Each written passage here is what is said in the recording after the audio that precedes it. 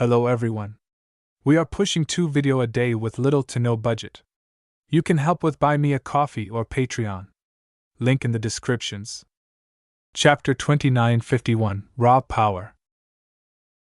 Ves and the living gem implicitly cooperated with each other because they were heading in the same direction. The soldiers in their way impeded both their progress, so Ves did not mind the fact that the gem unleashed the Cyclopes on them in order to clear he way. Yet now that their paths diverged at the final stretch, those giant beasts were no longer on his side. He had no doubt that if he attempted to screw the living gem over, the humanoid monsters would crush him and his Larkinsons the same way they crushed all of those poor infantrymen. Ves had no way of fighting back against the might of these terrible experimental monstrosities. He was cut off from his air fleet and didn't have any of his powerful mechs and mech pilots by his side. Though he thought highly of the combat prowess of his honor guard, they were never meant to fight against mechs or giants who approached the size and combat power of an actual mech. Fortunately, all was not lost.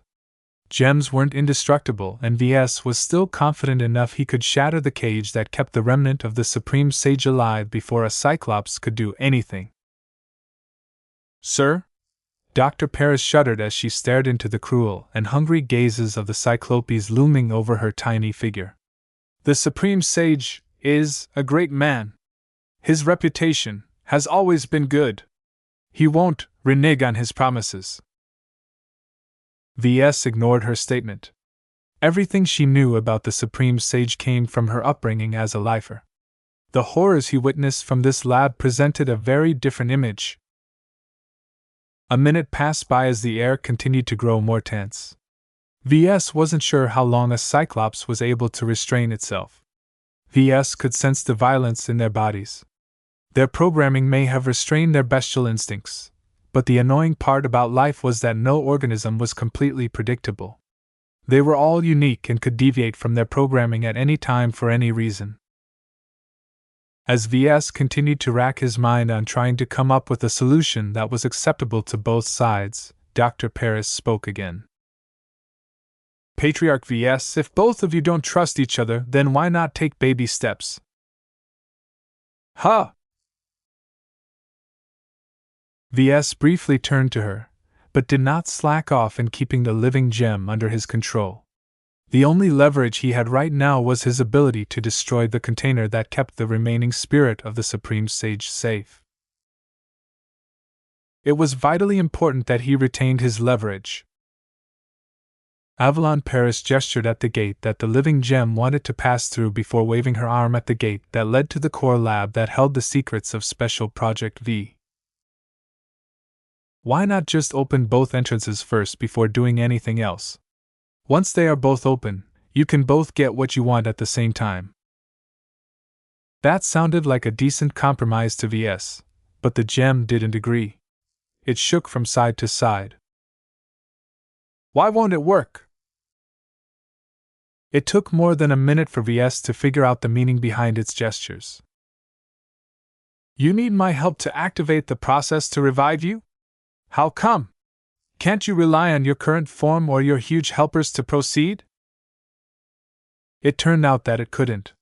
The Cyclopes might be obedient for the moment, but they were brutes designed to inflict as much violence as their bodies allowed. They were not smart and delicate enough to operate complicated computer systems. As for the gem, it was the subject of the procedure this time. A patient could hardly operate on himself, and this case was similar to that.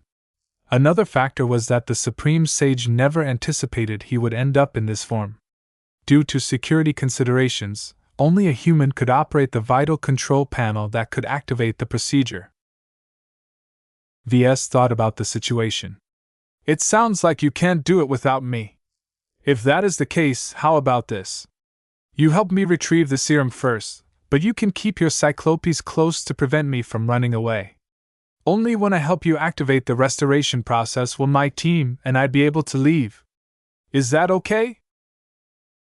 They spent some time hammering out the details. Neither of them wanted to get screwed by each other, so it was difficult to form a plan that would make them both satisfied. Fortunately, while their interests didn't align with each other, they didn't conflict either. Both of them could get what they want without stepping on each other's toes. In this situation, they didn't have to be enemies towards each other. They were able to forge a tentative compromise that pleased them both. All right, first open this gate. Do you know how to do that? The living gem did not have the ability to open the gate itself, but it was not without a solution. Under its vigorous instructions, Ves activated his comm and prepared to transmit a powerful electronic signal. Surprisingly, the signal that the gem wanted to transmit was not some elaborate code or passphrase. It was just a simple unencrypted message. Open. Surprisingly, the gate doors began to slide open. The Cyclopes and the exploration team hurriedly stepped back in order to allow for the massive slabs of bone metal to slide outwards. The entire floor seemed to shake as the heavy gate doors moved apart. Darkness welled inside. Ves wasn't able to peer what was inside because there was a distinct lack of light sources in the enormous lab space. Only a few systems seemed to be active. Their projections lit up a couple of enormous organic machines. Yet his attention wasn't on the powerful organic lab equipment up ahead. Instead, he looked at the life form that was likely responsible for opening the gate from the other side. A strange fleshy octopus-like creature hovered just inside the open gate. The artificial creature possessed big eyes that showed at least some form of intelligence. Ves felt there were other unusual aspects about this organism. Was this the Supreme Sage's pet or something? Before we proceed inside, help me get what I want first, he spoke. Under the cooperation of the living gem, Ves transmitted a few simple commands to the floating octopus beast.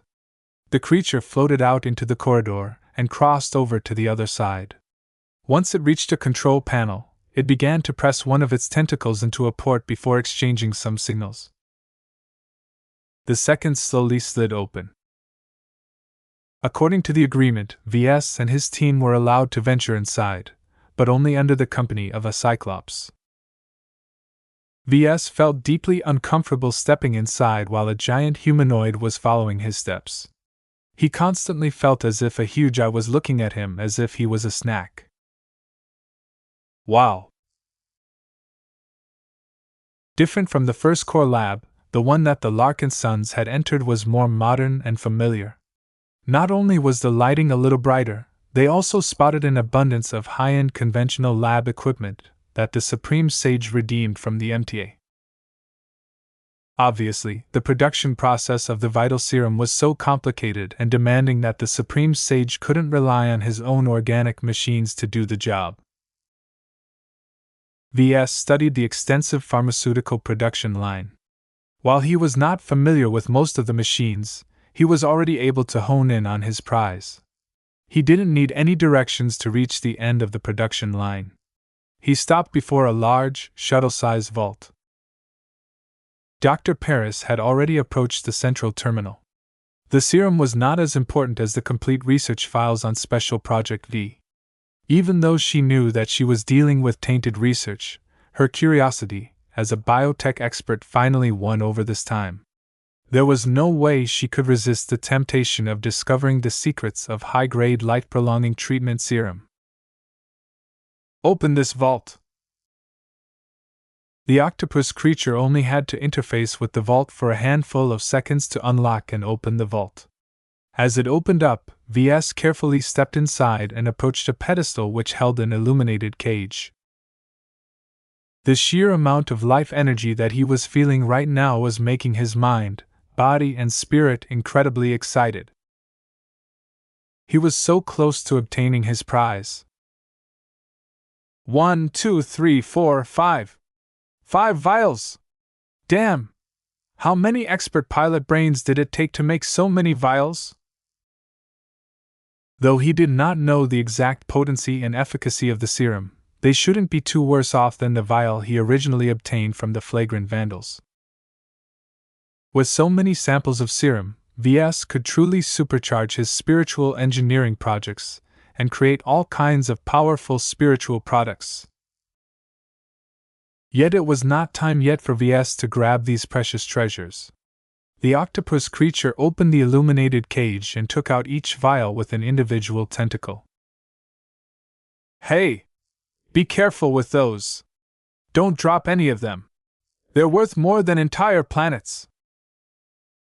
Of course, Ves was just being fussy at the moment. The containers of the serum were incredibly hard and impervious. There was no way the Supreme Sage would store such an expensive substance in fragile bottles. He waited for Dr. Paris to load several duplicates of the research data on Special Project V onto multiple data chips. The living gem didn't seem to mind that Ves wanted to steal his valuable research on this core project. Coming back to life was much more important. Nothing else mattered. I'm done, she spoke. She looked excited as she returned to hand Ves and Nita a data chip. I still can't fathom all of the steps required to make the serum that everyone in the galaxy wants to obtain. The amount of expertise I need to make it is too much. It would have been better if I specialized in this field. Did you know that the V stands for Vita? That sounds nice, but we need to uphold our end of the deal now. Let's head back to the other lab. They exited the well-lit lab that was filled with reassuring mechanical lab equipment, and instead crossed over into another core lab. This time, Ves felt a lot less at home. Visibility was down not only due to the lack of illumination, but also the excess moisture in the air. His suit registered elevated temperatures and lots of strange interference. What was even weirder was that the deck no longer consisted of bare-bone metal. Instead, the entire surface was covered by a strange carpet of fleshy biomass. Every step they took caused the flesh carpet to squelch a bit. He looked at the massive bulbous growths around him. It looked as if he was surrounded by a myriad of strange, giant organic lab equipment. Their purpose and workings completely eluded Ves, and not even Paris was able to decipher their role. I can only tell you that a lot of power is running through these enormous organic machines, she tentatively said. They are consuming significantly more power than biomechs. The octopus that was leading the way forward eventually stopped at a single terminal. Unlike the organic machines that surrounded them all, the central workstation was entirely mechanical. Ves could see why the living gem needed the help of a human. Unlike the other control interfaces operated by the octopus, the one before him was made by the MTA and did not make any accommodations for other species. So what do I do now? He didn't need to do anything too complicated to operate the control panel. While some of the instructions were rather complicated, his engineering background along with his familiarity with computer systems quickly allowed him to log in and activate some pre-prepared commands. The entire lab shook a bit. Just ahead, an enormous invisible energy shield went off life. Some of the mist parted a bit, allowing Ves to see an enormous pillar in the distance. I need to go forward? Though Ves felt increasingly more uncomfortable, he became more curious as well. He and his team moved forward. They soon reached some sort of fleshy ramp that caused them to move higher. Eventually, reached the base of an enormous fleshy pillar that extended so high up that Ves couldn't even see the end. It was as thicker than a biomech and emanated so much power that he almost became dizzy. Your body is inside? The gem nodded. Then, how do I get you inside? The gem didn't know the answer. That was strange. It was as if it lost the knowledge on what to do next. The octopus pet didn't know how to proceed either. Ves frowned as he tried to find the entrance to this organic structure. He curiously approached the enormous pillar until he was able to touch it. He idly pressed the living gem against the meaty surface, not expecting much out of this random action. A strong suction force took the gem from his armored finger. What the? That wasn't supposed to happen. The resilient layer of flesh should have never been able to absorb the living gem so easily. The entire lab structure began to shake. It was as if Ves had somehow triggered an earthquake. The only instance where Lucky's gems got absorbed in this fashion was. His eyes widened in realization. Oh. What is the matter, sir? We need to step back and get out of here. He didn't wait for Dr. Paris to acknowledge his command. He turned around and punched the octopus with his armored fist. WRMMM! The creature let out a painful roar and spasmed as his floating body flew a bit back. Ves quickly approached and pried the vials from its tentacles one by one. Once he collected all 5 of them, he put them into storage containers built into his unending regalia and hastily ran down the ramp. While the rest of his team didn't know what was going on, they nonetheless trusted Ves and followed behind his heels. They soon exited the ramp and continued to head for the exit as if their lives were on the line. Soon, the lab shook so much that Ves and the rest had to activate the anti-grav systems of their suit to remain stable. When Ves briefly turned around to take a look, he noticed that the ramp he had just descended had risen from the surrounding flesh layer. Is that? A lot of hot mist had cleared at this time. Ves could clearly identify the shape of human toes. The problem was that the scale was too immense. These were by far the largest human toes he had ever seen. Not even the feet of regular biomechs were this big. It was at this time that he learned that the ramp he just walked over was actually a giant foot. That meant that the huge fleshy pillar was not some sort of enormous lab machine. It was actually a humongous leg. When Ves tried to extrapolate the size of the body that this limb was a part of, he finally figured out the truth behind the Supreme Sage's body. The Newman he encountered at Prescott Museum was practically child's play in comparison to this enormous creation.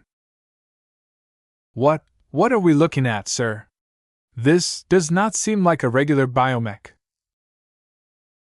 That's because it's not. Ves watched on with fear as he noticed that the enormous biological construct was waking to life. It's a biological juggernaut that is as large as a starship. The Supreme Sage was so crazy that he plotted to replace his fragile human body with that of a biological supergiant. Chapter 2952, Special Project U. Ves remembered the time when he encountered his first juggernaut. At the beginning of his career, he left the Bright Republic for the first time and traveled to the Friday Coalition in order to take part in a contest. When Ves first toured the campus of the Limar Institute of Technology, he beheld the partially restored remains of a mechanical war machine that dwarfed every mech he had seen by a huge margin. The size, mass, and other properties of the defunct juggernaut were so exaggeratingly big that not a single visitor remained unimpressed. It didn't matter if the model was horribly outdated or if it was ruined beyond any chance of restoration. The juggernaut represented the pinnacle of size in mech engineering and had altered the course of the mech industry forever. Eventually, juggernauts fell out of use, but that was not because they were too weak. Just like how humans were woefully outmatched by mechs due to scale, anything that qualified as a juggernaut enjoyed the same advantage against regular war machines. Yet the costs were far too exaggerated to make them viable on an economic and industrial level. They not only demanded much more resources to build, but also demanded tougher and more expensive materials in order to ensure their enormous structures didn't collapse under their own prodigious weight. The infrastructure required to support them was too onerous. An entire chain of specialized juggernaut pilots, juggernaut designers, juggernaut mech technicians, and so on had to be especially trained to service this extravagant industry. Not only that, but juggernauts were so huge that only dedicated fleet carriers with huge internal volumes were able to transport them from star system to star system. Eventually, enthusiasm for these giant machines faded, especially when people realized that their immense height made it too easy for the enemy to attack them from a distance. It was a lot more efficient to spend the money it took to field a juggernaut on deploying a couple of 100,000 regular mechs instead. This was why no mech designer expected to deal with juggernauts in their career. The concept had been tried numerous times in several different forms, yet their size always made them impractical to be used on a larger scale. Who says that juggernauts are dead, though? Ves complained as he and his exploration team hastily ran to the exit of the secret lab. As long as someone is willing to splurge enough money, they can build any juggernaut they want. The immense organic titan that Ves had inadvertently woke up was considerably larger and more massive than the juggernaut he initially encountered on the campus of the LIT. What was even worse was the bio-juggernaut was a fully functioning war machine that had just gained a conscious mind. A crazy amount of spiritual activity emanated from the immense abomination. Ves could sense so much vitality from this artificially cultivated body that he was certain that it must have been infused with a liberal amount of serum. All of this vitality had remained for a long time, but now that it had gained a human spirit, the bio-juggernaut no longer lacked conscious direction. As the lab continued to shake as if an entire continent was drifting, the monstrous giant had finally completed its awakening. Several hundred meters high, the giant's enormous head shuddered before its eyelids slid open. Two enormous pupils gained focus as they glowed an ominous red. Its jaw hinged open and the air in the lab visibly vibrated as this terrifying biomonstrosity uttered its first word in a guttural deep pitch. us. The roar released by the bio-juggernaut may have originated several hundred meters above, but the entire lab floor shook at the vibrations elicited by the sound waves. Ves and the rest of his team practically collapsed and fell onto the shaking flesh carpet as their armored bodies were buffeted by the raw power behind this gutturally loud roar. If their combat armor weren't so good, their ears and the rest of their bodies would have shaken apart from being so close to the bio-juggernaut as it unleashed its sonic attack. In fact, its roar was so powerful that the octopus pet had practically exploded into pieces after getting buffeted by the powerful pressure waves. Many of the lab equipment also exhibited signs of damage. Ves groggily tried to regain his senses. I guess now I know what the letter in Special Project U stands for. The Supreme Sage didn't have to announce it across the entire star system, though. The Larkinsons were so suppressed by the exaggerated presence of the humongous juggernaut that they were barely able to pick themselves up and resume their desperate flight. Fortunately, the huge bio-titan did not pay any notice to some trivial humans. In fact, it didn't possess much of a conscience at all. The spiritual remnant that was locked in the Supreme Comprehension Gem had been freed, but there was too little of it left to control a humongous bio-machine. The mismatch was too great. For this reason, what little rationality it retained quickly began to degrade as the monstrously inhuman instincts of the giant biological body subverted the conscious spirit. An indeterminate transformation ensued that Ves was only barely able to perceive from below. As he continued to stare upwards, he felt as if the bio-juggernaut's remaining consciousness was quickly being subsumed by a more primal aspect that drew its strength from its prodigious body. Oh hell! I don't think anything good will come from this. The different elements merged, resulting in a consciousness that retained aspects from multiple sources. Yet as the presence of the bio-juggernaut grew wilder and less constrained, Ves could already tell that there was precious little of the Supreme Sage's original consciousness left. The bio-juggernaut absorbed everything in order to birth a stronger, vaster, and much more primal consciousness. The giant bio-juggernaut's eyes shifted downwards as its cruel mouth started to open. The enormous humanoid monstrosity began to bend its knees and lower its upper body. The wind in the huge lab chamber swept up from all of the air being displaced. The biojuggernaut, no, Uranus stared hungrily at the cyclopes that were still unmoving. Uranus slowly reached out with its enormous hand and grasped onto a cyclops. It lifted the small monster up and slowly deposited into a mouth that was large enough to fit a mech. The biojuggernaut chewed a couple before swallowing. The meal seemed to invigorate the monstrosity so much that it began to gorge upon the rest of the cyclopes. Its hand kept swooping down and lifting the man-eating giants up before tossing them into its cavernous mouth. Blood poured from its gigantic lips, but Uranus didn't care about the mess it made.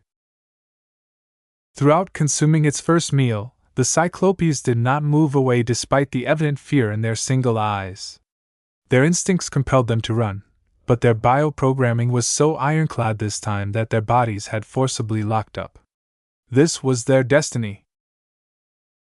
A shudder ran through Uranus' body as it finished its bloody meal. Its fleshy, meaty surface rippled a bit until a lot of tissue emerged across its body. "It's growing skin!" Dr. Parrish shakily gasped. "Look at the speed of its growth. It's amazing how quickly it is able to convert its ingested biomass into resilient skin. Stop admiring this tall bastard and keep fleeing." Though the mech designer side of VS wanted to stay and see what Uranus was capable of, his survivor side firmly took charge this time and urged him to escape this doomed facility as fast as possible. He didn't need to urge his fellow companions. His honor guard only had safety in mind right now and did not allow VS and Dr. Paris to slow down in any way. Uranus no longer fell within their sights as they exited the core lab. They continued to fly down the central corridor until they passed by the open gates that led back to the peripheral area. Their sights continued to blur a bit as they navigated through several corridors. Once they reached the teleportal portal, they quickly activated it before passing through.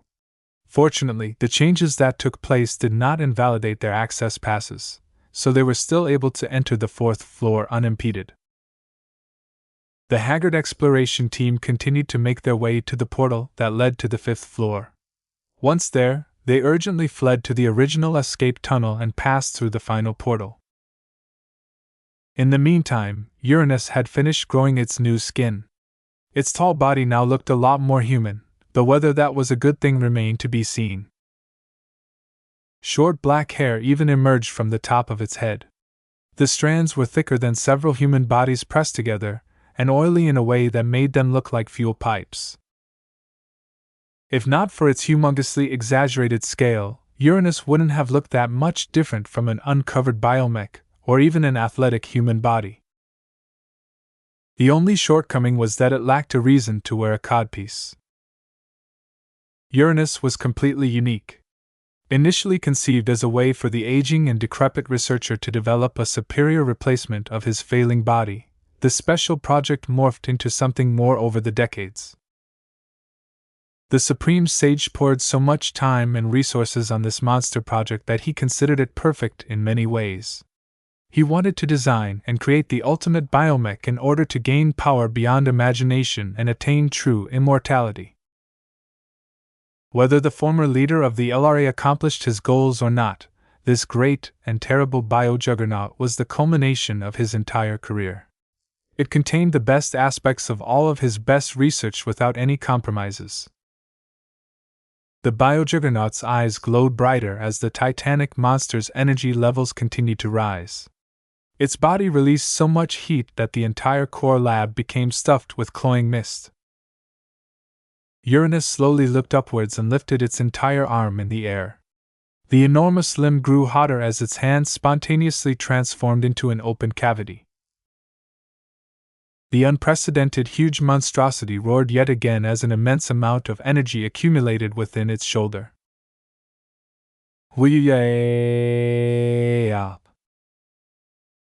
An exaggeratingly wide and powerful teal energy beam soared from its arm cannon and collided against the tall ceiling of the core lab. The energy beam not only melted through the solid bone metal ceiling as if it was nothing, it also continued to melt through the dense material in between until it burned its way through the deck of the second floor. The powerful energy beam continued to bore a wide hole through barrier after barrier until a giant pillar of energy shot straight from the bottom of Rosen Arena and soared straight into orbit. The entire planet seemed to have fallen silent at the appearance of the giant energy beam. Though it faded quickly after breaching through the ground, the nearby biomechs that were fighting on behalf of the conservatives and the opposition factions immediately ceased to fight. The mech pilots directed their biomechs to back off in order to figure out what had just happened. Several minutes passed by as the ground started to shake. The earthquake grew bigger and bigger until whatever remained of the ruined arena floor buckled inwards and collapsed into the depths. An enormous biomachine soon floated up the tunnel.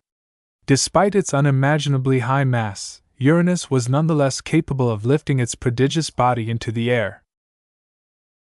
Of course, the amount of energy it took to carry its immense bulk upwards was not low.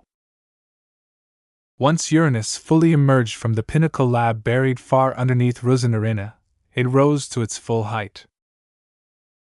How tall is that juggernaut? Approximately 500 meters, sir. It's half a kilometer long. The bio-juggernaut seemed to survey the territory before its eyes. Then, it opened its bloody maw to let out another roar. Yo-yo-yo-ray-ano-yo-yes. As the nearby biomechs were all buffeted by the sound and pressure released by this ridiculously large monster, an enormous hand grabbed hold of a nearby biomech and lifted it up to a hungry mouth.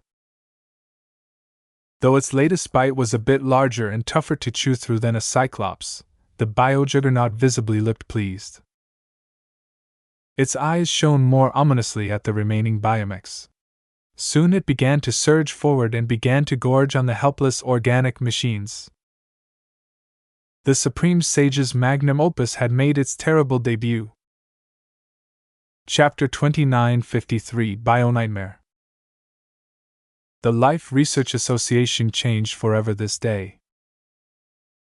The state had already undergone a lot of turmoil after the opposition to the dominant conservative faction sparked off a violent rebellion. The descent into anarchy and lawlessness seemed to bring out the worst of the lifers. Any gang member or criminal who previously felt oppressed by the authorities suddenly found that the sword hanging over their heads were no longer there anymore.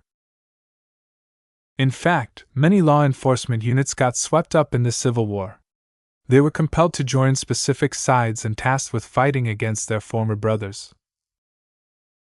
An uncountable amount of civilians suffered, especially on prosperous Hill 6.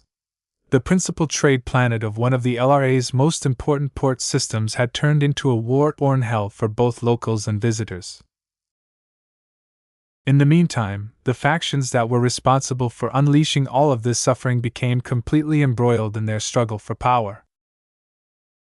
The powerful biomech designers, beast designers, geneticists, and other renowned biotech researchers no longer competed against each other in the academic arena.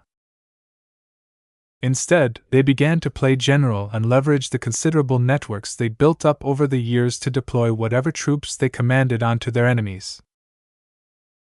What was most notable on Prosperous Hill 6 was the strange obsession that both sides acquired.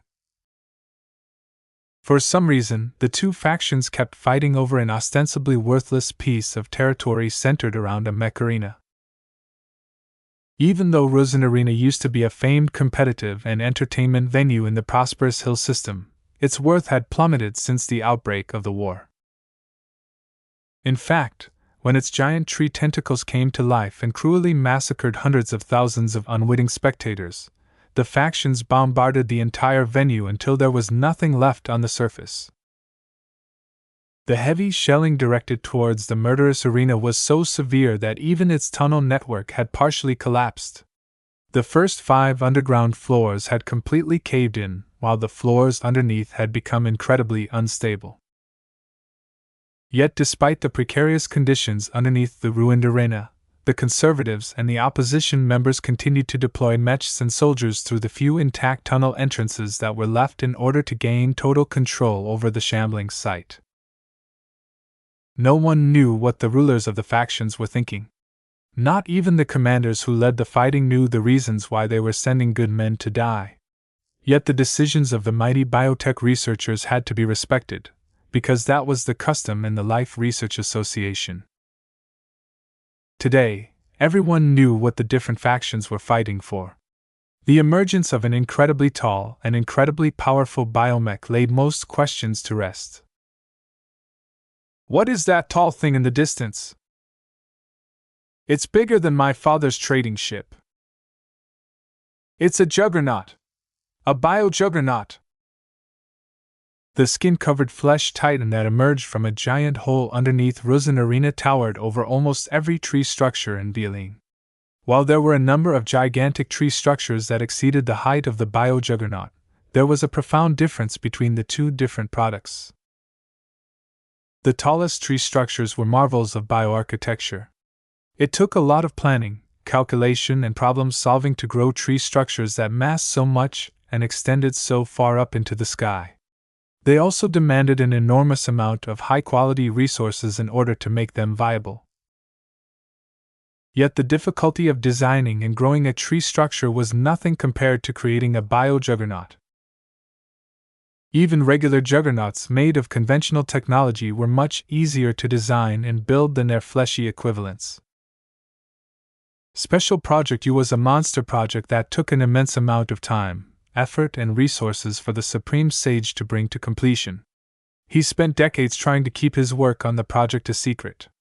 He secretly siphoned resources from other research projects and deliberately made himself as unapproachable and unavailable as possible so that he could work on his greatest project in peace.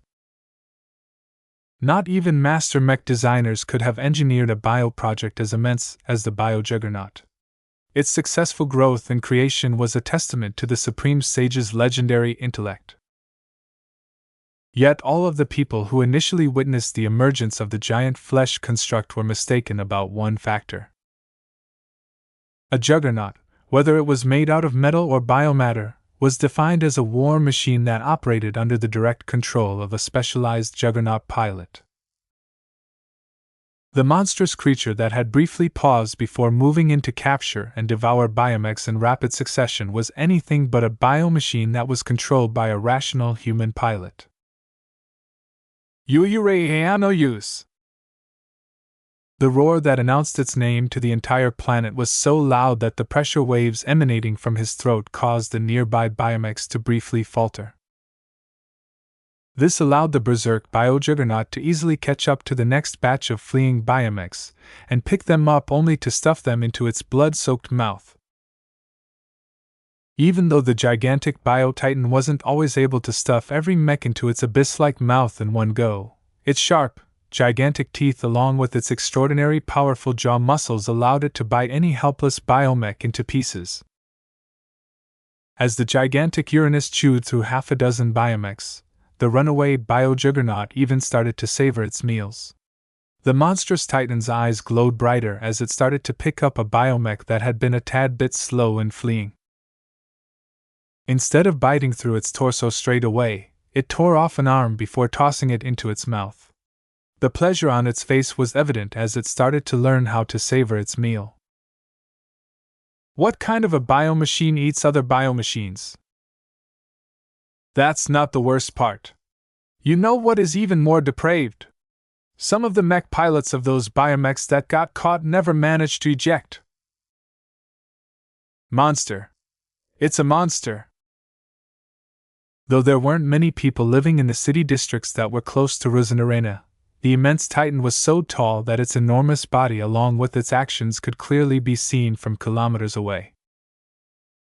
Millions of citizens and refugees in Vilain watched on with horror as the greatest and most sophisticated biomech produced by the Life Research Association also happened to conform to one of their worst fears.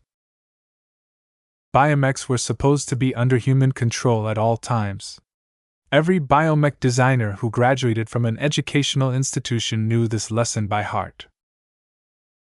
One of the greatest impediments of the popularization of biomechs was the persistent if misguided fear that they spontaneously came to life and went out of control. It was largely a myth, as biomech designers took exceedingly great care in preventing their mechs from developing any sentience or functional intelligence. Yet the biojuggernaut known as Uranus did not just stray from this rule. It utterly broke this consensus. The bestial intelligence that controlled all of its actions was like a nightmare come true for the Life Research Association's fairly disciplined biomech industry. There was no human consciousness in control of its actions. All of its decisions were driven by an inhuman mind that was completely irrational and driven by primal emotions. There were no safeguards and restraints in place that could stop it from engaging in the forbidden act of eating human flesh. Its entire existence was a walking violation of every ethical principle that the LRA's biomech industry painstakingly enforced in order to lower everyone's vigilance towards its principal product. When footage of this rampaging biotitan would surface on the galactic net, which will assuredly happen, the biomech designers who observed this calamity already knew that their industry was ruined. No one in the star sector would consider buying biomechs again. The entire biomech industry, and not just Majestic Teal but every other star sectors across human space where biomechs were sold, would suffer an enormous setback after this man-made disaster spread far and wide. Even though this unfolding tragedy took place in a rather marginal state at the edge of human space, the horrifying size and majesty of the biojuggernaut was so awe-inspiring that it was already assured that it would enter into the galactic news cycle. Forget about being mentioned in renowned regional news portals such as the Rimward Star Herald. It was already certain that snippets of dramatic footage would show up in Galaxy News 1, the most bland but widely watched news portal of humankind. Even the colonists exploring the Red Ocean would know about this terrifying new bio-nightmare within 24 hours. Meanwhile, the person responsible for reviving and unleashing this terrifying experiment gone wrong was grinning like a shark.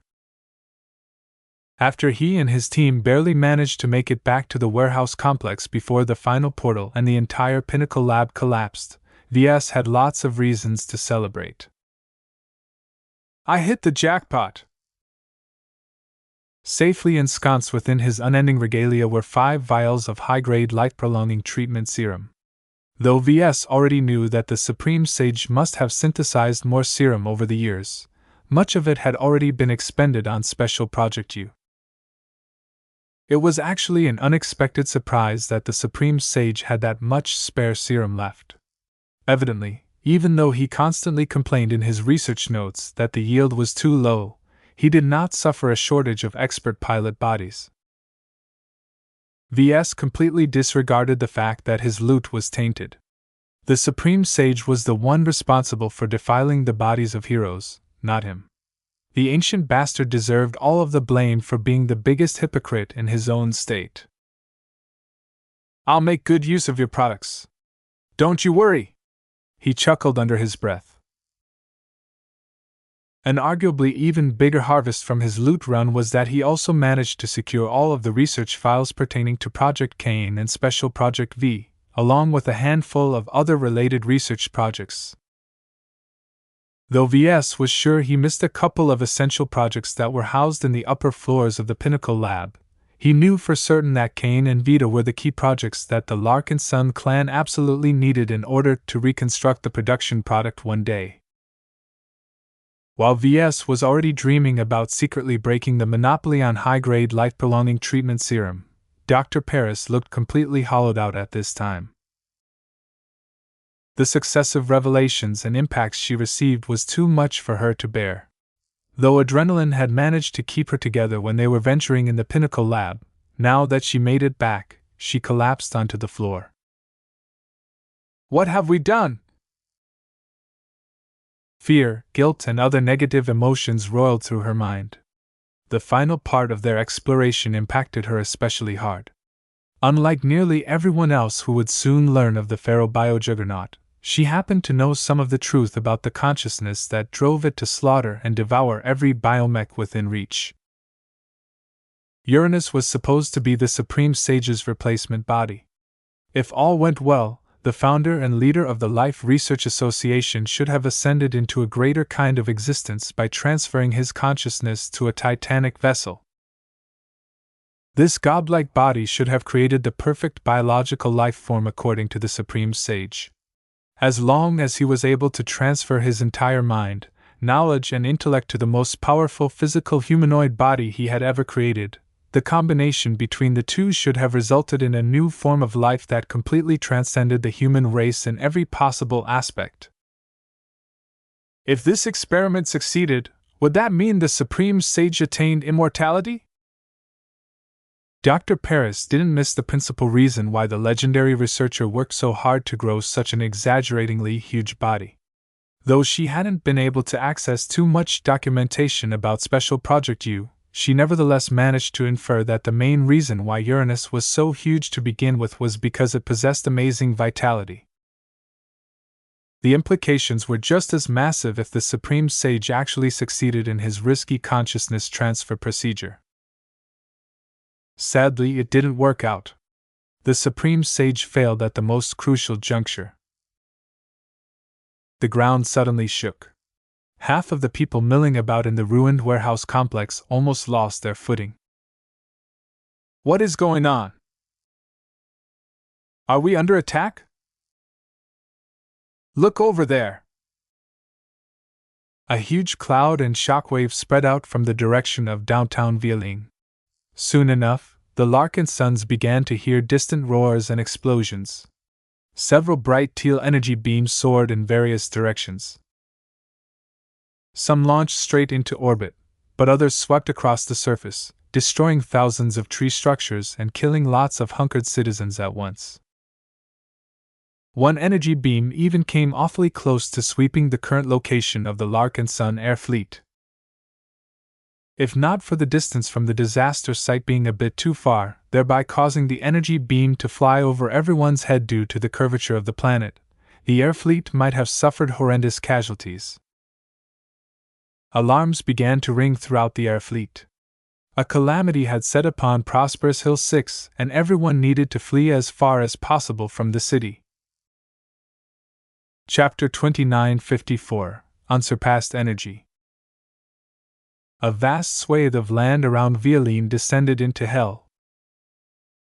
The entire city district disappeared in flame and ashes as an energy beam that was as powerful as the main battery of a warship swept across the war-scarred tree structures without rhyme or reason. Yuyuranuyas! The bio-juggernaut cried as it became swept by its overpowering emotions. The creature showed no inkling of self-control at all. It was like a newborn designer beast that was just learning how to cope with its new existence. The only difference was that Uranus was at least 100 if not 1,000 times bigger than a typical designer beast. When Uranus grew hungry, he devoured every juicy biomech within range without caring for what side they were on. No matter if the mech pilots inside fought for the preservation of the current tradition or supported radical change, the voracious giant cared not for their ideals. The primal consciousness controlling the massive giant simply found it interesting to sample biomechs with different colors and markings on their surface. It was just like a kid who just discovered the pleasure of eating candy. Naturally, the titanic monstrosity drew plenty of opposition for its action. No matter who made it or where it came from, it had clearly gone horribly out of control. Both sides of the Civil War implicitly stopped turning their weapons against each other in order to take care of the greater threat. The higher echelons of the warring factions knew that there wouldn't be any LRA left fighting for if this walking example of the horrors of unrestricted biotechnology continued with its rampage. Though no melee mech pilot dared to get close to the immense biotitan, a large amount of ranged units opened fire onto the very large and obvious target. This was one of the few instances where its massive size worked against its favor. Yet even after hundreds of rifle and cannon-wielding mechs turned their weapons against the monstrosity, the damage they inflicted were practically as trivial as bee stings to humans. The hard skin layer that Uranus had recently grown was actually thicker than the frontal armor of heavy mechs. It was only thin relative to its titanic stature. Perhaps a warship-grade cannon might be capable of penetrating its surface layers straight away, but the biomechs that looked like toys in front of the massive horror were simply too weak to inflict serious damage onto its enormous mass. What does it take to make it bleed? Concentrate our fire, goddammit! Focus on the throat or the joints.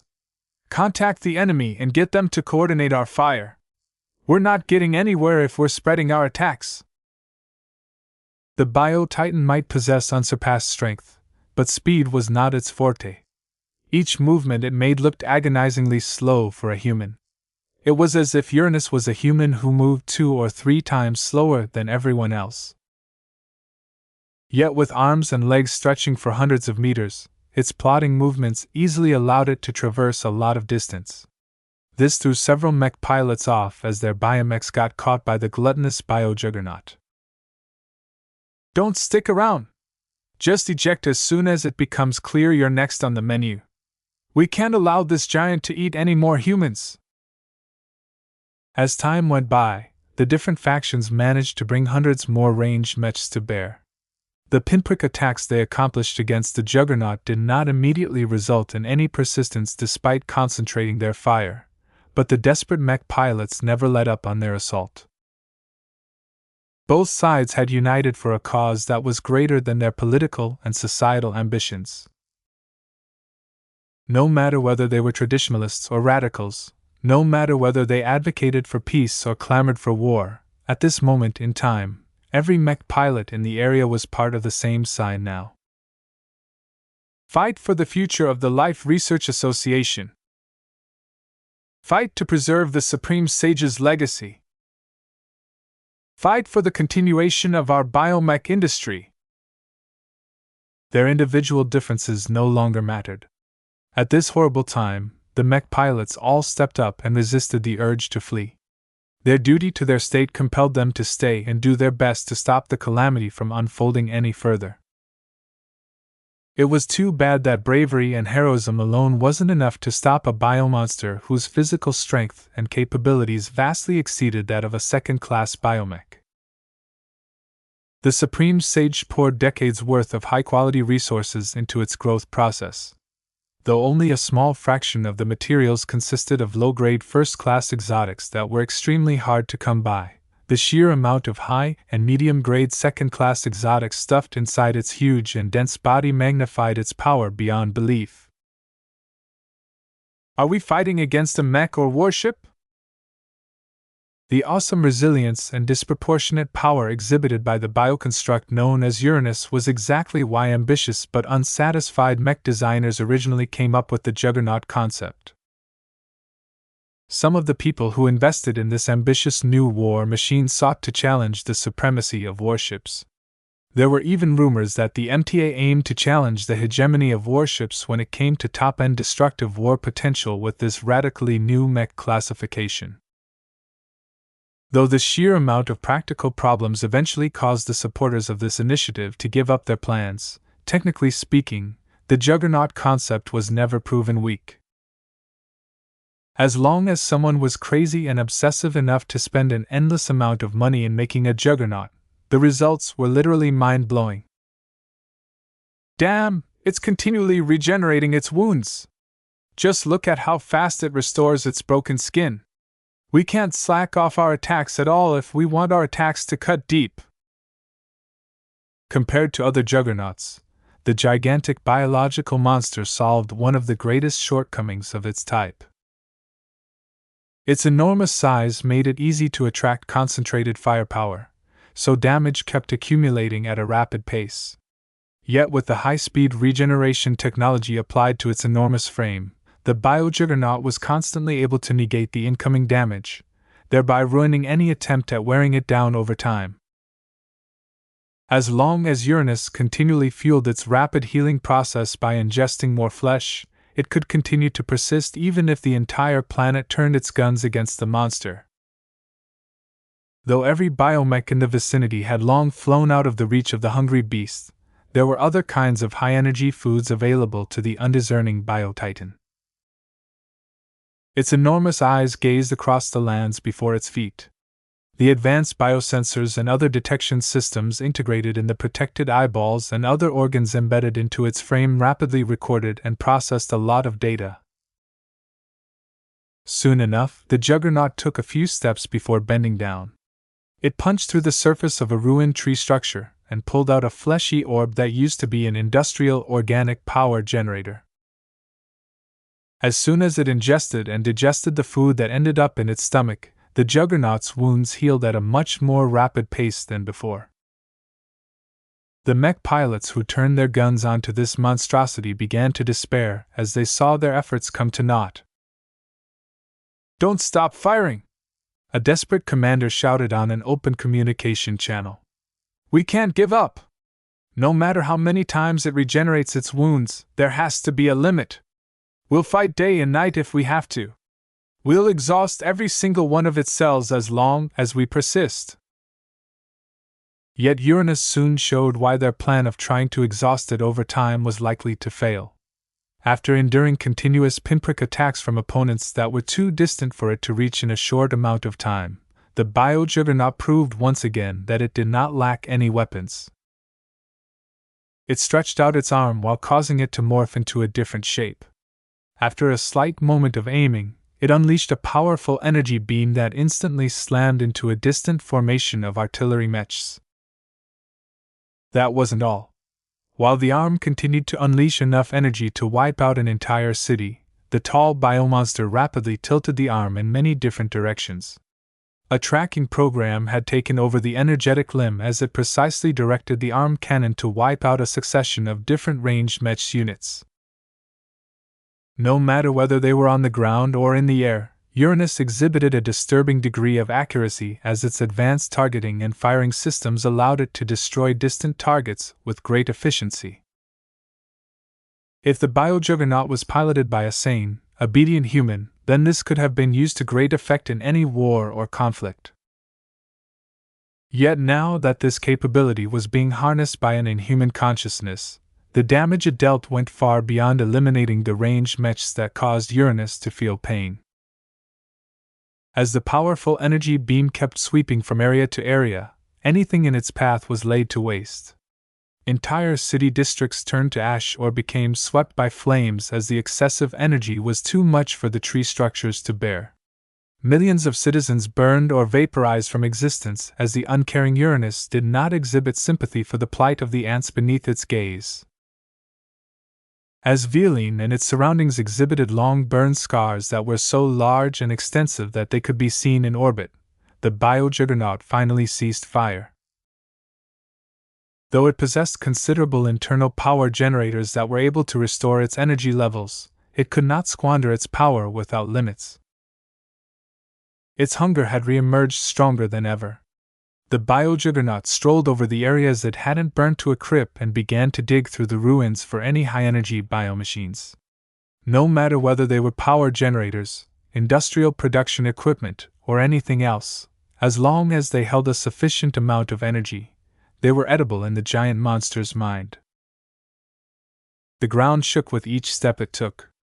The few survivors who were unfortunate enough to survive its rampage up close had to hold on to nearby furniture in order to prevent their bodies from flying all over the place due to the miniature earthquakes the half-kilometer-tall giant generated by walking.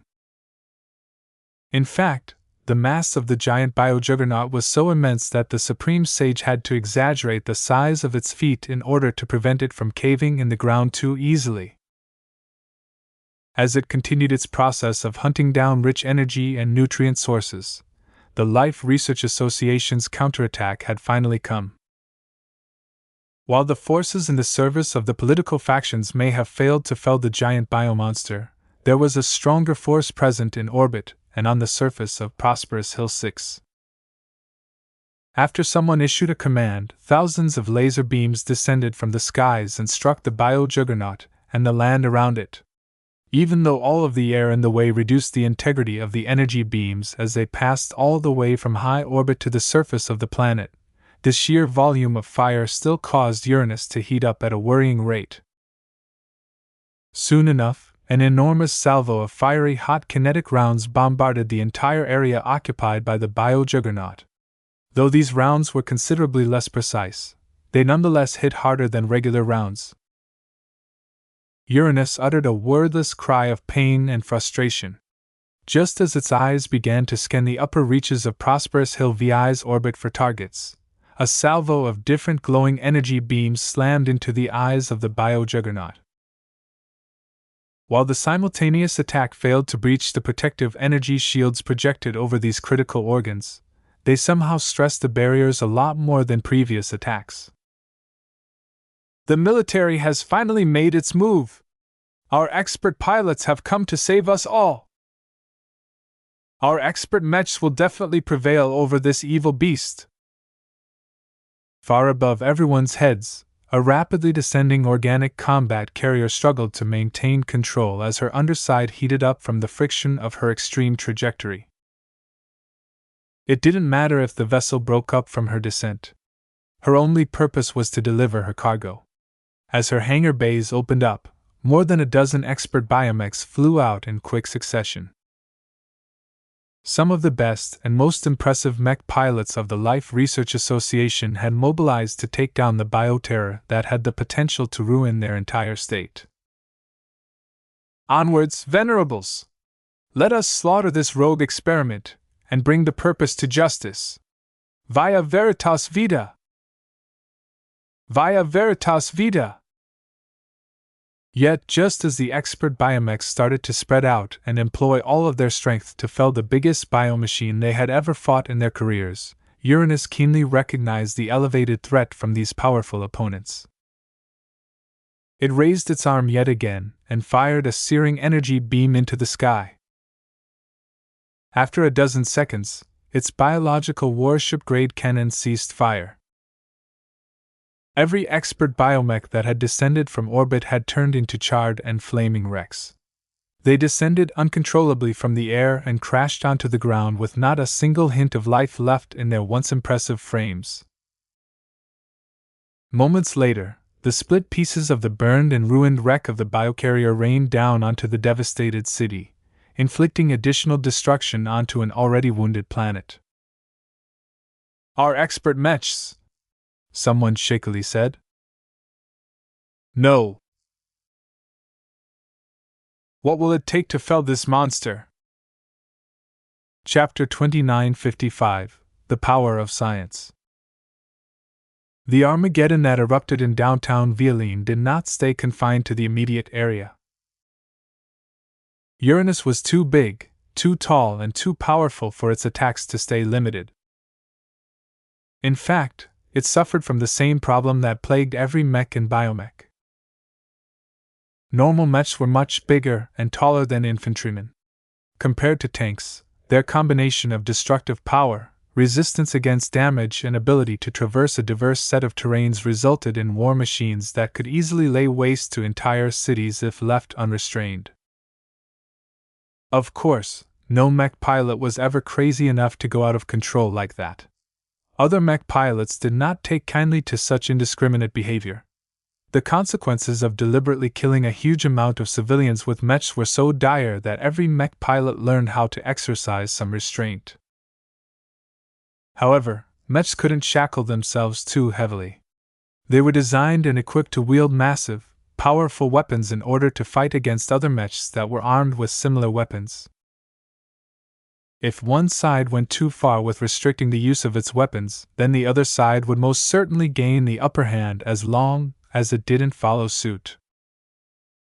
Therefore, in order to allow mechs to retain their usefulness, mech pilots learned to fight according to a specific set of rules that explained how much force they were able to bring to bear in many different scenarios. The rules of engagement differed from state to state, star sector to star sector, and so on. Yet they were almost identical in most areas because those were the standards that the MTA heavily encouraged everyone to adopt. Those that diverged from the association's recommendations rarely found their actions to be worth it. Since the MTA was one of the only sources of light-prolonging treatment serum, rulers rarely wanted to get on the bad side of this powerful organization. Through the constant efforts of the Meshers, the widespread adoption of mechs in the current age was a grand success. Humanity still waged war among itself, but the level of destruction they exhibited was but a fraction from what happened before. While the smaller and more limited destructive potential of mechs limited how much damage they could inflict onto an environment, the restraint exhibited by mech pilots also deserved a lot of credit. Yet what if a new war machine came along that broke these conventions that allowed humanity to flourish again during the Age of Mechs? Uranus was far bigger than a typical mech. Its ability to inflict collateral damage was so high that no amount of restraint could prevent it from ruining large parts of a city. What was worse was that its controlling consciousness did not even bother to spare the innocent from its devastating area attacks. This meant that Uranus effectively became a walking apocalypse. The immediate area around this titanic monster was already ruined beyond recognition. The areas further ahead might have a higher chance of making it out unscathed, but the monster's energy beams were so far-reaching that no area in view was safe. Armageddon has come! Forget about everything. Just run! Our homes are already doomed. If even expert pilots can't defeat it, nothing can.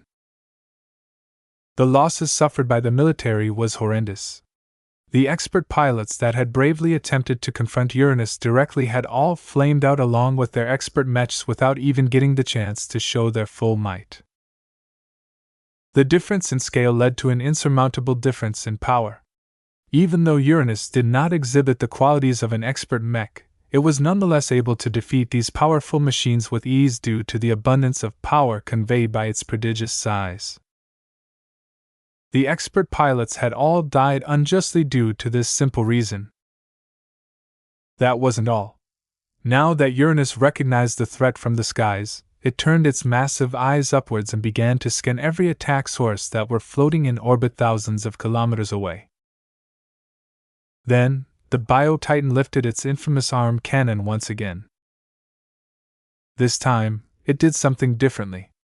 Instead of firing a single overpowering energy beam, it unleashed dozens of smaller beams that slightly angled away from each other. Though half of them missed their targets, plenty more managed to slam into space-borne mechs that were never suspected to be attacked from the surface of a planet in such a fashion. Though the firepower of the smaller beams was diluted, the attack still possessed plenty of power to burn through the frames of every mech and biomech, particularly when they lacked adequate defenses. As for the space-borne mechs that happened to dodge or move away fast enough to stay safe, they did not last much longer, as the individual energy beams raced across the skies and tracked the biomechs that the Juggernaut had initially missed. Uranus roared again and again as it continually unleashed bright beams of energy through the clouds and beyond the atmosphere of prosperous Hill 6. The lack of cover in space became a deadly disadvantage as the Bio-Juggernaut's sensor, targeting and firing systems were so good that no mech in orbit was able to escape destruction. Those that tried to hide beyond space stations, starships, and artificial satellites only provoked more destruction from Uranus. With the destruction of these massive orbital biovessels and bioconstructs, the skies soon began to light up as numerous chunks of massive debris was about to descend all across the surface of the suffering planet. Fly faster! Dump all excess cargo and overload the engines if you have to. Just get out of here as fast as you can. Though the Larkinson air fleet was already a fair distance away from downtown Villain, Ves and his subordinates did not tarry. Their air fleet consisted of an eclectic collection of aerial biomechs and flight-capable biovessels of different shapes and classes. Some were relatively modest bioshuttles that could only carry up to 20 passengers if they all squeezed tight against each other. Other vessels were larger transports with enough internal volume to carry 5 or so biomechs in their cargo bays. Yet because the entire air fleet was composed of a random collection of vehicles brought by refugees or salvaged from the immediate environment, their properties diverged enormously. Speed was never the greatest priority of the air fleet, but now VS was growing increasingly more frustrated at their lack of progress. The transport he was on shook a bit after a hefty chunk of debris from a ruined space station descended from the sky in flaming fury and collided onto a nearby city district with the force of a tactical nuclear weapon. The shockwaves unleashed by this destructive collision not only ruined the entire rural district, but also buffeted the air fleet with a powerful gust. Some biovessels even collided against each other. "God damn it!" VS cursed as he slammed his armored fist against the surface of the central command table. "Abandon every vessel that is lagging behind." "Pardon, sir?" "Just do what I say. Evacuate every vehicle that is dragging down the pace of our flight. Don't fuss about the cargo we are leaving behind. Those materials are worth nothing compared to our lives and the continued existence of the rest of our air fleet. I bet that after this incident passes, the LRA won't be able to justify its blockade anymore, so we will definitely be rescued soon. However, all of that assumes we are able to survive this immediate disaster, so get to work." The air fleet had lost most of its meaning now that Uranus had upended the game on this planet. VS was even willing to abandon all of the biomechs he managed to gather if that would help his air fleet move faster. "What is our destination, sir?" "I don't care. Just take us as far from this giant thing as you can. Don't stop flying until we have reached the antipode of the rogue juggernaut's coordinates." No place on this hellish planet was truly safe now that Uranus started shooting down space stations and space platforms from orbit, but that didn't mean it was pointless to flee. As long as they remained within a direct line of fire to the tall humanoid's energy cannons, the air fleet would always be at risk of getting wiped out from existence at any time. The safest place on this planet was the exact opposite side of the globe they were on. In fact, as long as they traveled far away enough for Uranus to be unable to maintain a line of sight to the air fleet, then the Larkinsons would already escape the immediate danger zone. After VS issued his emergency orders, the desperate clansmen did not delay too much. Many of them used to be lifers who recently escaped other disasters, so they knew quite well how important it was to let go of everything that slowed them down.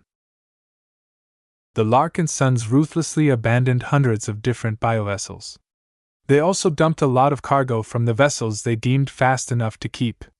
This not only lightened their mass and increased their speed, but also freed enough room to house the crew and passengers of the abandoned vessels. Though this entire process had to take place in midair in order for the air fleet to keep running away, the Larkinsons exhibited plenty of competence this time. No disasters took place, and no clansmen fell overboard during the chaotic transfer process. "Sir, the Juggernaut is flying." "What?" VS turned back to a projection that showed a direct feed of Uranus in action. The jamming across the planet had subsided some time after the Juggernaut emerged. This not only restored some communication networks, but also allowed most people on the planet to patch into the many feeds that broadcast the ongoing disaster. Despite its immense size and mass, the bio-Juggernaut was no longer content to remain on land for some reason. After firing a lot of energy beams and supplementing its consumption by digging up large biomachines from the surroundings, the monstrous titan evidently decided that the planet no longer had anything to offer. After activating a specific command, Uranus began to grow a massive bony flight system from its back. Like a demented angel growing wings, the godlike bioconstruct showed that its maker integrated yet another ability to its immense frame. Is it?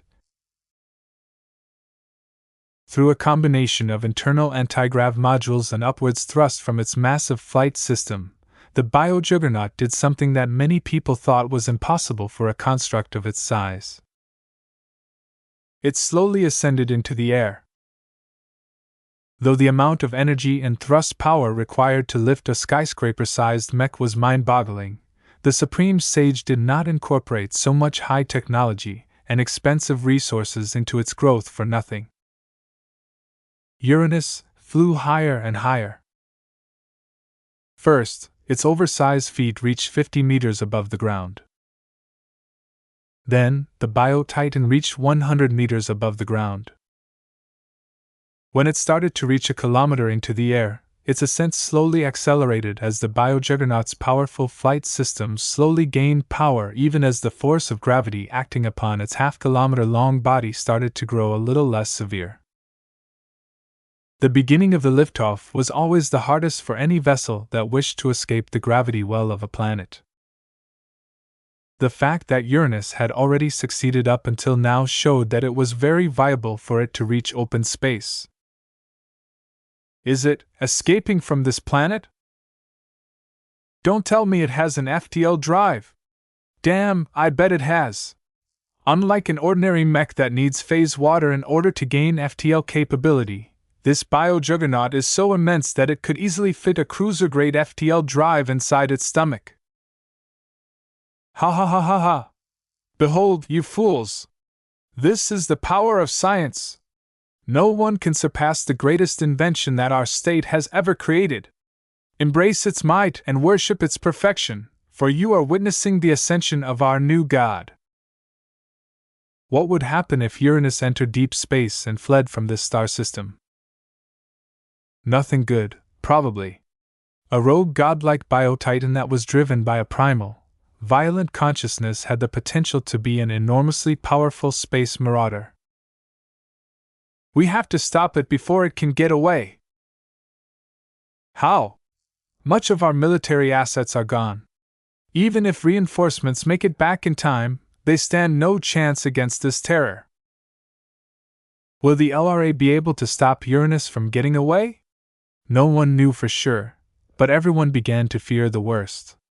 As long as this rogue bio-juggernaut escaped the star system, the chances of catching it and defeating it would surely go down. Chapter 2956 The Sins of the Life Research Association. Uranus! The Life Research Association suffered an unprecedentedly huge calamity today. A bio-creation that the lifers undoubtedly developed in secret had not only gone out of control, but also turned against its own creators in one of the most devastating manners possible. This day could have only gone worse for the citizens of prosperous Hill 6 if Uranus sought to continue its spree of destruction. Instead, after wiping tens of thousands of biomechs on the surface and in orbit, after destroying a huge amount of surface and orbital infrastructure, after slaughtering millions of citizens with the excessive collateral damage it inflicted on its surrounding, it apparently had enough. Whatever bestial consciousness was driving its titanic body seemed to figure out that sticking any longer on this planet would only put it in greater peril. That, or it simply got bored with the current locale. Since the moment it began to ascend in the air, many people guessed that it not only had flight capability, but also FTL capability. A monster as humongous as Uranus might look like a biomech that was horribly scaled up, but that also caused its properties to resemble that of starships. One of the benefits of its horrendously oversized frame was that it could actually hold an FTL drive. At first thought, this was an absurd notion. Why would a bioconstruct as large as this be able to maintain independent operation and perform interstellar travel? Yet the notion that mechs were not supposed to travel in space without a mothership was no longer an absolute notion. Ever since the MTA announced the new mech generation, the mech industry recently began to release mechs that were capable of performing FTL travel with the help of the newly developed and popularized mini-drives. While it was true that something as advanced as phase water and mini-drives had yet to proliferate across the galactic rim, the mech that was attempting to ascend into orbit did not need to rely on high technology when it was already the size of a mid-sized sub-capital starship. If a ship as small as the Barracuda possessed the capability to transition into FTL travel, why shouldn't a juggernaut that outsized the Corvette to a large degree not be able to do the same? At this moment, every lifer who was watching Uranus escaping the planet of its birth felt despair. They knew that if the rogue bio-juggernaut truly managed to get away, the reputation of their state and biotech industry would become completely tarnished. In fact, their reputation had already been thrown into the toilet, but it could still be pulled out before it was too late. Yet if Uranus succeeded in proving that the LRA was too incompetent to prevent one of their out-of-control experiments from leaving when it wanted to, then the reputation of the entire state would truly be flushed. When Ves and Dr. Paris watched the broadcast of the seemingly invincible Bio-Titan tearing through the military forces of the LRA with ease, they felt very mixed about the monster they had unleashed. The Mech Designer was racked by guilt. Her eyes quivered and her emotions were moving all over the place. She felt she was greatly responsible for putting these devastating events into motion. She had so much blood on her hands that she could drown in it many times over. As for Ves, this wasn't the first time he went through an experience like this. He had already rationalized away his guilt by now. Sure, he may have inadvertently unleashed a mass-murdering bio-nightmare of epic proportions onto the galaxy because he was too greedy to give up on his pursuit of high-grade serum. Still, it wasn't his fault that the spiritual remnant of the Supreme Sage was too damn weak to succeed in taking over control of his own masterpiece. The great researcher had been dabbling in a field of science that fell way beyond his extensive expertise. The man should have never engaged in this insane consciousness transfer procedure to begin with. All of the researchers in his state had never succeeded. Why did he think he could do any better when he was not even capable of grasping the basic principles of spiritual engineering? As far as Ves was concerned, the Supreme Sage got what he deserved. He refused to surrender to his own mortality and violated every principle that was supposed to make his state great. Now, his own magnum opus had single-handedly ruined all of his life's work. Once the lifers made the inevitable conclusion that Uranus stemmed from their great idol's hands, they would definitely suffer cognitive dissonance on a grand scale. The Life Research Association might even come to an end due to this disaster. It has nothing to do with me, though. Ves excused himself. If the lifers couldn't resist playing with fire so many times, they have no one but themselves to blame if they get burned. As for him, he was just a bystander. Although a part of him appreciated the horrible majesty of a supermech that was able to match the might and capabilities of warships to an extent, even he didn't possess the courage to design a monster like Uranus. Look, the monster has already reached the clouds. The giant bio-juggernaut that had made a mockery out of the LRA did not slow down in its ascent. Its massive bone-like wings that stretched out of its back continued to provide a humongous amount of thrust to its massive frame. As the monstrous humanoid creation continued its ascent, it became increasingly clear that the LRA had nothing in their arsenal that could contend against its apocalyptic might. Deploy an even greater number of biomechs? The LRA's military couldn't bear the losses. The armed forces already suffered heavy losses in the previous massacre without inflicting any meaningful damage. Dispatch more expert mechs? They wouldn't even last more than a few seconds despite their resonance shields and high-quality armor systems. It was irresponsible to sacrifice the lives of valuable mech pilots when the LRA was already in disarray. All of those biomechs and expert biomechs were sorely needed to reassert order on Prosperous Hill 6 and beyond. Regardless of whether the Life Research Association had a future, the soldiers still had a duty to defend the people. It would become a lot harder to protect the common folk if the military garrison in the star system lacked the numbers to keep the peace. Though the decision made by the military was understandable, it was an implicit admission of defeat. The strongest arm of the state was unable to clean up a rogue experiment. This was an astounding mark of shame to the LRA, and the lifers would definitely suffer from it for many years. Yet compared to preserving the remaining lives of their soldiers and people, it was a lot more preferable for them to bear this cross. As Uranus looked upwards, the enormous creature's disturbingly human-like face adopted a gleeful expression. It was as if the bio-juggernaut looked forward to continuing its rampage across the galaxy. Yet just as it was passing through the initial layer of clouds, a portal came into existence some 10 kilometers away from the mass-murdering biocreation. Uranus did not pay attention to it, and that turned out to be a grave error on its part. A squad of 12 impressive-looking mechs emerged out of the portal. The blue and white mechs contrasted sharply with the biomechs that were prevalent throughout the state. The markings on their armor made their identities clear. It's the Mech Trade Association. The MTA is finally intervening. Will the Juggernaut defeat these mechs as well?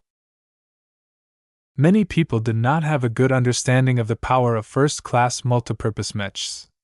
It was difficult to make a good comparison when the mechs fielded by the MTA rarely clashed directly against inferior forces. Most people and organizations knew better than to provoke the big two. Obviously, the Bio-Juggernaut did not understand the need for caution. The stupendous destruction it unleashed, the millions of people who died as a result from its actions, and the complete lack of rational control it exhibited were more than enough reasons for the MTA to intervene at this time. Yet had they sent enough mechs? As the 12 highly advanced mechs surged forward at blazing speeds and began to surround the Bio-Juggernaut from different directions, a lot of people feared the mechs were underestimating the threat. The first-class mech models adopted by the MTA were a bit taller and larger than the second-class mechs that were prevalent in the private sector.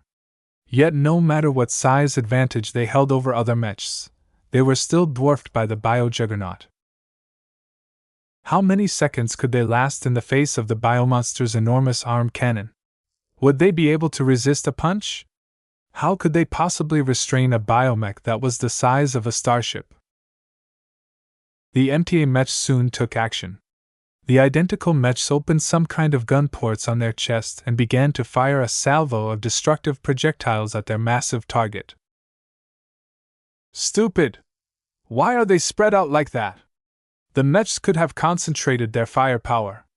The mechs are too arrogant. Yet the doubters quickly shut up once they saw the explosive results. Explosions rippled on the surface of the monster's upper body from every direction. Huge sprouts of human-like red blood fell onto the ground as the initial attack broke through the Bio-Juggernaut's resilient skin as if it was made of paper. Yes. The attack angered the gigantic monster. For the first time since it awoke, Uranus suffered severe damage. Though the explosive rounds did not blast apart its humongous torso into pieces, it nonetheless suffered considerable flesh injuries that it struggled to regenerate. The Biotitan's ominous red eyes shone as it beheld the mechs that were responsible for its suffering. It lifted its massive arm cannon and began to fire a powerful teal energy beam at the nearest target. No! Dodge! Don't get hit by it! Not even our expert mechs managed to survive! Yet the mech being targeted had no intention of avoiding the obvious attack.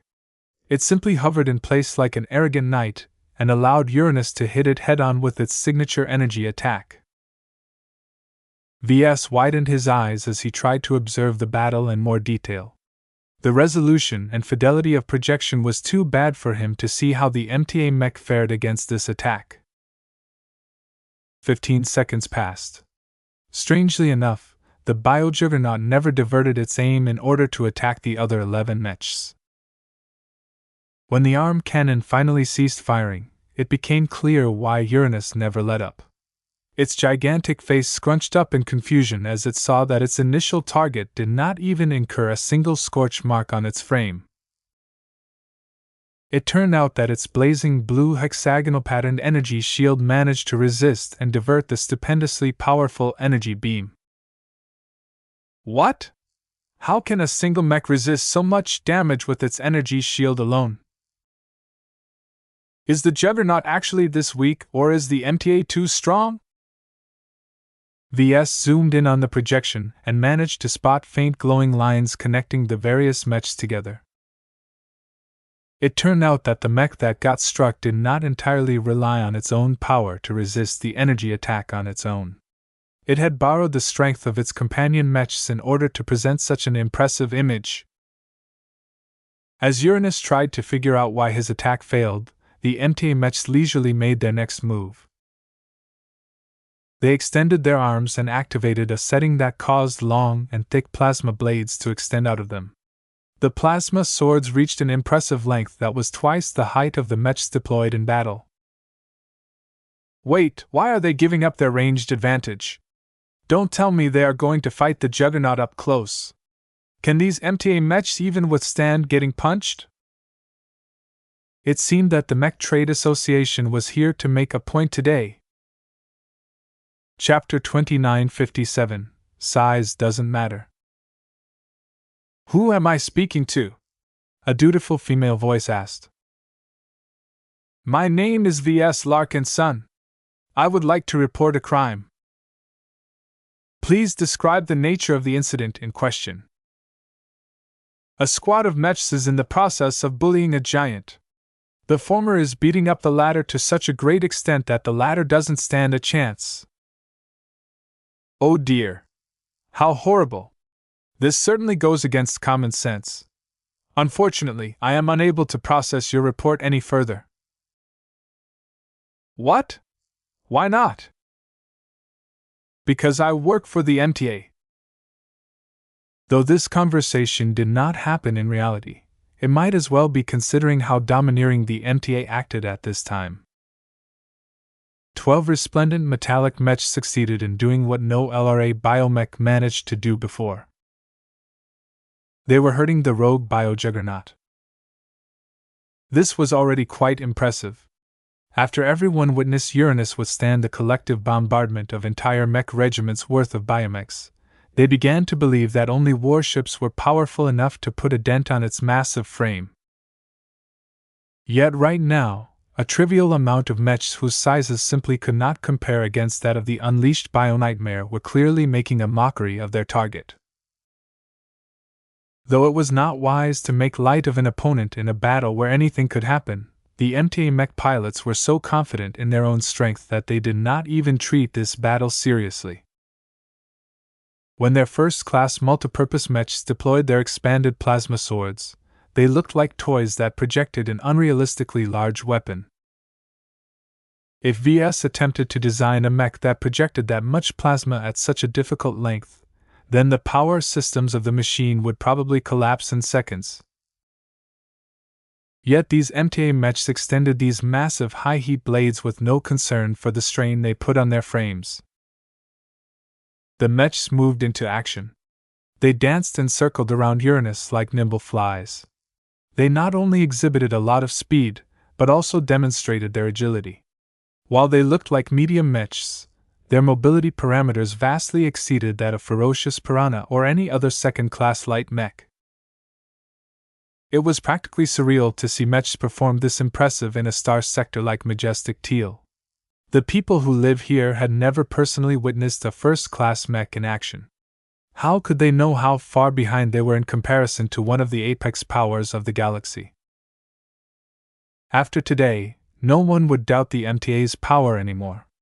Just 12 ordinary MTA mechs possessed the courage to confront Uranus up close, whereas the lifer mechs never even made a serious attempt to do the same. At first, the MTA mechs relied on their superior mobility to perform simple but effective hit-and-run attacks. Each time they made an attack pass, they easily evaded the slow and clearly telegraphed attacks of the bio-juggernaut. As soon as the first-class mechs flew close enough, they slashed their plasma blades against their humongous fleshy target, burning lots of biomass and inflicting horrible burns scars that inflicted more stress on the monster's high-speed regeneration capabilities. Yo-waffa! Uranus didn't seem so tough now that it was absorbing the hurt instead of dishing it. The feral mind that was in control of its humongous body didn't possess much of a tolerance of pain. The more it got hurt, the sloppier it moved. If you disregard its size, the Juggernaut is actually very clumsy. Each punch took at least 10 times longer to pull off compared to that of a normal mech. Though its immense scale came paired with an even greater degree of strength, its agility and mobility hadn't caught up. It took so much time for Uranus to move around its limbs that the nimble mechs easily danced around its reach like mosquitoes. As the mechs continued to perform their attack runs, their plasma blades were slowly adding more and more burn scars onto the large and vulnerable frame of the biojuggernaut. It was as if the mechs were torturing the biocreation for its many crimes.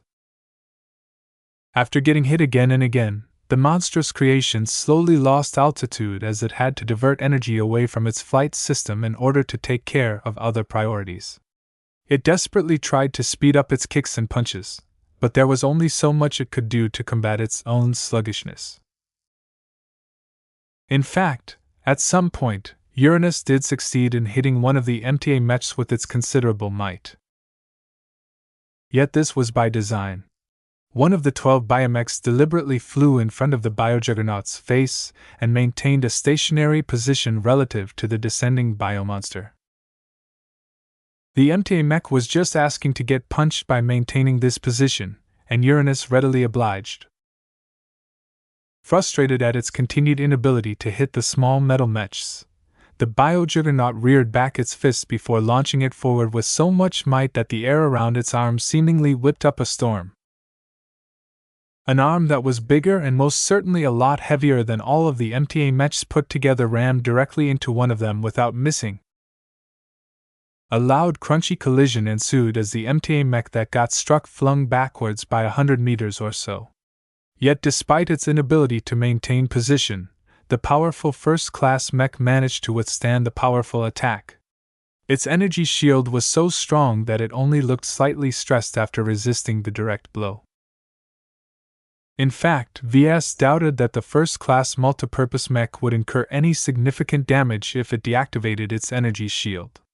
He knew how hard it was to damage first-class armor, and was confident that the mech could have taken the hit directly. The only troublesome part was that it was a lot more difficult to prevent the enormous force slamming into the frame from affecting the internals.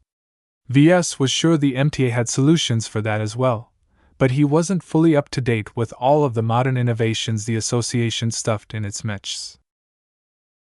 Regardless, Uranus failed to achieve its desired result. The giant looked both pained and confused. Its partially charred form shook as the juggernaut began to feel an emotion that it never experienced before. Uranus began to feel fear.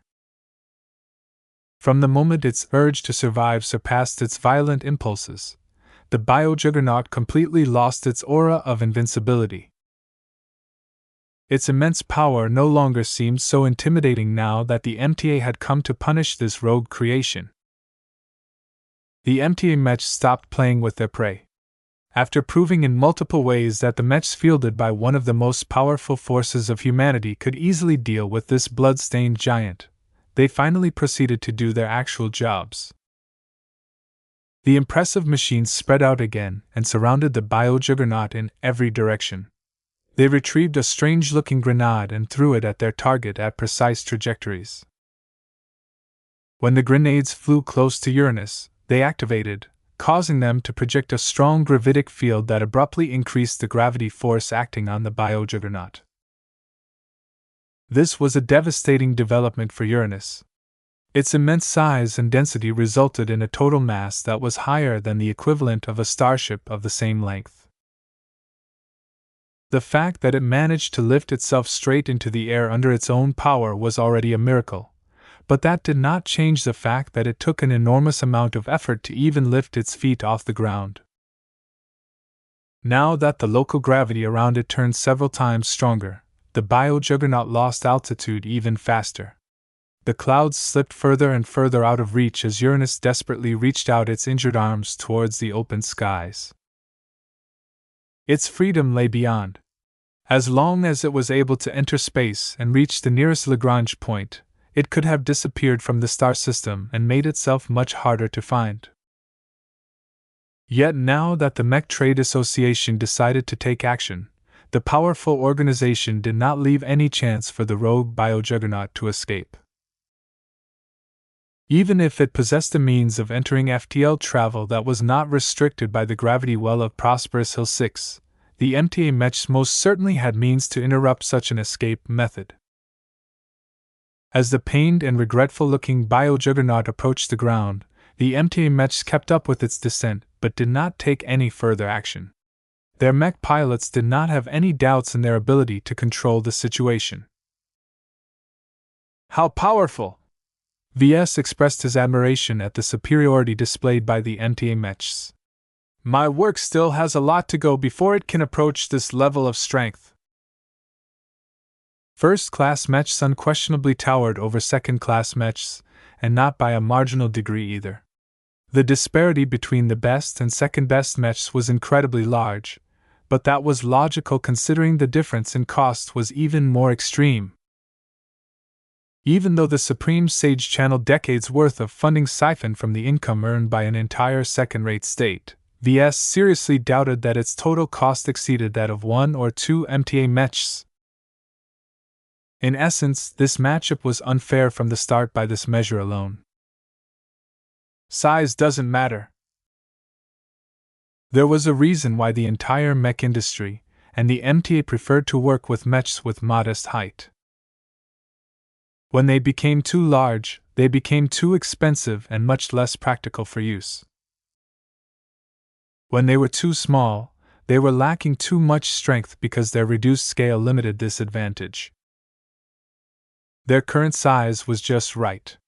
They packed plenty of power but remained relatively easy to mass produce and ship to various destinations. Now, the Mech Trade Association clearly proved to everyone that their normal mechs were more than powerful enough to handle this incident. Boom! From the moment the bio-juggernaut landed on the ground, another earthquake set off in the immediate area. It was fortunate that its previous rampage had already killed or scared away the majority of the survivors who lived in the vicinity. The powerful gravitic grenades lost effect at this time. They deactivated and flew back to the mechs that initially threw them forward. Once the MTA machines stowed the valuable hardware away, they withdrew a special launcher that was mounted behind their backs and began to fire a salvo of sparking projectiles at Uranus. Hugga-af! The bio-creature roared in agony as the projectiles embedded in its massive frame began to release a powerful current that shocked and pained it in a way that quickly caused it to lose control over its own limbs. Boom! The ground shook as it fell to its knees. Boom! The earth quaked a third time in rapid succession as its upper body fell over, causing the once frightening bio-nightmare to lie flat on the ruined ground. A few intact tree structures flattened under its immense bulk, but no one cared about this triviality at this time. The giant has been felled!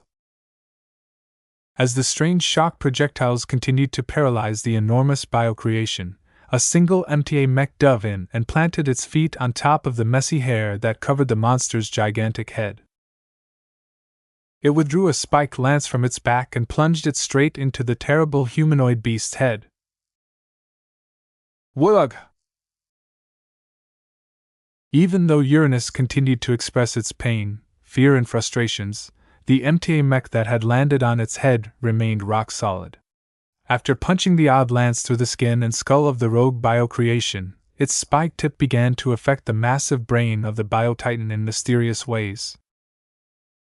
The creature stopped screaming. It stopped resisting the shocks that prevented it from lifting itself up its feet. Its eyes grew dull as the red glow grew dim. Silence reigned as Uranus lost consciousness. The MTA did it. The MTA Mechs actually subdued the Juggernaut. Recent incidents in the Komodo star sector caused many citizens in the star cluster to question the readiness of the MTA. Was the powerful organization still strong enough to perform its duties? Or had its latest preoccupation with the red ocean dwarf galaxy spread its presence too thin? After this day, no one held these doubts anymore. Even a handful of their first-class multipurpose mechs were capable of wiping out an entire second-class mech division with ease with the capabilities they just demonstrated in public. It wasn't just their raw might that made the MTA mech strong.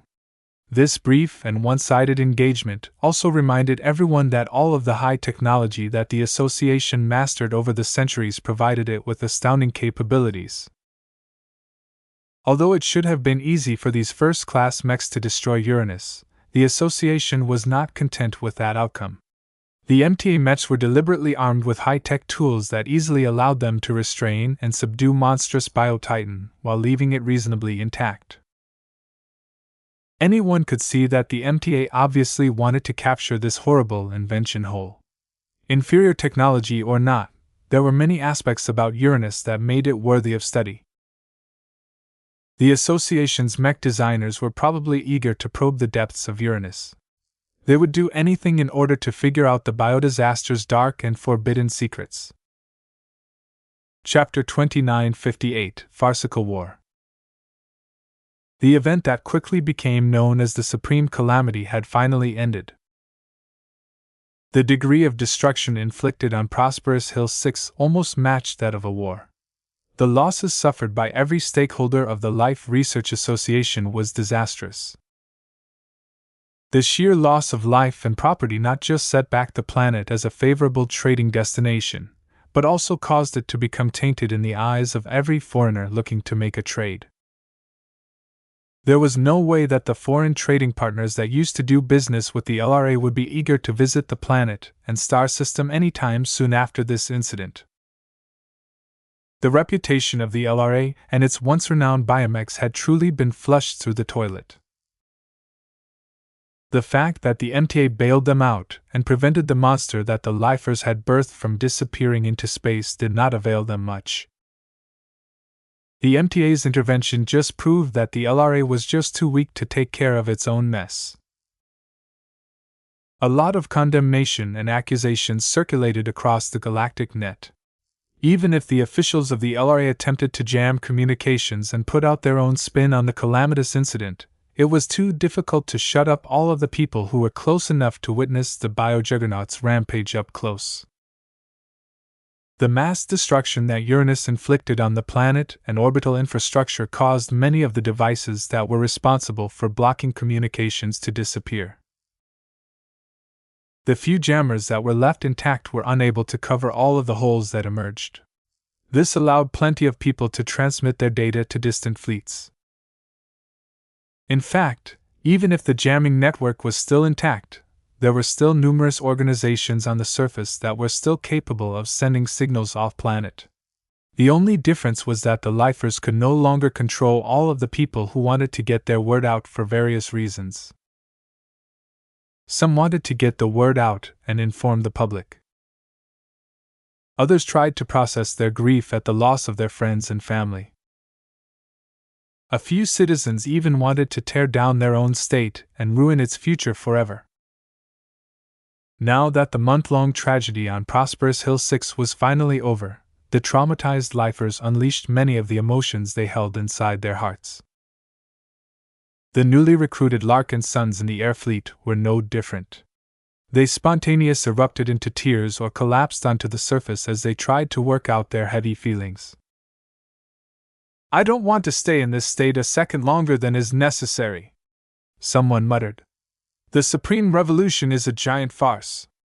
The conservatives, radicals, and all of those other heartless researchers and politicians were just playing a game with our lives. They never cared about us since they began to fight among each other. We're just collateral damage to them. Their only goal from the beginning was to take control of that walking disaster." Whether these assertions were accurate or not, there was no doubt that a lot of lifer that were lucky enough to survive the Civil War and the emergence of Uranus developed a great degree of disillusionment towards their state and its rulers. For the first time in centuries, many lifers started to doubt their leaders. The biotech researchers who mostly remained in their ivory towers and rarely mixed up with the common citizens were completely absent throughout these difficult times. No one offered them any sympathy. No one made attempts to rescue the weak.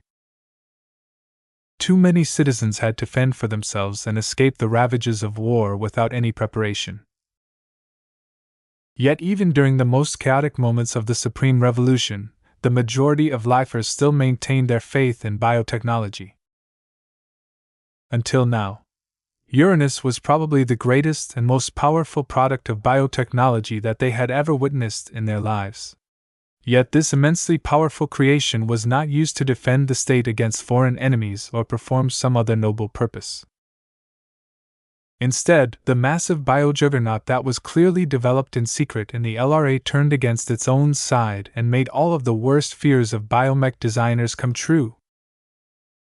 The crisis of confidence that this singular event sparked caused the entire state and its people to question their existence. The survivors of the calamity, and those who witnessed from afar, were both beginning to question many of the assumptions they once took for granted. It was clear that the LRA was on course to undergo a revolution. The only difference was that the change would no longer be driven by the leaders of the conservatives and other political factions. The people themselves sought to come up and implement their own answers. Though this inevitably meant that the most ardent reformers among them would unite into a brand new faction, it would take many years or decades for the Life Research Association to recover from this disaster if it managed to survive all of the condemnation. Of course, the foreigners who were unlucky enough to get embroiled in this series of disasters didn't care about all of that. The Larkinson clan were utterly done with the state. It didn't matter whether the locals expressed an explosive increase in their willingness to leave their state. None of the Larkinsons wanted to stay any minute longer in this state. Ves most of all expressed his desire to leave. As the person who was definitely not responsible for unleashing a rogue biojuggernaut that killed millions of people and wrecked half the planet, he felt very concerned about getting caught up in follow-up investigations. If the authorities happened to hold up the Larkinsons on the surface, there was a considerable chance that people would find out that Ves stole 5 whole vials of light-prolonging treatment serum from the Pinnacle lab. The fact that their air fleet occupied the warehouse complex that served as secret escape route for the same lab could not be hidden. Once someone who was aware of this connection looked everything up, Ves and his fellow Larkinsons would definitely enter hot water. The only consolation was that this secret route should be very obscure. The Teak Order and the Ultralifers may have learned of it somehow, but Ves seriously doubted that the main players of the Civil War were aware of its existence. If someone as powerful as Master Klein of the Conservatives or Master Brixton of the Combinants learned of another entrance in the Pinnacle lab, they would have descended upon it with at least an entire mech battalion. Since this never happened, it meant that the amount of people who could tie Ves and the Larkinsons to the Pinnacle lab, Special Project U and Special Project V, should not be a lot. This gave Ves an ample window of opportunity to get away before those fellows acted on their suspicions. After all, it is still a bit far-fetched that the Larkinsons were able to find the secret entrance, enter the Pinnacle lab, overcome the soldiers employed by both sides, and overcome all of the high security that prevented outsiders from intruding into the core labs. Still, I can't take anything for granted, he murmured. I need to get as far from this state as possible. In fact, I should lead the entire expeditionary fleet out of Majestic Teal just to be safe. There was still a possibility that the Lifers would dispatch forces in order to persuade Ves and his Larkinsons to return to the LRA in order to cooperate with an investigation. He had no stomach for that, so getting out was his highest priority. He was willing to abandon any further gain he could make by sticking around in order to safeguard his freedom. If there was one lesson he learned from this experience, it was that the Lifers couldn't be trusted. After the final disaster, the LRA's credibility was completely shot. No one took the Supreme Revolution seriously anymore. Even the soldiers who fought for the conservatives or the radicals felt that they were being played. Naturally, the inexplicable blockade that the Lifers maintained for such a long time could no longer be enforced. As soon as people on the surface heard that a few space-capable vehicles managed to ascend into orbit and fly into deep space without getting destroyed, the floodgates had opened. Fly! Fly away from this terrible planet! We're never coming back here again! Thousands of vehicles and biovehicles ascended into the skies at once. More were being prepped and loaded for space travel as well, so the exodus was only growing bigger over time. No one cared about the monopoly of the Prosperous Hill transportation service anymore. In fact, a significant proportion of transports that were ascending into orbit were originally property of the much-maligned service. Though the initial wave of leavers mostly consisted of foreigners, there were plenty of locals who also decided to leave their home planet. Their numbers added to the flood of shuttles and transports that tried to get away, giving everyone the illusion that the entire planet was being emptied. A significant portion of the Larkinson air fleet blended in with the outbound traffic. Since vessels rated for intersystem space travel were in short supply, the Larkinsons had to leave a lot of vehicles behind. This forced the remaining clansmen to cram into a smaller number of vessels. The Larkinsons also abandoned all of their biomechs. They were not suited for long-range travel and did not add any value to the Larkinson fleet. Their inclusion into the Larkinson clan would only complicate its logistics further. The only mechs that Ves was willing to bring back to his fleet were the original Larkinson mechs that he had initially brought to the surface. Any of them that had survived the campaign on the surface were still useful, particularly the Piranha Prime. Ves stood inside his temporary cabin while looking at a projected view of Prosperous Hill 6 growing smaller and smaller in size. The thousands of vessels that had joined the Larkinsons in getting off this forsaken planet stuck fairly close to each other. Every crew and passenger aboard those vehicles was a survivor. That caused them to develop an invisible bond among them that caused them to maintain a united front. The vessels all flew through loose flying debris and dodged rapidly orbiting shards that had been flung into space after Uranus destroyed much of the orbital infrastructure. Only a couple of hundred military biomechs flew in the vicinity of the escaping vessels. They did not stop the vessels from leaving even if lots of them were clearly stolen property. The Life Research Association could hardly afford to provoke another controversy. It was in the best interest of the state if all of the survivors who developed the most negative opinion about it left on their own accord. Well, it's been a long day, right, Lucky? Mioa. His exhausted cat did not even acknowledge his question. He lazily rolled over the desk and began to sleep with its belly exposed. Ves retracted the helmet of his unending regalia and took a deep breath of recycled air. While he did not remove his combat armor from his body quite yet, he already felt a lot safer now that he was no longer on that blasted planet anymore. A sly grin emerged on his face. I've definitely won big this time. He slowly retrieved all of the vials he stored in his armor and placed them on the desk. Their faint, glowing contents seemed to radiate a mysterious luster to him. Both his eyes and his spiritual senses grew excited as they focused on the high-grade serum that Ves had successfully smuggled out of the planet. Ves examined them carefully now that he had the time to do so without worrying about getting his head chewed off by a giant biomonstrosity. Well, their quality is not quite up to my standards. He briefly frowned. Still, their quantity more than makes up for it.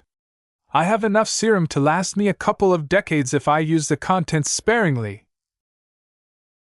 He could do so much with all of the universal life-attributed energies locked inside the serum that he felt a rush of power running through his body. Chapter 2959, Pinched Face. The Larkinsons who survived the calamities on Prosperous Hill 6 received a warm welcome once they reached the heart of the Larkinson clan. Though the progress of their return had stalled a bit due to the dubious space-worthiness of some of their biovessels, the entire Golden Skull Alliance moved forth in order to receive their clansmen, both old and new. Ves had already recruited thousands of new clansmen, while he was on the surface. Each of them had pledged an oath to join the Larkinson clan, but they never really developed a good idea of what they were getting into while they were all stuck on the surface. All of that changed now that they beheld the massive fleet that would become their home now. Though the former lifers among them felt rather disturbed by the abundance of metal objects and lack of organic machines, they had already received plenty of forewarning about this situation. Anyone who made the decision to leave their state had to grapple with the reality that biotechnology was not ubiquitous in the rest of human space. They had to do their best to adjust to the galactic standard and be able to stay cool even when surrounded by cold, hard metal. Fortunately, there were a few sites in the expanded fleet that gave the lifers some comfort. The Larkinson clan had not been idle while its fleet lingered in the Life Research Association. Even when its patriarch remained inaccessible, the various leaders who stayed behind continued to work on fulfilling the priorities they set before. They not only continued to recruit a lot of mech pilots and biotech experts, but also managed to expand the fleet by acquiring a small number of quality biovessels. It was easier than usual to acquire them during the Civil War. The devastation that had taken place on planets like Prosperous Hill 6 not only led to massive loss of life, but also ruined a lot of companies. So many of them went bankrupt that a considerable number of their bioships were put up for sale. Though the difficult times had put a premium on the price of starships, it was not that difficult for the clan to outbid the locals who were all earning less due to the war. General Vril did not go crazy, though.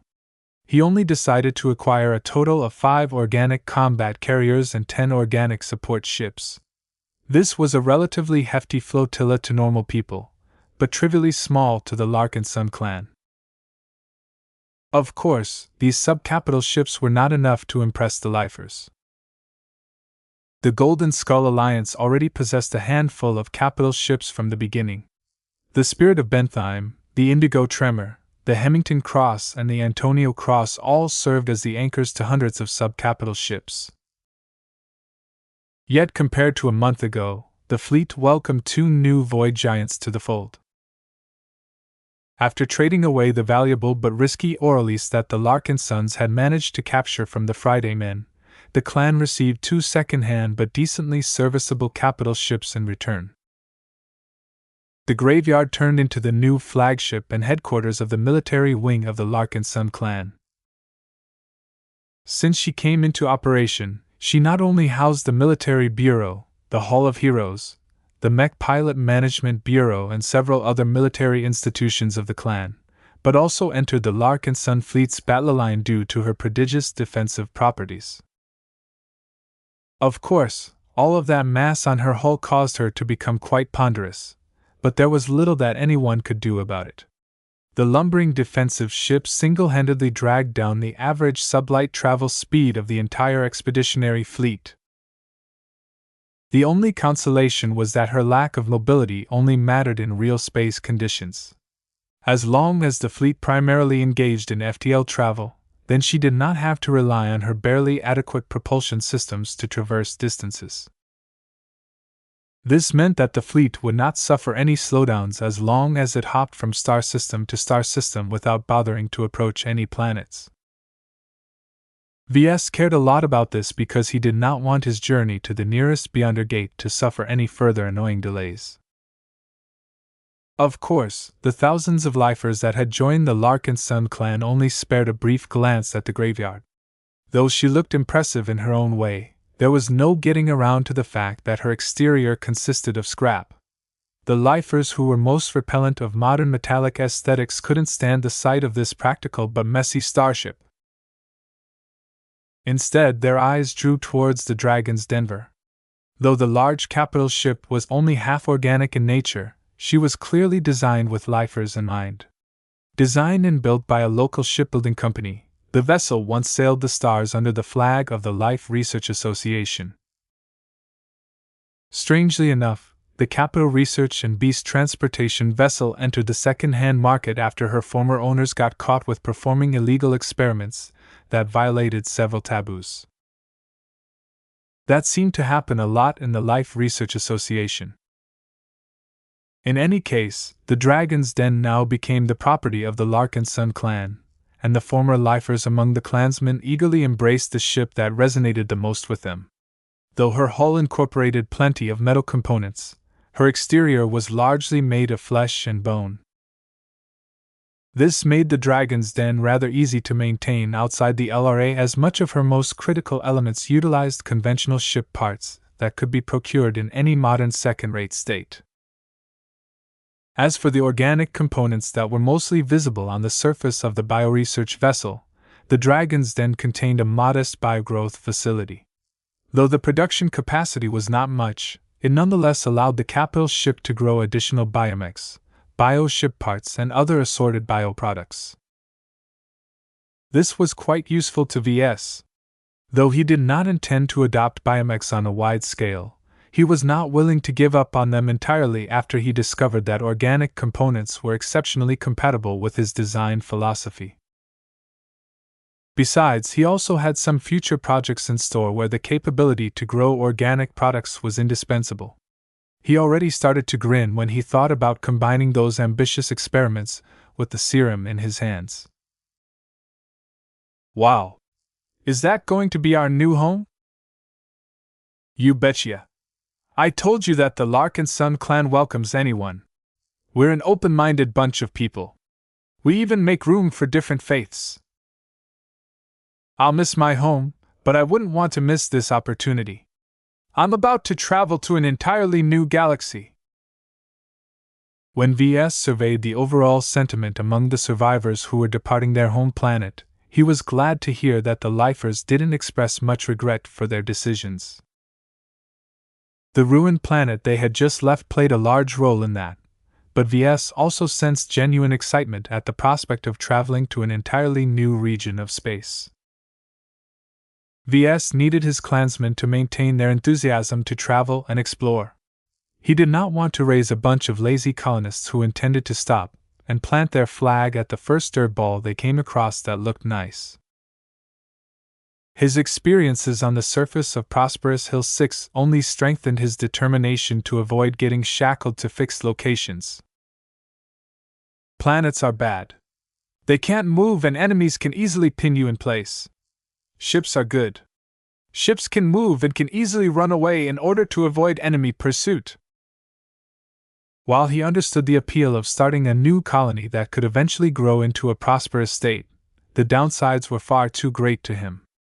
As a mech designer with transgalactic aspirations, he felt it was beneath him to get too attached to any state or piece of territory. As the survivors continued to admire the impressive fleet, the refugee vessels eventually split up and approached different ships. Most of them converged towards the Dragon's Den.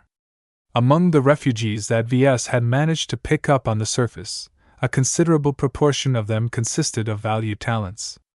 These doctors, geneticists, implant surgeons, beast designers, and even low-ranking biomech designers were about to join their counterparts which the clan had already recruited prior to the outbreak of the Supreme Revolution. Even though the Larkinson clan had yet to meet its ambitious recruitment goals, VS did not worry about lacking suitable biotech experts anymore.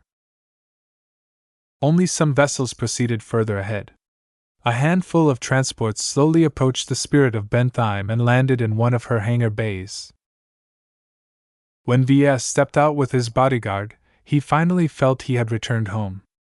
The air of his own ship along with the familiar glows of the LMC Mech stored nearby caused him to relax for the first time in a very long time. He comfortably walked forward, luxuriating in the feeling of wearing more normal clothes. Back when he was still stuck on the surface, he did not dare to shed his unending regalia for fear of losing his life due to a moment of incaution. He even slept in his armor. Though he had designed his combat armor for the possibility of long-term use, it was not comfortable by any means. Humans weren't adapted to wearing the same bulky suit of armor for weeks and months on end. Now that he had returned a place he considered to be a lot more secure, he was finally able to regain a sense of normalcy. VS. A female voice uttered. His wife awaited his return. She had dressed up a bit this time. She wore a frilly purple dress with a long shawl and other accessories that accentuated her femininity. As soon as Ves came close, they hugged and kissed each other with no regard to what kind of impression they made to other clansmen. A light floral scent wafted in his nose as he luxuriated in the warmth that he had missed nearly every day. Though his relationship with Gloriana wasn't always smooth, they were still bonded by love. "Never do that again," she growled even as she tenderly stroked his smooth-shaven cheek. "Do you know how much I have suffered while you were gone? Each day, I had to face the prospect of hearing about your demise. Do you know how many people got killed in Violin and the surrounding regions? Every time, I feared that you would be one of them. Don't put me in this position again." Gloriana even pinched his smooth and hairless cheek to express her dissatisfaction. "Honey! Don't do that!" Ves removed her soft and small fingers from his aching face. "I made it back. Shouldn't you feel happy about that? Let's leave aside the nitty-gritty details for later. For now, I just want to enjoy your company and take a long break." While husband and wife reacquainted themselves with each other, their pets also reunited. "Mel?" Clixie, who was wearing a cute pink bow above her head, looked upwards with a curious expression. Lucky wasn't moving under his own power this time. Instead, Ves supplied his pet with a small lifter platform which the lazy cat used as his portable bed. "Meow!" Clixie jumped on top of the platform and began to lick Lucky's hard face. None of it helped the gem cat recover faster, though. Only time could restore his energy. Many Larkinsons returned to the expeditionary fleet. A small number of glory seekers and crossers also returned to their respective berths.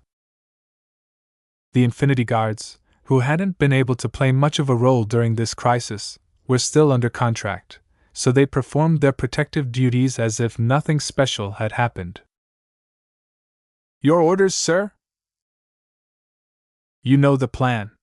Let's get out of here."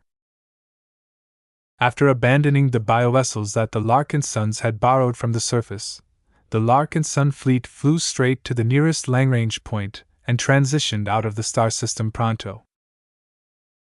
Even though several government authorities wanted the Larkinson clan to stay in order to cooperate with some investigations and inquiries, there was no way that Ves would agree to that. "This marks the end of our visit to the Life Research Association. What happens next in this stupid state is none of our business. Let's leave this place behind as soon as possible before something else blows up in our faces." Chapter 2960 Reunited. The crisis that the Larkinson clan got caught up in caused a lot of work to be delayed. As the head and lead designers of the Living Mech Corporation, Ves and Gloriana held extremely important responsibilities that could not be replaced by anyone else. Every hour of their time was worth a lot of money. It was quite wasteful for them to spend time on activities other than designing fantastic new mechs. Yet on the first day after the survivors of the Civil War returned to the expeditionary fleet, the married couple completely shoved aside their responsibilities in order to satisfy their emotional needs. Mech designers were humans as well. Ves did not feel like getting back to work right after surviving another harrowing crisis. While Gloriana did not endure any threats to her life this time, she suffered just as badly as him due to her persistent fears. She had become so clingy after he returned that Ves even felt that she was the one who needed healing instead of him. She was so emotional that she almost broke out in tears when she described what she had been going through while she helplessly waited for his return. "You are a meanie, Ves," Gloriana pouted as she softly pounded her fist against his chest. "Next time, don't do these kinds of visits yourself. These stupid states have no right to demand your presence. If anything, they should be the ones to pay a visit to us in order to exchange greetings. If the local authorities insist on meeting someone important, then just send one of your lackeys. Ves sighed as he continued to embrace her while they were sitting on a comfortable couch in their stateroom. We are still lacking a suitable diplomat who can represent our clan to foreign entities. It's not easy to find someone I can trust to represent us in the best possible light. Why do you keep complaining about this? There ought to be plenty of diplomats who would be happy to work for us in this capacity. I don't want a regular smooth talker. He shook his head. I need someone who possesses enough business acumen and industry knowledge to make deals on behalf of our mech company. I also need someone who understands our military capabilities in order to adopt the appropriate stance towards different powers. Finally, I need someone who can do more than obey instructions. We need to make a lot of new friends in order to survive in a place as chaotic as the Red Ocean. Diplomats of this caliber were in short supply. Most of them were already attached to other states and organizations due to the nature of their profession. Still, Ves was willing to wait to hire a good diplomat. He could always lower his standards if he failed to find anyone by the time his fleet reached the Beyonder Gate. The two mech designers continued to chat a bit. They did not always talk about clan-related matters. Both of them were already content with enjoying each other's company. Meow. Naturally, their cats also familiarized themselves with each other again. Clixie looked curiously at the infirm gem cat who was resting on a soft red pillow. She didn't understand why Lucky was sick. She nuzzled his neck and licked his face a few times, yet barely managed to get a response in return. Meow. Clixie turned her head and called out into the air. Meow. Naya? The golden cat half materialized her glowing body into existence. Meow meow meow. Naya. When Goldie floated over to Lucky, she cautiously licked the closest thing to a father to her. Different from Clixie, her licks actually produced a small but notable effect. Meow. Meow. Naya. Though the effect wasn't very strong, Goldie succeeded in alleviating Lucky's exhaustion, if only a bit. As she continued to lick Lucky's face, a tiny fraction of spiritual energy transferred over to the gem cat's spirit. It was too bad that Goldie couldn't continue to supplement Lucky's shortage. Their spiritual energy compositions differed substantially from each other, so Lucky couldn't absorb too much foreign energy before compatibility problems emerged. The only reason why he was able to absorb some of Goldie's energy at all was because of their familial relations. Still, when Ves observed this brief interaction, he became quite surprised. He didn't know this was possible. For a man who just survived a civil war and the release of a berserk bio-juggernaut, you don't seem to have suffered as much as I thought, Gloriana remarked. Huh? What are you talking about? Ves innocently responded. You can't fool me, Ves. I know you quite well. While you are undoubtedly relieved to return to the fleet, you are way too upbeat compared to the others who had come back from a nightmare. Did you make any gains while you were on the surface? Ves couldn't completely hide his glee at the gains he managed to secure from the Pinnacle lab. Coming back with the research files along with 5 finished vials of high-grade serum was such a great accomplishment that he couldn't completely contain his satisfaction. He offered her a disarming smile. I'm just happy that we managed to solve our acute manpower problems. We not only gained a large batch of mech pilots, but also solved our shortage of doctors and other biotech specialists. The Dragon's Den that we have recently put into operation will become very useful for my future plans. I'll be sure to make good use of the research vessel's large habitat areas over the coming years and decades. Are you planning to raise some bestial proto-gods? He coughed. It's difficult to obtain good design spirits that can offer unique benefits to my mechs. After I discovered that exabeasts and designer beasts have the potential to expand my collection of design spirits, I think it's worthwhile for us to dedicate an entire capital ship to the growth and breeding of mutated beasts. As long as I can obtain more creatures like Arnold, I can empower my future mech designs with a greater variety of abilities. That sounds great, but are you sure it will work? The Dragon's Den is a significant burden to our clan at the moment. She's not only fragile and lacking in defenses, but also requires us to divert more attention, funding, and resources to biotech research. This is not an area that our clan is good at, Ves. We don't have to do everything ourselves. If you really want to obtain more mutated beasts, then why not shop around and leave all of the hard work to the professionals? How could Ves explain that he intended to leverage his high-grade serum to try and create powerful next mutated beasts who could also serve as his next generation of design spirits? Though he thought about revealing some of the truth of what he had gained from Prosperous Hill 6, he eventually felt it was best to keep quiet. She did not need to know everything. This was his business alone, and she didn't possess the capabilities or expertise to assist him in this aspect. Her cousin Rania was able to offer a lot more assistance in this aspect, so he deliberately chose to fill her in on some of his core secrets. It was not that he distrusted Gloriana. As his wife, she had proven her loyalty to him on many occasions. They had already collaborated on many different endeavors. He just felt it was a good habit to avoid spreading his secrets too much. He could already foresee that he would engage in even more secret projects, as he became more adept in spiritual engineering. Just like the Supreme Sage, there were some projects that Ves didn't mind cooperating with lots of other people, but there were certain activities that he needed to keep as isolated as possible in order to avoid unpleasant repercussions. This meant adopting a more structural approach to divulging information.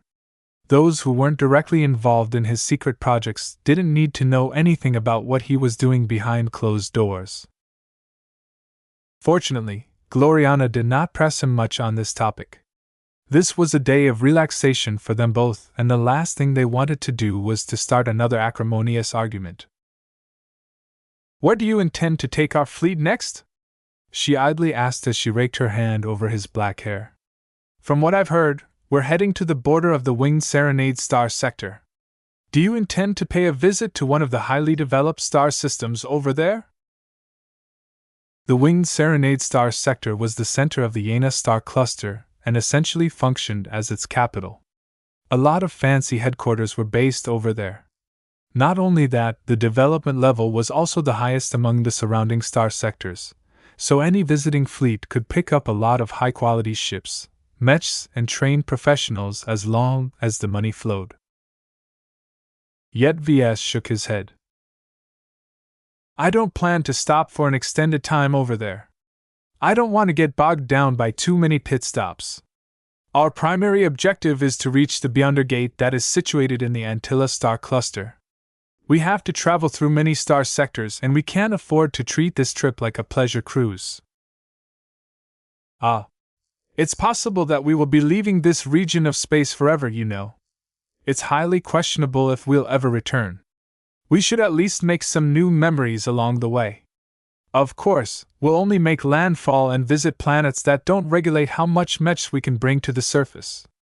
I don't think it's a good idea for us to ever step foot on a restricted planet ever again." He chuckled. "I think so as well, but as much as I would enjoy playing tourist, we have more important priorities. The Red Ocean is constantly evolving. I'm not satisfied with staying in this boring corner of the Milky Way anymore. It's a backwater, Gloriana. Just because some places of this rural part of the galaxy are a little more interesting than other places doesn't change the fact that all of it is backwards compared to the rest of human space." Maybe you're right. Winged Serenade was only impressive by local standards. There were many more star sectors in the galactic heartland that were at least 10 times more developed. "We won't stop recruiting or picking up goods along the way. he clarified to her. However, our fleet will always keep moving. If I have my way, we'll just pass through the rest of the Yana star cluster and cut right through the Bardo star cluster until we reach the Fermi star cluster. We'll only stop for an extended amount of time once we get close to the Smiling Samuel star sector. Smiling Samuel again. What is it with you and this strange star sector, Ves? Why do you insist on visiting a bunch of xenophobic dwarves? I have business over there. It's difficult to explain. I hope it won't take too much time for me to complete my task. Ves wasn't able to explain why he insisted on visiting the Vulcan Empire to everyone, so he simply brushed aside this matter. As the Patriarch, he had the right to make decisions. It didn't matter if no one understood his intentions. Actually getting in and retrieving the prize that he had buried over there was easier said than done, though. He had yet to hear back from Master Willix about a way to enter Smiling Samuel without getting a horde of angry dwarves on his back. By the way, Ves, my dynasty back home isn't doing too well these days. The Komodo War is putting more pressure on the hegemony. The Glory Seekers have already welcomed a couple of batches of Hexers, and more are on their way. Don't be surprised if more Hexers rendezvous with our fleet in the coming weeks. Oh. Okay. Just take into account that our expeditionary fleet won't slow down for anyone, so this window of opportunity won't last forever. Chapter 2961, Grand Return.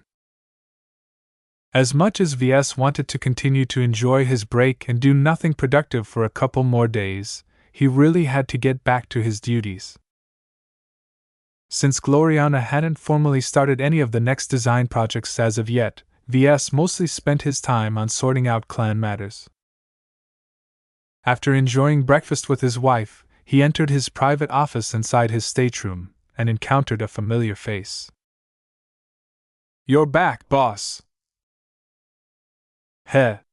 I miss you too, Benny. Ves grinned as he sat down while putting a sleeping Lucky on his desk. I guess I have a lot of updates to catch up to. Let's start with the most important issue. How many people did we recruit in total? Gavin Newman briefly references his data pad. We've managed to pick up tens of thousands of professionals and family members during the time we stayed in the Prosperous Hill system. We currently host over 80,000 clansmen in our fleet. A little over 10,000 of them are mech pilots. That's quite a high ratio of mech pilots to norms. Ves raised his eyebrow. Well, we prioritize the recruitment of young and single mech pilots, so there aren't that many of them who have wives and kids. Hopefully, that will change once they settle in our clan. Has our fleet become more crowded with the addition of so many new recruits? No. We have already planned ahead and put the appropriate systems in place. We are quite experienced in this already, so you don't need to pay too much attention to this. In half a year, you'll hardly be able to tell the difference. Ves believed his assistant. The Larkinson clan had become increasingly more proficient in integrating different people from a diverse set of cultures. It had actually become one of their notable advantages.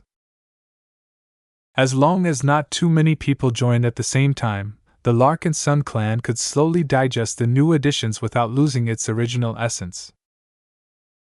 He stretched his arms and briefly glanced at his display rack to inspect the state of his prosperity tree. It was doing better than ever. It not only appeared straight and strong, but also gained a bit of height compared to the last time he took a close look at it. The Larkinson clan had not only recovered from the Battle of Reckoning for the most part, but had taken a few steps ahead. Of course, only a superstitious fool would believe that the health and growth conditions of a small tree were directly correlated with the state of the Larkinson clan. Ves only treated the prosperity tree as an idle curiosity. If his grandfather wasn't the one who gifted it, he would have thrown it into the recycler long ago. Okay, we recruited a lot of new personnel and added a lot of new mech pilots to our ranks. How many mechs do we have, though? I don't believe our production capacity is high enough to supply mechs to all of them. In fact, do we even have the carriers to accommodate so many new machines? Gavin began to frown a bit. Those are indeed legitimate concerns. You'll have to talk to General Verl in order to hear a detailed explanation, but from what I have learned, we won't be expanding our fleet with any more subcapital ships. We won't be able to take any of them past the Beyonder Gate, so it is rather wasteful to acquire too many of them at this junction. We won't be able to field a mech for every mech pilot we have as a consequence. What? We are still short on functional mechs at this time, so our mech pilots have already gotten used to sharing their mechs with their fellow comrades. As long as one pilot goes off duty, another one will come and take over with the same mech. This is not ideal. Ves frowned. A living mech is supposed to bond with a single individual. I cannot predict how they will evolve when exposed to a fixed group of multiple people. We already figured out that this would be the case, but we don't have much choice. The only way to be able to field more mechs at a time is to add more carriers to our fleet. Such a decision becomes increasingly more problematic the closer we get to the Beyonder Gate. In other words, his clan wanted to save the bother and avoid investing in lots of carriers that the clan was destined to throw away in the near future. How are our finances? Has our sales been doing well recently? Business is doing well. There hasn't been much of a change since recently. Our products are still popular, but the high price tags continue to deter a lot of potential customers. We are still earning a generous amount of revenue. Gavin began to mention some eye-popping numbers. Since we have that much financial power at the moment, then we shouldn't be too stingy with spending our money.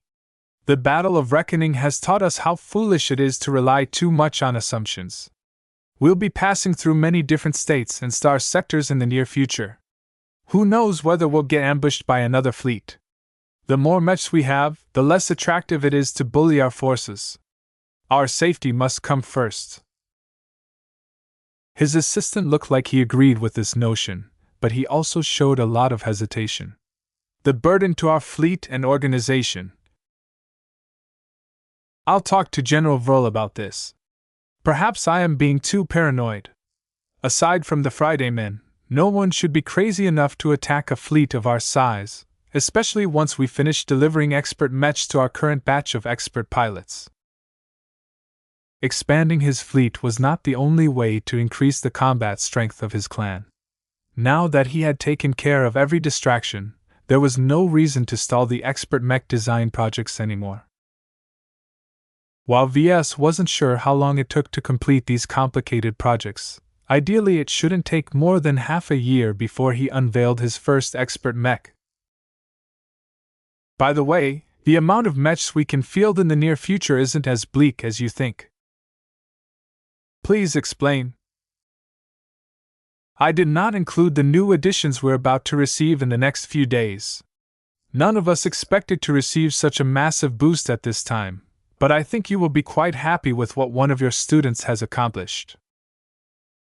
Ves frowned and looked straight into Gavin's eyes. What are you on about, Benny? Well, it's a long story.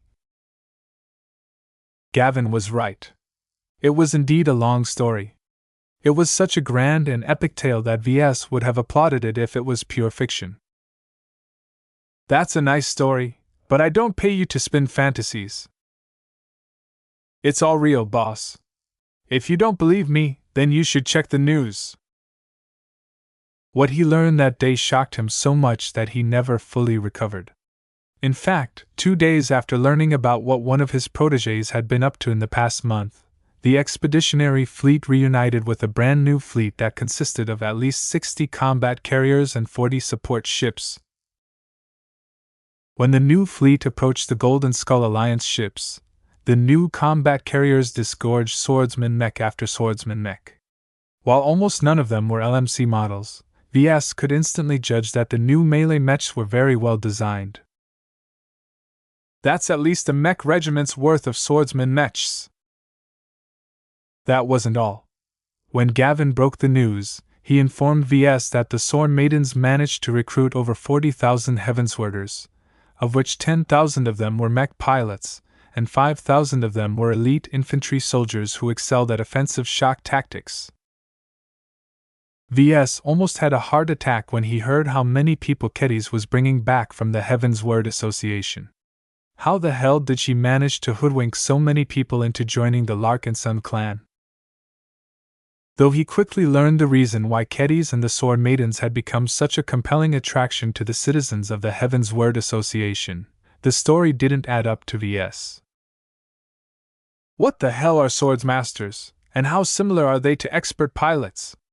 How can someone be both a journeyman and a sword master at the same time? Did Kedis really cut through the roof of an entire arena as if she was a magical princess warrior or something? Despite the abundant amount of footage of her exploits, Ves still couldn't wrap his mind around what had taken place. The only way to clear his doubts was to see Kedis for himself. He patiently waited as the new fleet of Sword Maidens awkwardly joined up with the rest of the Larkinson fleet. Obviously, the Larkinson clan's burden had increased a lot after absorbing this latest batch of new recruits. The established clansmen already had their hands full in trying to integrate the former lifers into their new lives. Now, an even larger batch of former Heavenswarders had to undergo the same process. Ves was sure that General Verl and the rest of the clan leadership were already tearing their hairs out from the gift that the Sword Maidens had brought back from the Heavensward Association. Still, there was no way that he wanted to turn away all of these new people. As long as his clan could cope with the enormous influx of people, it would quickly grow stronger and more formidable than ever. This gave Ves a lot more assurances that he would be able to start off on a stronger footing once he reached the Red Ocean.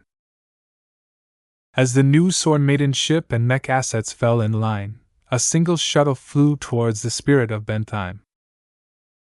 Ves and Gloriana had moved down to the hangar bay in order to greet the return of the victorious maiden. When the shuttle hatch slid open, a small procession of Sword Maidens armed with great swords ceremonially stepped out. Next, an old man wearing a distinguished uniform came out next. The old man looked curious at his new surroundings, but he did not exhibit that much awe. All of his respect was directed towards the young woman who appeared next. Ves almost rubbed his eyes when he beheld Kedis stepping out while adopting an imperious posture. Compared to the young and casual woman from before, the Kedis that appeared this time looked completely different. She wore a ceremonial white military dress uniform that boasted some exceptional-looking badges and markings on its surface. The white cape that billowed behind her back enhanced her stature even further, not that she needed the help because her pure and steely force of will already ensured that no one would make light of her presence. Her boots clanked across the metal deck as she continued to approach. Her sheathed greatsword floated gently behind her back, but Ves also managed to spot another sword attached to her hip. "You've returned." "I have," Kedis responded with a firm and confident voice. "You've grown stronger." Kedis nodded. "Could you cut that out already? You're not being yourself." Kedis frowned. "Damn.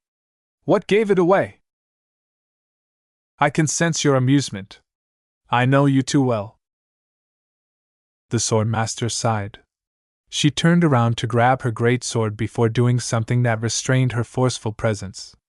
She appeared more approachable now that she shunted Sharpa over to Bloodsinger. Ves did not miss this interaction. His eyebrow rose. He already had hundreds of questions he wished to ask his student. "Is that better?" "Much. Let's head inside and talk about everything that has happened. I have heard a lot of astounding stories about you during your time in the Heavensward Association, and I can see now that they are not as absurd as they sound." Gloriana cleared her throat. "We should also talk about your new role in the design department. You plan to continue to design mechs, correct?" Kedis used to lower her head in the presence of the other woman. No longer. This time, she possessed ample enough confidence to keep her head high in the presence of V's wife. I'm still a mech designer. That hasn't changed. Just ignore my swords. They're not dangerous as long as you don't give me a reason to cut your limbs. Kedis! Don't say stuff like that. Oh. I'm sorry. I spent too much time in the Heaven's Word Association. Give me time to adjust. Chapter 2962, Between Two Tigresses. Kedis returned from the Heaven's Word Association as a new woman. She had undergone such a drastic metamorphosis that Ves and Gloriana still exhibited some difficulties in adjusting to her new status. The principal reasons for that were the dual identities of the Larkinson clan's latest superstar.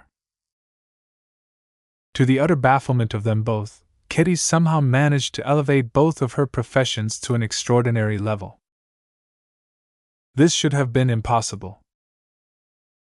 When Ves figured out that sword masters were analogous to expert pilots, he felt it was even more incredulous for Kedis to break this rule. Journeyman mech designers reconfigured their spirits into a mysterious spiritual construct which he labeled as a design seed. Expert pilots, and by extension sword masters, fused spirituality with their willpower to form what Ves called a force of will. Both design seeds and force of will were powerful spiritual phenomena that only came into existence after exceptional people pushed their abilities to their limits. When the prodigious daughter returned to the expeditionary fleet, Ves invited her over to a lounge aboard the Spirit of Bentheim in order to explain herself. When Kedis narrated her amazing adventures on Omandary 3, Ves certainly understood that she had gone through enough situations that stimulated her to stimulate her potential as a swordswoman. Yet what did this have to do with mech design? Why did Kedis simultaneously broke through to journeyman mech designer in the middle of a martial arena where there were no mechs to be found? It didn't make sense. The only theory that Ves could reluctantly accept was that her extraordinary nature as a sword master had somehow become an intricate part of her design philosophy. In other words, Kedis might be the first mech designer in existence who was able to leverage her strength as an extraordinary warrior in her design work. Though she had yet to embark on any mech design work, Ves could already tie the clues together. Ves had ample experience in tying external spiritual design spirits to his own mech designs in order to enhance their performance beyond what he could manage by himself. He hypothesized that Kedis would be able to adopt a similar approach, though this time she would be leveraging an internal factor rather than an external one. This was because no matter how separate Sharpa appeared to be, the evolved spiritual construct was still an intricate part of her spirituality.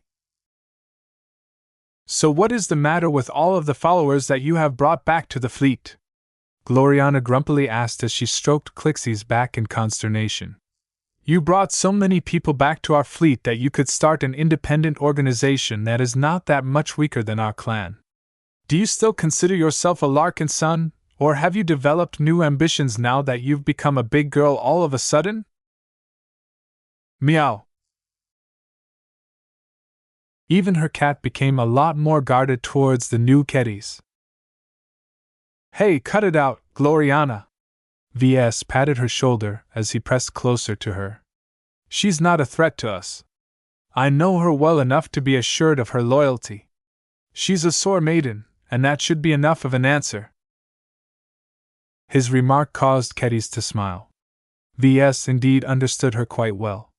As a sword maiden and sword master, she took her oaths seriously. She pledged to join the Larkinson clan and had no intentions of reneging on that promise. There was no particular reason for her to consider otherwise. The clan never mistreated her or her fellow sword maidens. In fact, Kedis and her fellow sisters gained an unimaginable amount of assistance. Now that she finally acquired the strength to pay back her debts, she was looking forward to being of more use to Ves and the clan. I am a Larkinson. She spoke with force and in a way that left no doubt that she was being utterly sincere. Each and every clansman is my fellow brother and sister. You are all kin to me. Back when I was still an apprentice, I appreciated that I could be a part of a new family. That hasn't changed at all even if I have the opportunity to strike out on my own. I am still proud to be a Larkinson. The only difference is that I can contribute more to the clan. The followers that I have brought back are my first gifts to you all.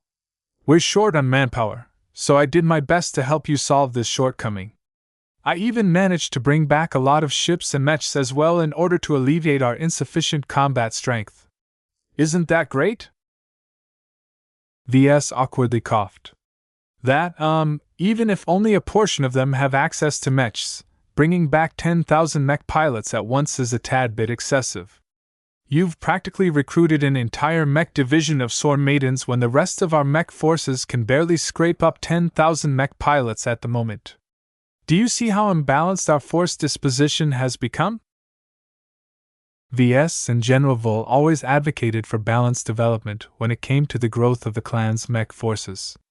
None of them should become too strong and numerous in order to prevent them from exerting an excessive influence on the Larkinson clan's martial culture and combat approach. This wouldn't be a big deal if Kedis only brought back a couple of thousand mech pilots. Yet now that she recruited so many soldiers at once, Ves was deeply afraid that the Larkinson clan would soon transform in the image of the Sword Maidens. Kedis saw his worries and raised her hand in order to assuage him. I am not ignorant of what an effect my men and women can have on the rest of the Larkinsons. Please rest assured that the former Heavenswarders under me already understand that they need to adapt to the clan instead of the other way around. I have also discussed the potential issues with General Vrl over the course of our return to the expeditionary fleet and have already come up with a couple of measures. Ves felt more at ease once he heard that General Vrl was already on top of this situation. The Larkinson clan could easily undergo a lot of upheaval if the new Sword Maidens imposed too much of their presence on the rest of the clansmen. After asking several more questions, it became clear that Kedis did not insist on exerting sole control over all of the new people she brought back from the Heaven's Word Association. The Sword Maidens are led by Commander Sendra, she stated. I have no intentions of usurping her command. As much as my followers all look up to me, the Larkinson clan needs soldiers, not sheep. The Sword Maidens should have confidence in their own strength. Otherwise, they won't live up to the tradition of our original sisterhood. What about these so-called sword schools of yours? Ves asked. You told us that you have also brought some other Heavenswarder organizations with you, the Annihilator Sword School in particular. Many of their members happen to be men as well. Will they become affiliated with the Sword Maidens? Not necessarily. She shook her head. Whether they are men or women, the Sword Disciples will not necessarily join the Sword Maidens if they graduate. I was thinking about allowing them to apply to join the other mech forces under your command. After all, many of them would probably welcome well-trained swordsman mech pilots. Ves could see the potential of this plan. Although he did not know too much about these sword schools, the fact that their heritage allowed them to raise sword masters such as Kedis proved that the swordsmanship training they provided to their enrollees was excellent. In this way, the Larkinson clan would gain a distinct new specialty. Though the popularity of every other type of melee mech would suffer as a consequence, it was well worth the price as long as the swordsman mech pilots under his command became powerful elites. Of course, all of these highly skilled mech pilots also needed excellent swordsman mechs in order to channel their full power. You've never designed a proper swordsman mech that you can be proud of, right? Ves asked. Gloriana snorted and hugged Clixie to her chest. She didn't put in as much as you when you were still an apprentice, Ves. I've seen what amounted to her swordsman mechs. I spotted so many flaws that I don't know where to begin. Ves frowned yet again. He was becoming more annoyed at his wife's petty barbs. It was clear that she felt threatened by the new Kedis and wanted to assert her dominance over the younger journeyman. Unfortunately for her, Kitties did not back down at all. She considered herself to be an equal to Gloriana, and it showed in how she held her back straight and answered every challenging gaze. Ves had the feeling that he had become stuck between two roaring tigresses. The only consolation was that this inexplicable dominance game among the two women did not deteriorate too much. Everyone in the lounge knew that Kitties had hooked up with Venerable Joshua. Her breakthrough shouldn't have changed that. In fact, their pairing became more perfect in everyone's eyes. They had become the second most prominent pairing in the clan after the miracle couple. With this existing relationship, Gloriana didn't fear that Kitties would steal Ves away from her or something. Miss Juliet Stamaros was a much greater threat in the possessive wife's eyes. Ves tried to get the conversation back on track. Ahem, now that you have become a journeyman, you are ready to take on greater responsibilities in the design department. From today onwards, you will become our latest lead designer after Gloriana and Juliet. I will transmit some documents to you later that will outline all of the rules and responsibilities of your new position, but I think you already have a good idea of what is in store for you. Also, according to the exemplar plan, your promotion also entitles you to earn the equivalent of the dividends of a 1% stake in the Living Mech Corporation. This money is all yours, and you can spend it as you will. Kitties grinned. She had long looked forward to earning this reward. I look forward to investing all of this money into the Sword Maidens and the sword schools I brought back. Their growth will definitely exceed your expectations. It didn't really matter to Ves. It was worth it for him to give up a small percentage of his mech company's earnings in order to secure the loyalty and enthusiasm of a prominent journeyman mech designer with great potential. Besides, if Kitties flooded the Sword Maidens with money, the clan administration would just dial down the budget allocated to them in response. Do you have any ideas on your next design projects? He asked. Right now, the design department's main priority is to prepare for the next round of design projects, which all happen to center around expert mech designs. I'm sure that you can contribute a lot to the projects that center around designs that incorporate the weapons that you are familiar with, but you also have the right to start your independent projects if you wish. I plan to take advantage of that. Kitties spoke with conviction. Both of you are right that I have never designed a decent mech by myself. I intend to change that. I am not proud of my current track record. I have studied a lot and improved very rapidly because of that. Now that I have broken through, I feel that my ability to design a mech has become a lot more mature. I need to know what I am capable of, so I intend to design a true swordsman mech that reflects my own abilities. I prefer not to collaborate with the two of you. I will work on my own design by myself from start to finish. I hope you understand. Both Ves and Gloriana nodded. As journeymen themselves, they fully comprehended her motives. Kitty spent a lot of her design time on providing assistance to other design projects. While this granted her plenty of opportunities to express her abilities, she never had the opportunity to set a lot of design choices. Assistants were free to make suggestions, but they were mostly expected to follow the arrangements of the lead designers. This caused Kitties to lack a lot of practical experience in setting her own tone and balancing different trade-offs in her own work. This was one of many reasons why her apprentice-level mech designs were so crude. Kitties began to outline her much-awaited Monster Slayer design. Chapter 2963 Swordsman Mech Ambitions. Kitties developed the Monster Slayer concept after vanquishing a transformed cultist during the Nixian Gap campaign. Though her strength and performance back then paled in comparison to what she was capable of after her breakthrough, she vividly remembered the rush of emotions she felt back then. Her desperation, her frustration at her lack of strength, her unwillingness to allow herself and her fellow sword maidens to be defeated by a religious weirdo, and her supreme exultation after achieving victory had all brought her closer to her swordsmanship. If not for experiencing this difficult battle, Kedys believed she wouldn't have been able to make as much gains in her trip to the Heaven's Word Association.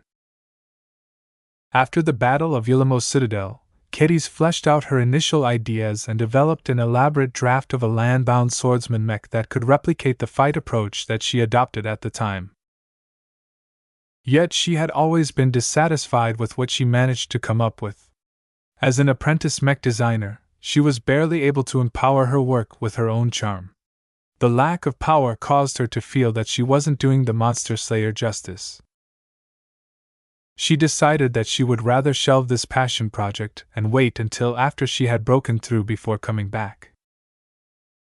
Now that she had solved her lack of ability, she finally gained the confidence that she could turn the monster slayer into a proper mech design that did not lose out that much to other LMC mechs.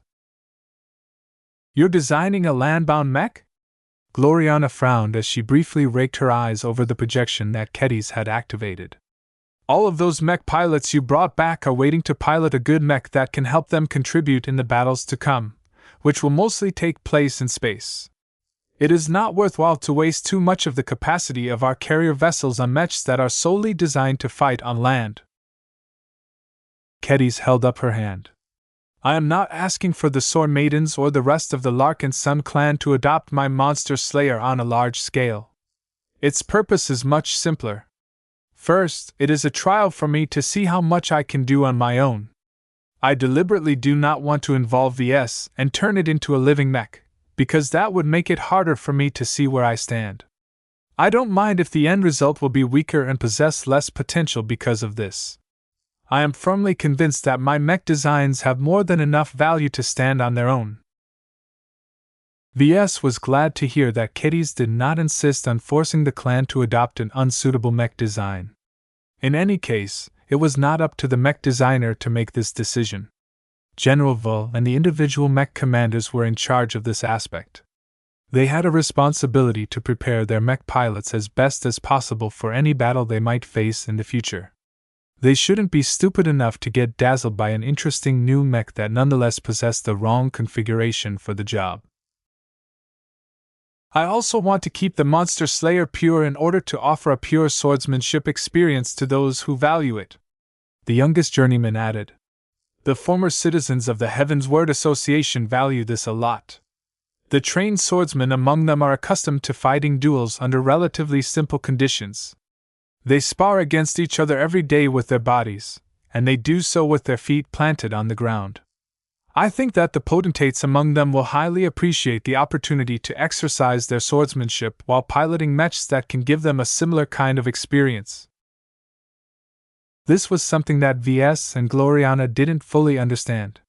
They only heard stories about the Heaven's Word Association but never immersed in its culture like Kedys. They had no choice but to take her word for it on this matter. "What are your plans after you finish this project and see the results of your work?"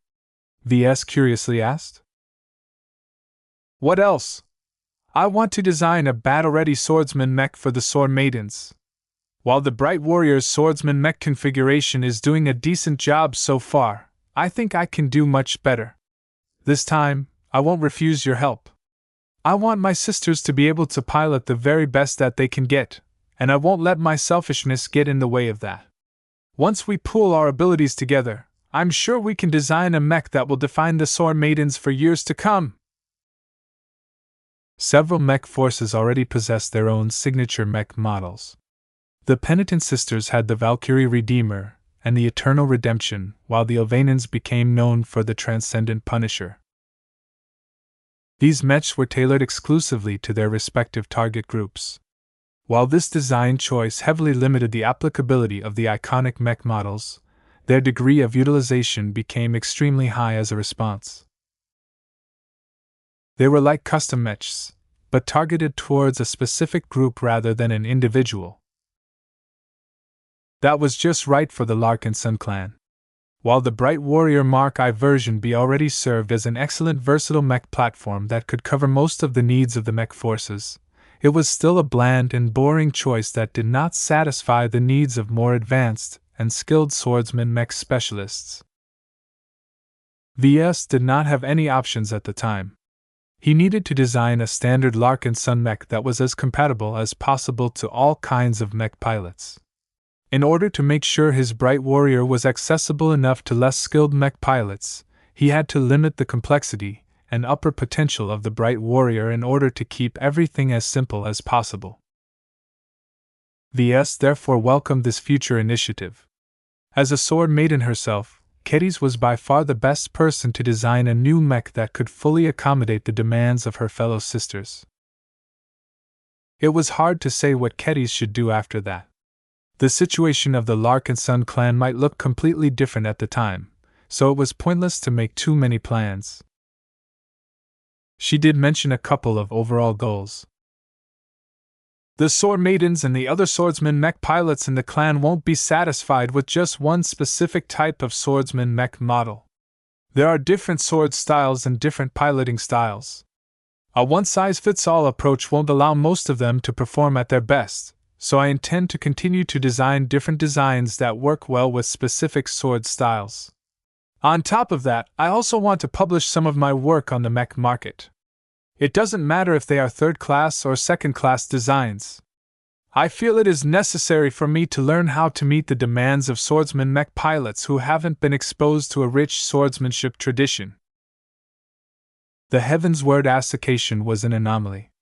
Most swordsman mech pilots in the galaxy, including many in the Larkinson clan, adopted a more modern and sober approach to this specialization.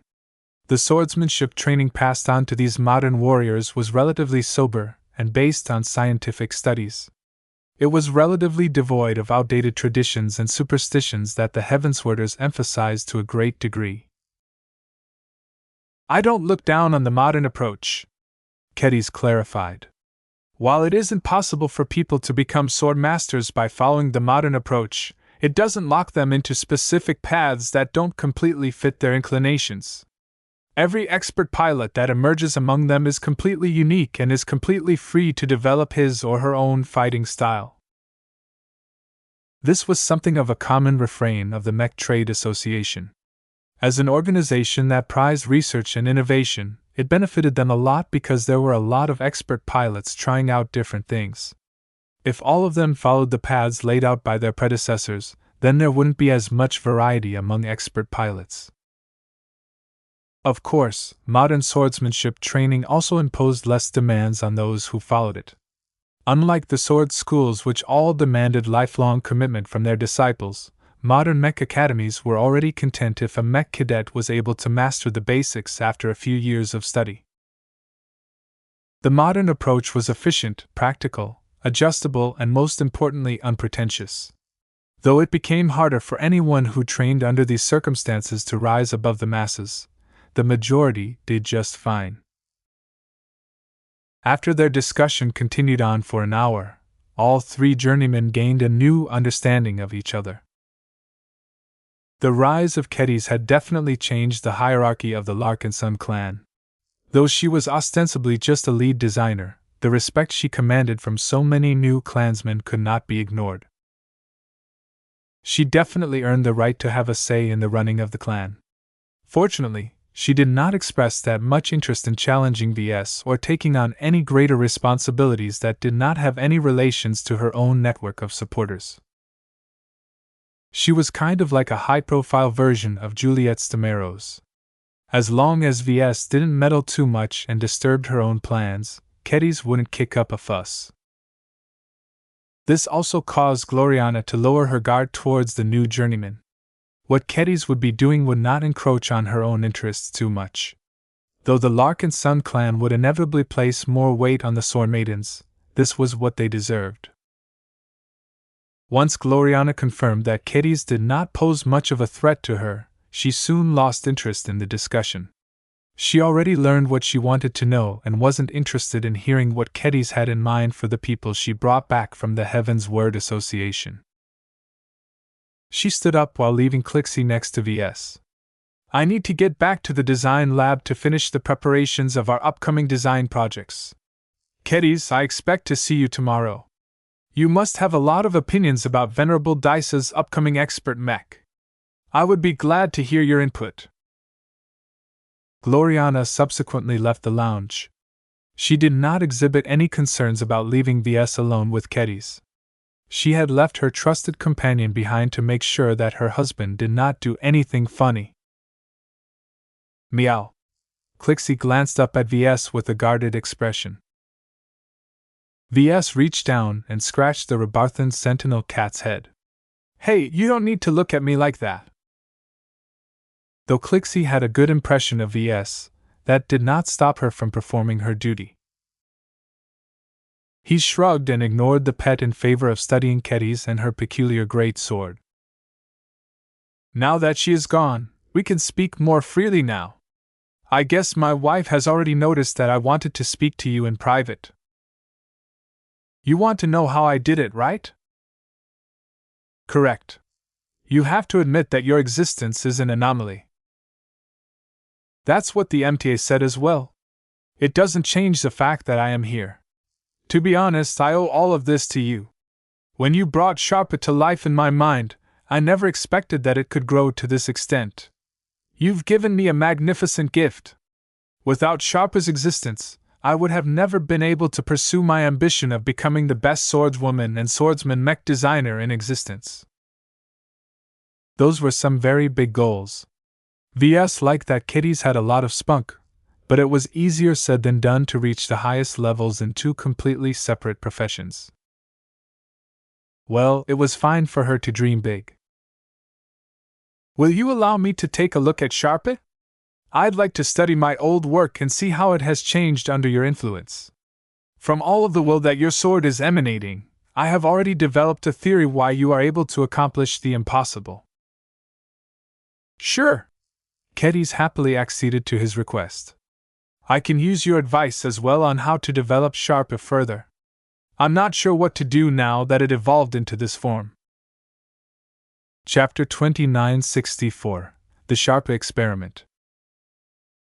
Ves carefully held the unsheathed form of Bloodzinger in his hands. The original CFA greatsword that he had modified and upgraded with unending alloy was not an unfamiliar weapon to him. Kedis had taken good care of it even though it was already built to be resilient to most forms of corrosion and decay. Meow. During this time, Clixie had moved herself from his lap, but still kept a watchful eye over him. As long as he did not behave improperly, she had no reason to take action. What a remarkable weapon! When Ves first held the sword by the grip and its broad blade, he could feel the attachment that Kedis put into her weapon. Even without Sharpa, the weapon was well on its way to becoming a bonded weapon, particularly due to the assistance of unending alloy.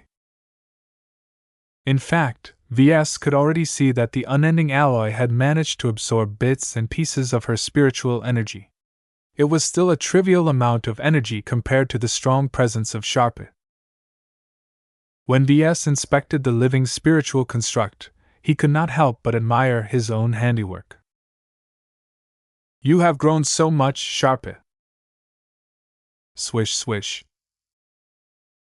Compared to his initial form, Sharpa had grown at least 1,000 times stronger.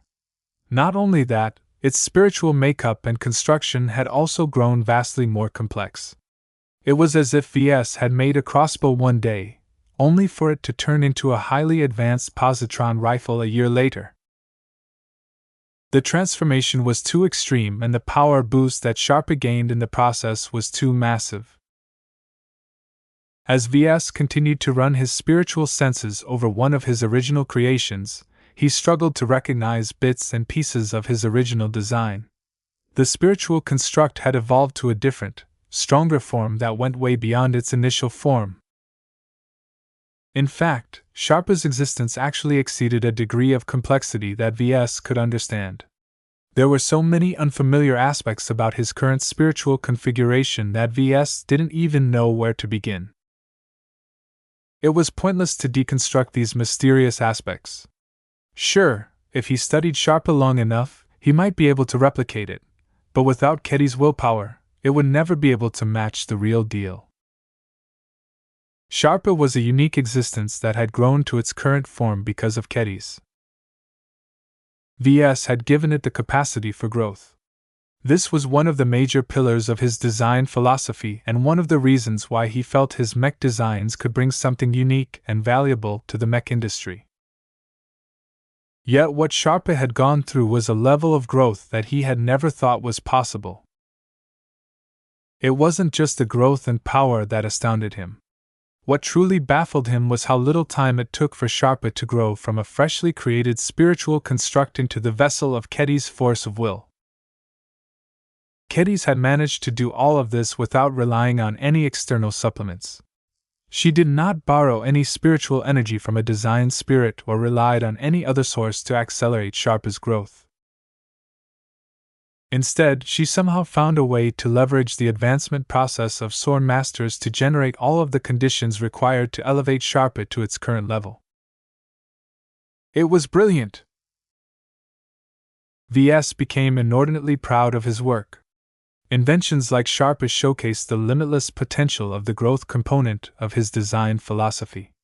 While his creations didn't always start off strong, they always had the opportunity to rise from their original specifications and grow into something vastly greater than their starting points. His best products were all defined by characteristic.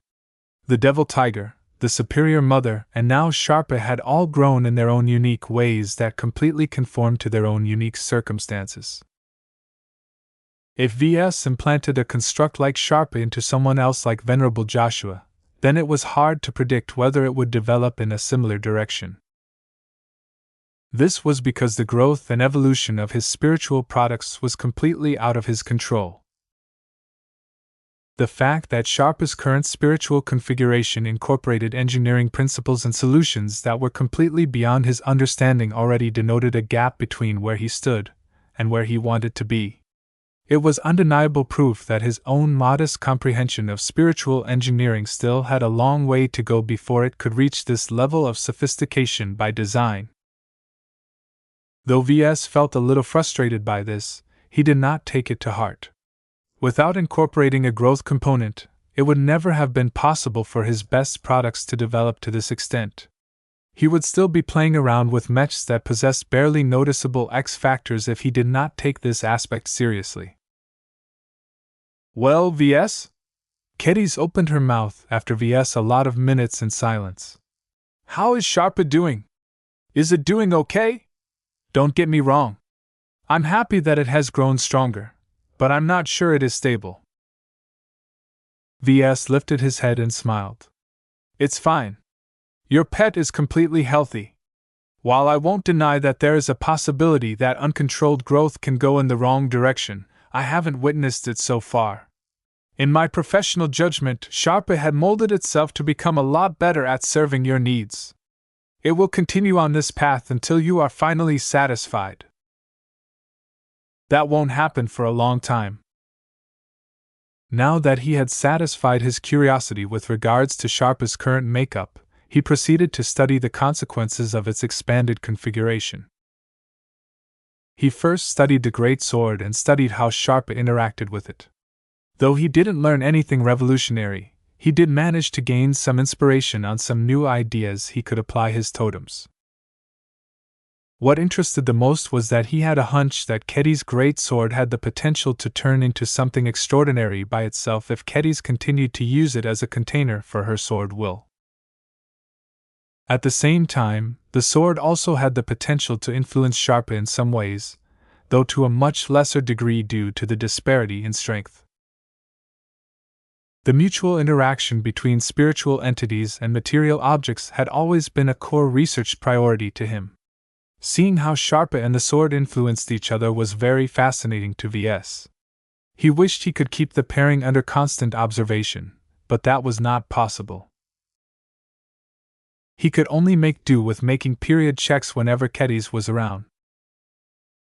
After he was satisfied with recording what he could observe at the moment, he looked up at Ketty. Sharpe was originally a part of your mind. I would like to see how it fares when it inhabits your mind again. I can also take a look at your altered state in the process. Are you sure? My personality will change if I take Sharpe in my mind. Others like Venerable Dice told me I'd become a lot like Venerable Janzi. Oh? She says it's because I become too obsessed with pursuing my goals that I no longer pay as much attention to other things. I get too tunnel-visioned, which is good for my focus but not that great at making me approachable. That sounded interesting. VS already established a correlation between obsessiveness and drastic personality shifts in expert pilots. It explained how Venerable Joshua and Venerable Tusa were relatively laid back while someone like Venerable Janzi transformed into a different person who was always on the job. It sounded as if Kedis had taken an unfavorable turn in her evolution, but fortunately her trick with Sharpa allowed her to avoid most of the repercussions. It's fine.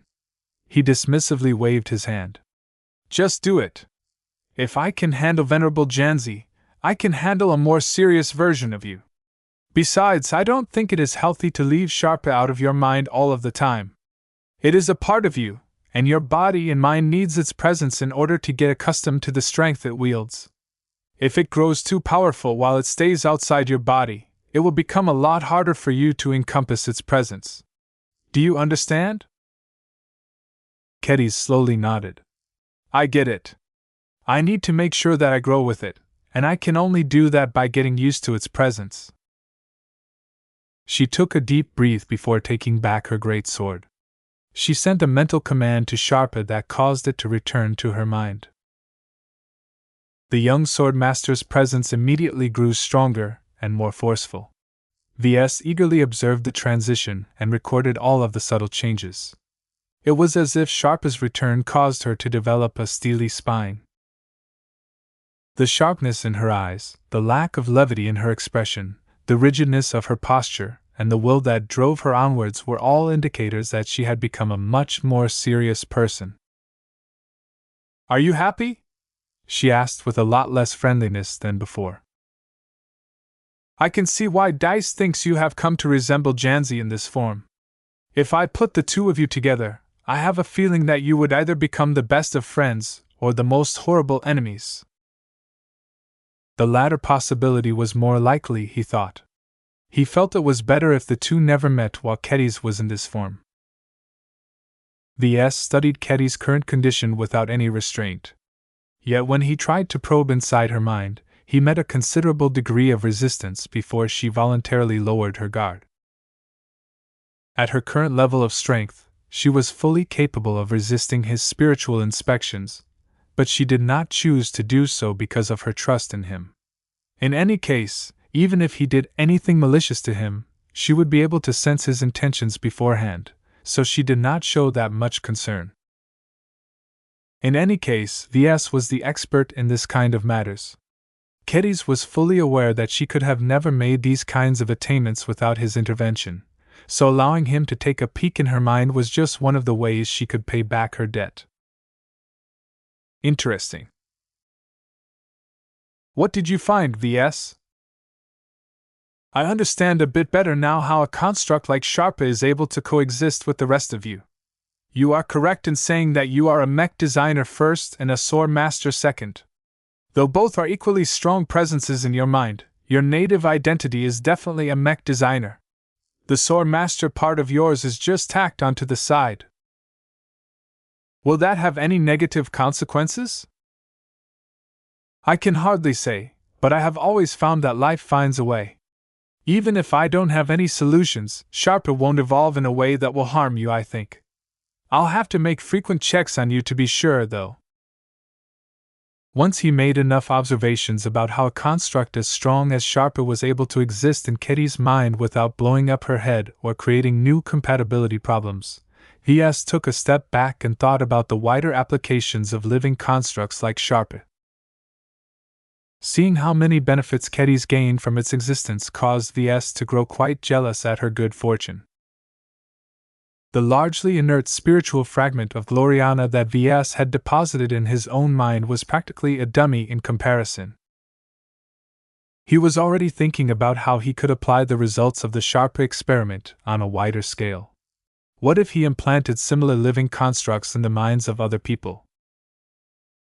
Was this another way for him to mass-produce extraordinary people? The possibilities were endless. In fact, the greatest use of this experiment was to apply it to himself. Ves dug up one of the many plans he shelved in the back of his mind. He always wanted to create a replacement of the Grand Dynamo with his own version. Perhaps the best way to go about it was to model it after Sharpe. Chapter 2965 Paving the Way. Ves obtained a fruitful harvest after studying Ketty's and Sharpe conditions. As a researcher who constantly pushed the boundaries of what he was capable of, nothing made him happier than to see one of his experiments flourish in the wild. In fact, based on the results he had seen so far, the Sharpe experiment massively exceeded his initial expectations. He felt as if he was a farmer who just planted some random seeds in a field before going away, only to come back and encounter a lush field of fruit trees. The best part about this development was that Ves did not do any of the hard work of elevating Sharpe to his current level of strength. Ves only designed the seed and planted it into Ketty's mind. Once the seed fell into fertile soil, it grew under the persistent efforts of Ketty's. Even though Ves never programmed any specific instructions on how Sharpe should grow, its existence was highly flexible and adaptable by nature. It took advantage of existing natural phenomena to evolve far beyond its initial state. This was a crucial gain for Ves. As a spiritual engineer who lacked a heritage, he had always been groping around in the dark. Now that the course of nature presented him with an example of a very advanced application, he could finally derive some useful lessons from his observations. Though the degree of complexity and mystery of Sharpe's current nature of existence was far beyond his current comprehension, Ves was already happy if he could figure out 5% of his structure. As long as he applied what he learned in his future spiritual products, their starting point would become considerably higher. This was very relevant to Ves. Seeing how Ketty's managed to transform her life with the help of Sharpe caused him to develop a burning desire to gain the same level of benefits. Of course, this did not mean that he wanted to create a replica of Sharpe and copy his exact benefits. He was a mech designer. While becoming a sword master made complete sense to someone like Ketty's who wanted to dedicate herself to designing swordsman mechs, Ves had no reason to limit his range or products to such a narrow degree. He welcomed variety and always sought to explore new and different mechs. If he kept designing the same type of mechs over and over again, he would quickly go crazy with boredom. Therefore, his design for his personal living spiritual construct or augment could not be allowed to follow in Sharpe's footsteps. It was okay for him to take inspiration from Sharpe's development, but his needs were very different from that of his student. Besides, I have no desire to become a sword master or an expert pilot. The latter was something of a theoretical possibility. As a child of the Age of Mechs, there was no way that Ves could resist fantasizing about becoming a dashing and heroic expert pilot who was capable of wielding reality-defying powers in a powerful expert mech. Yet there were two big problems related to this fantasy that quickly dispelled this unrealistic dream. First, how could he become an expert pilot when he lacked the most fundamental requirement to pilot a mech? Genetic aptitude was not a spiritual hurdle that Ves could magically solve by tinkering with his own spirit. Many mech pilots did not possess any significant spiritual strength yet managed to develop extremely high aptitudes. Becoming an expert pilot was completely unrealistic if Ves didn't improve his abysmal genetic aptitude first. Second, even if he was able to solve these problems in some way, was it really wise for him to dedicate himself to a warrior profession so late in his life? I'm a mech designer. I chose this path early on and never flinched from it. Why would I want to start over in a completely dispensable profession? There was no reason for him to become a mech pilot when his Larkinson fleet already had tens of thousands of them who could already fulfill this role. Even if he did everything he could to polish his skills and turn himself into an expert pilot, So what? He was nothing like Patriarch Reginald Cross, who had to pursue martial strength above all else. The Larkinson clan did not blindly worship expert pilots like the Cross clan. Him trying his best to become a powerful high-ranking mech pilot was as pointless as a Hexer matriarch trying her best to become good at repairing mechs. Rather than using the opportunity to implant a living spiritual construct in his mind to create a new competency or plug one of his weaknesses, Ves would rather choose a different direction. I should strengthen my specialization. Though he was already good at his job in his opinion, he could always do better. The road to becoming a master mech designer was long, and that was not the end of his ambitions. His sights had always been set on reaching the fabled rank of star designer. It's damn hard for masters to become one, though. The ratio of seniors realizing their design philosophies in their lifetimes was low, but not too scarce. Otherwise, it was impossible for every decent second-rate state to nurture dozens or even hundreds of master mech designers. Yet when Ves recalled the number of publicly known star designers in the galaxy, he instantly felt a lot of pressure. Every star designer is an exceptional mech designer. None of them are normal and manage to get where they are by working quietly in their design labs all the time. Though the biographies written about them could not possibly detail all of the opportunities they obtained in their lives, there were plenty of inventive people in the galaxy who could make some educated guesses. Each star designer experienced or gained something that allowed them to rise above the masses. If they hadn't become abnormal and exceptional in some way, they would have remained stuck at the rank of master for the rest of their lives. Even the polymath, who broke the record of becoming the youngest master and star designer in history, was abnormal from birth. These cases emphasize the importance of acquiring a powerful advantage to mech designers. However, this was easier said than done. Not just any advantage would do. Unless they were born abnormally intelligent like the polymath, mech designers had to find and create their own chances. Right now, Ves saw hope of doing just that. Though his intuition didn't give him any solid clues about this matter, he nonetheless judged that this life-changing event had the potential to supercharge his mech design career. This was not a baseless guess. Ves only had to glance at Kedis and recognize how much promise she held now that she had gotten one of the best possible boosts a swordsman mech designer could ask for. The only way she could have gotten something more was if she became an expert pilot who was able to pilot her own work. No other swordsman mech designer in existence could ever replicate what she could do with her current capabilities. Not even rational mech designers like Master Willix, who liked to steal other people's work, were capable of harnessing a science-defying phenomenon like willpower. In fact, if my theories are correct, I may have inadvertently paved the way for her to become a star designer one day.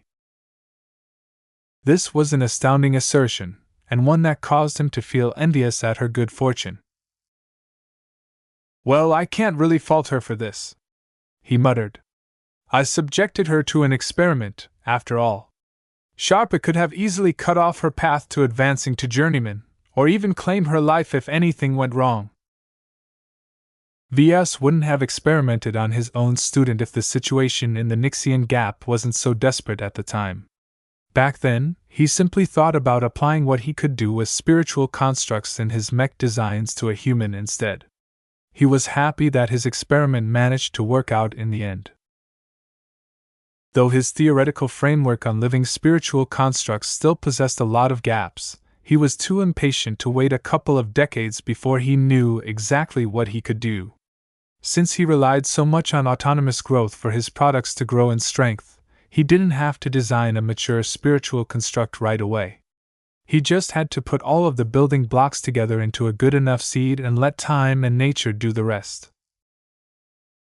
There was another reason why he felt confident enough to proceed with this experiment on himself in the short term. This is not an irreversible process, he confidently asserted.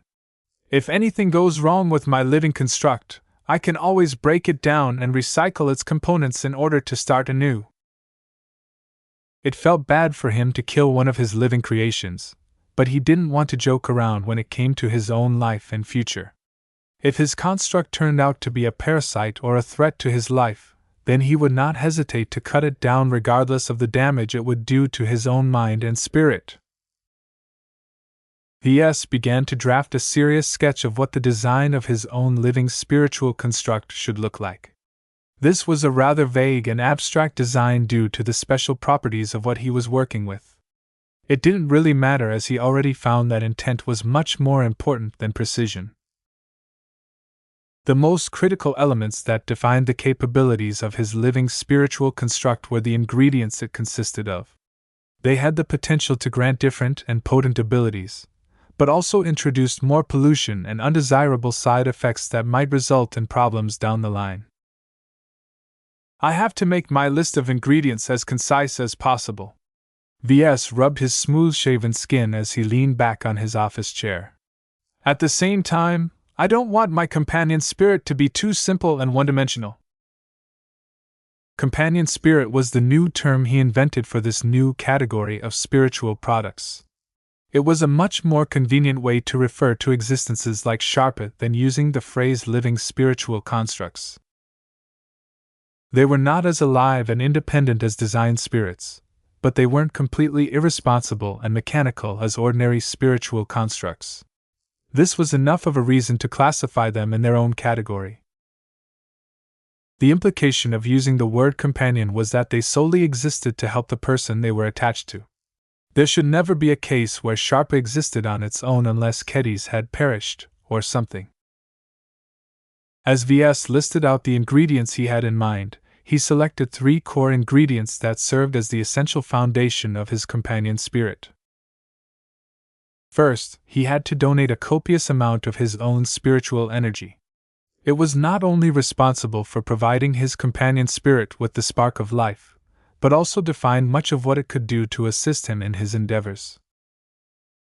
Second, he planned to use up a portion of the Unending One's spiritual fragment. Ves had long planned to acquire the deceased Dark God's ability to absorb and digest heterogeneous spiritual energy. While Ves wasn't sure if he could use this ingredient to turn his companion spirit into an actual energy generator, it was already sufficient if it was able to function as an energy converter. If the latter is the case, then I can just demand tribute from my own design spirits, he muttered under his breath. Third, he planned to extract some of the universal life-attributed energy from one of the vials of high-grade serum he had just obtained to elevate the quality and power level of his companion spirit. This ingredient did not just function as an immediate supplement, but also increased the potential of anything it affected. Ves suspected that this was one of the vital reasons why Sharpa was able to grow past its limits so easily. He did not forget that he utilized the universal life energy derived from his previous serum to elevate Sharpa from the beginning. Since I'm stronger than Kedis at the time and not lacking in serum at the moment, I can make much more liberal use of this ingredient. Although he planned to make sparing use of the high-grade life-prolonging treatment serum he obtained from the LRA, he was too selfish to remain stingy when it came to augmenting his own capabilities. He wanted to obtain a strong companion spirit with lots of potential right from the beginning. His eyes glinted as he thought about all of the potential benefits he could obtain. If possible, he wanted to obtain an immediate boost so that he could quickly apply his new gains to his upcoming expert mech design projects. I'm not going to shelve this experimental procedure any further this time. If I want to give my first true expert mechs an extra push, then I have to pursue this opportunity. Chapter 2966. Hey Arnold. Since Ves wanted to fully dedicate himself to creating his own companion spirit, he made a difficult request to Gloriana. Why do you want to delay the start of our new expert mech design projects? Gloriana frowned as she sat elegantly behind her terminal in the design lab. Do you know how long I've waited to begin our work on them? I have already tried to be patient when you were stuck on Prosperous Hill 6 for a month. Now you want us to delay the next round of design projects by 3 more weeks? Are you crazy? Ves innocently raised his hands. Honey, please don't be mad. Look, there are way too many issues that require my attention at the moment. I won't be able to concentrate on my mech design work as long as I keep getting distracted by all of the fires I have to put out. Our clan has changed considerably and our member roster has more than doubled in a very short amount of time. Do you think we can just absorb all of the clansmen without any worries? If I don't nip all of the potential problems in the bud, we might get into a lot of trouble in the future. All of these worries were legitimate, but he was not quite honest about how much time it would take to address them. He just had to meet with a handful of key leaders and make sure they pursued the right policies to assuage his concerns. Unfortunately, Gloriana wasn't that easy to fool. Haven't you delegated all these tedious matters to General Verl and so on? There is no need for you to take action in person. You don't understand, Gloriana. None of the Larkinsons understand the former lifers that have just joined our clan. They're weirdos to the rest of us. General Verl is a wise and thoughtful leader, but he hasn't spent weeks living among these people like I did. I have to take charge of their integration into the rest of the clan. It is pivotal that the tens of thousands of lifers we've absorbed become more than Larkinsons in name like they are now. It is too easy for them to retain their stubborn old identities if they keep isolating themselves in their bioships. His wife softened her expression a bit. This was indeed a thorny and delicate issue that could easily plunge the Larkinson clan into a major crisis if handled poorly. Ves already intended to pay a visit to the Dragon's Den in order to tour the bioresearch vessel and make sure Commander Rivington and his new staff were on the right track. Okay, I can grant you that, but do you really need to spend weeks holding their hands? Ves let out a tired breath and pretended to be swamped with work. There are many other issues I need to deal with. Integrating the former Heavensworders that Kedis has brought back is another major challenge. Then there are numerous other priorities such as accelerating the production of LMC Mechs, commissioning our next batch of capital ships at a distant shipyard along our route, keeping my eye out on any promising diplomats, trying to find an opportunity to earn more MTA merits. The list goes on and on. I promise I won't suggest any further delays after this. 3 weeks is enough to solve or address all of the issues that have piled up while I was absent from the fleet. All of this sounded reasonable, though that did not diminish Gloriana's annoyance at having to wait for him yet another time. She briefly recalled something. Didn't you make a deal with a local LRA master mech designer about obtaining 5 million MTA merits? He glowered at this mention. I did. While I upheld my end of the deal, Master Lehigh Brixton never managed to send his disciple who possesses all of those merits to us. I guess the Civil War, along with everything that followed, such as the Biojuggernaut's destructive rampage, has completely put it out of his mind. Master mech designers aren't known to be forgetful. You got scammed by Master Brixton, am I right? I wouldn't call it that. Gloriana snarled. You dummy! Next time, don't make deals with shifty masters who have ulterior motives in mind. At least make sure they are women. Master Willix and even Master Olson possess a lot more integrity than someone who directly pulled you into a civil war. What does their gender have to do with this? He spluttered. Whether they are men or women is completely irrelevant. Humph. Though this argument sounded ridiculous to Ves, Gloriana no longer questioned his need to spend time on other matters. She resigned herself to continuing her preparations on her own. This wasn't as bad as it sounded, as she could already do a lot of work such as researching and gathering suitable exotics without formally starting the expert mech design projects. Doing all of this prep work beforehand would save valuable time and effort later on, though there was always a risk that Gloriana might prepare for something that wouldn't be used. Once Ves secured his wife's permission, he did indeed perform the duties he described, if only at first. He met with a range of people including General Vull and Calabash to talk about important matters. When VS met his spy master for the first time since he last saw her on the surface of Prosperous Hill 6, he encountered an unexpected sight. "Is that Arnold?" he bluntly asked after he entered her office aboard the Spirit of Bentheim. Squeak! The roughly cat-sized exabeast became alarmed at his presence, and quickly waddled its 8 limbs towards the black-clad uniformed woman who was working calmly behind her desk. Calabash smiled indulgently at the Argonaut Placenta as she picked the alien creature up and treated him like a baby. "Oh, poor Arnold! Are you afraid? Don't worry.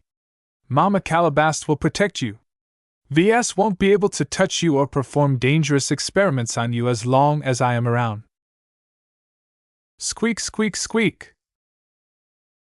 VS did not look amused. He crossed his arms and glowered at the display. "Arnold shouldn't be in your possession. He is a valuable biological research asset who serves a greater purpose to me. Why is he not with Dr. Rania aboard the Dragon's Den? And why is he able to tolerate standard human environmental conditions?" Calabash petted the gray-furred exabeast like a cat. "Adopting pets has become a very popular Larkinson custom. I have been looking to pick one up for some time, but I'm not satisfied with average cats and dogs. When I visited Dr. Rania's lab on business some time ago, I happened to catch sight of this cute and chubby fellow. I immediately knew I had to have him. After a bit of persuasion, Dr. Rania agreed to my requests.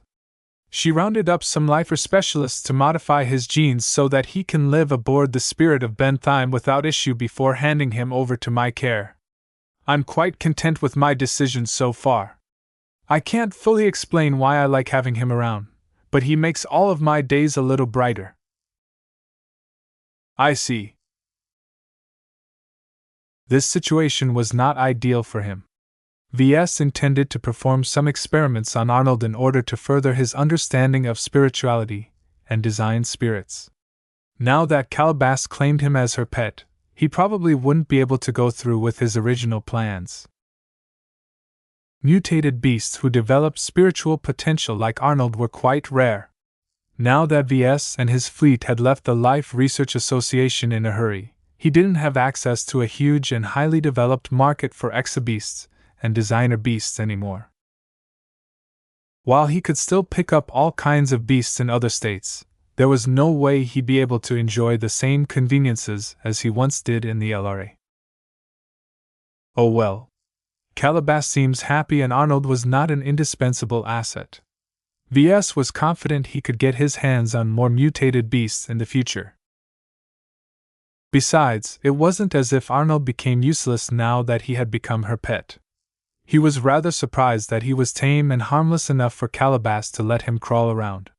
He was anything but a domestic animal, but as a sentient exabeast he possessed enough intelligence to know what he needed to do to survive. He no longer paid any attention to Arnold.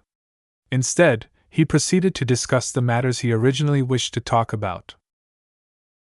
"What do you think about the tens of thousands of lifers and heavenswarders we've absorbed?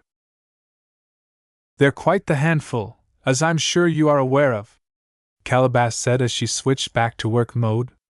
She put Arnold down on the ground and allowed him to sniff her boots while she continued to explain her views. "Both of them have the potential to change the Larkinson clan in ways that we couldn't have imagined. Even if we do our best to minimize the impact they have on the rest of our clan, I still foresee a great increase in swordsmanship and biotechnology." "Those are my thoughts as well. I don't reject all of the changes, though. It is good for the Larkinson clan to develop an excellence in swordsman mechs. In addition, as long as the lifers settle down and set up an advanced biotech industry in our fleet, we don't have to rely on external doctors or implant surgeons or other related specialists anymore. I welcome those changes as well, but we should keep up our guard as well." "That is a given. Do you have any more specific concerns?" Maybe," she said. "Let me show you 2 different people." She manipulated her terminal and projected an image of a trio of familiar-looking clansmen. One of them was Tan Melon, the current representative of the Ilvanans. The other one was Samandra Avikon, the former priestess of Spiritus Sancti. The final one was Commander Valerie Chansey of the Penitent Sisters. 3 different Larkinsons happened to meet together. This didn't sound abnormal at first, but the Larkinsons in question all happened to hold very different beliefs. Ves narrowed his eyes in suspicion. The 3 of them shouldn't be meeting together. As far as I am aware of, their beliefs shouldn't have anything in common. They even contradict each other on various doctrines. You are right that it is customary for different faiths to clash over conflicting beliefs. A lot of wars in human space are being waged because of this. That doesn't mean they can't get along, though. The Ilvanans and the followers of Hexism have already learned how to coexist with each other. Now, they have taken the initiative to foster the same degree of tolerance and coexistence with the lifers who believe in another faith. Why? Calabas smiled.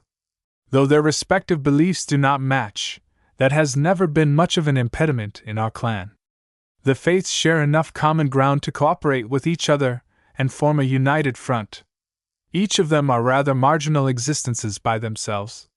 They all know that they can gain greater voice in the clan by pooling their strengths.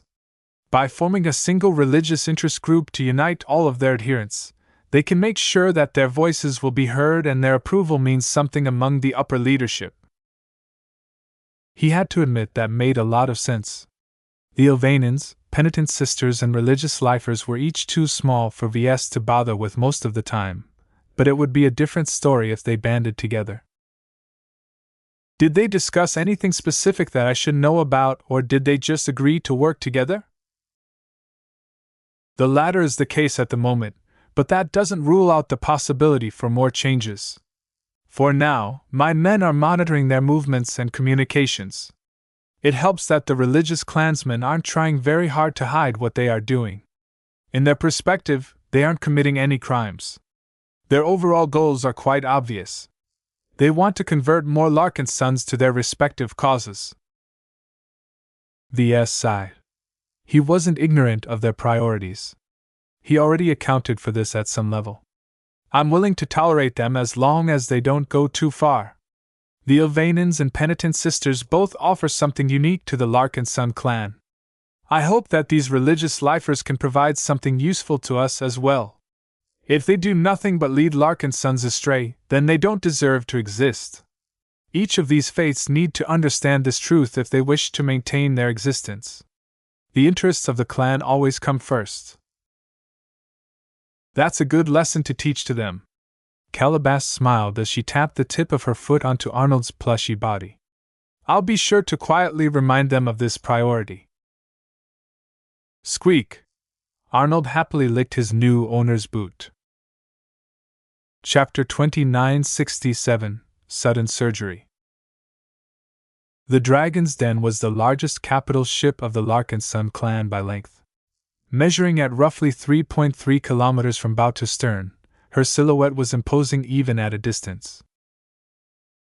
If she was a warship, then she would have made for an intimidating sight for any enemy of the Larkinson clan.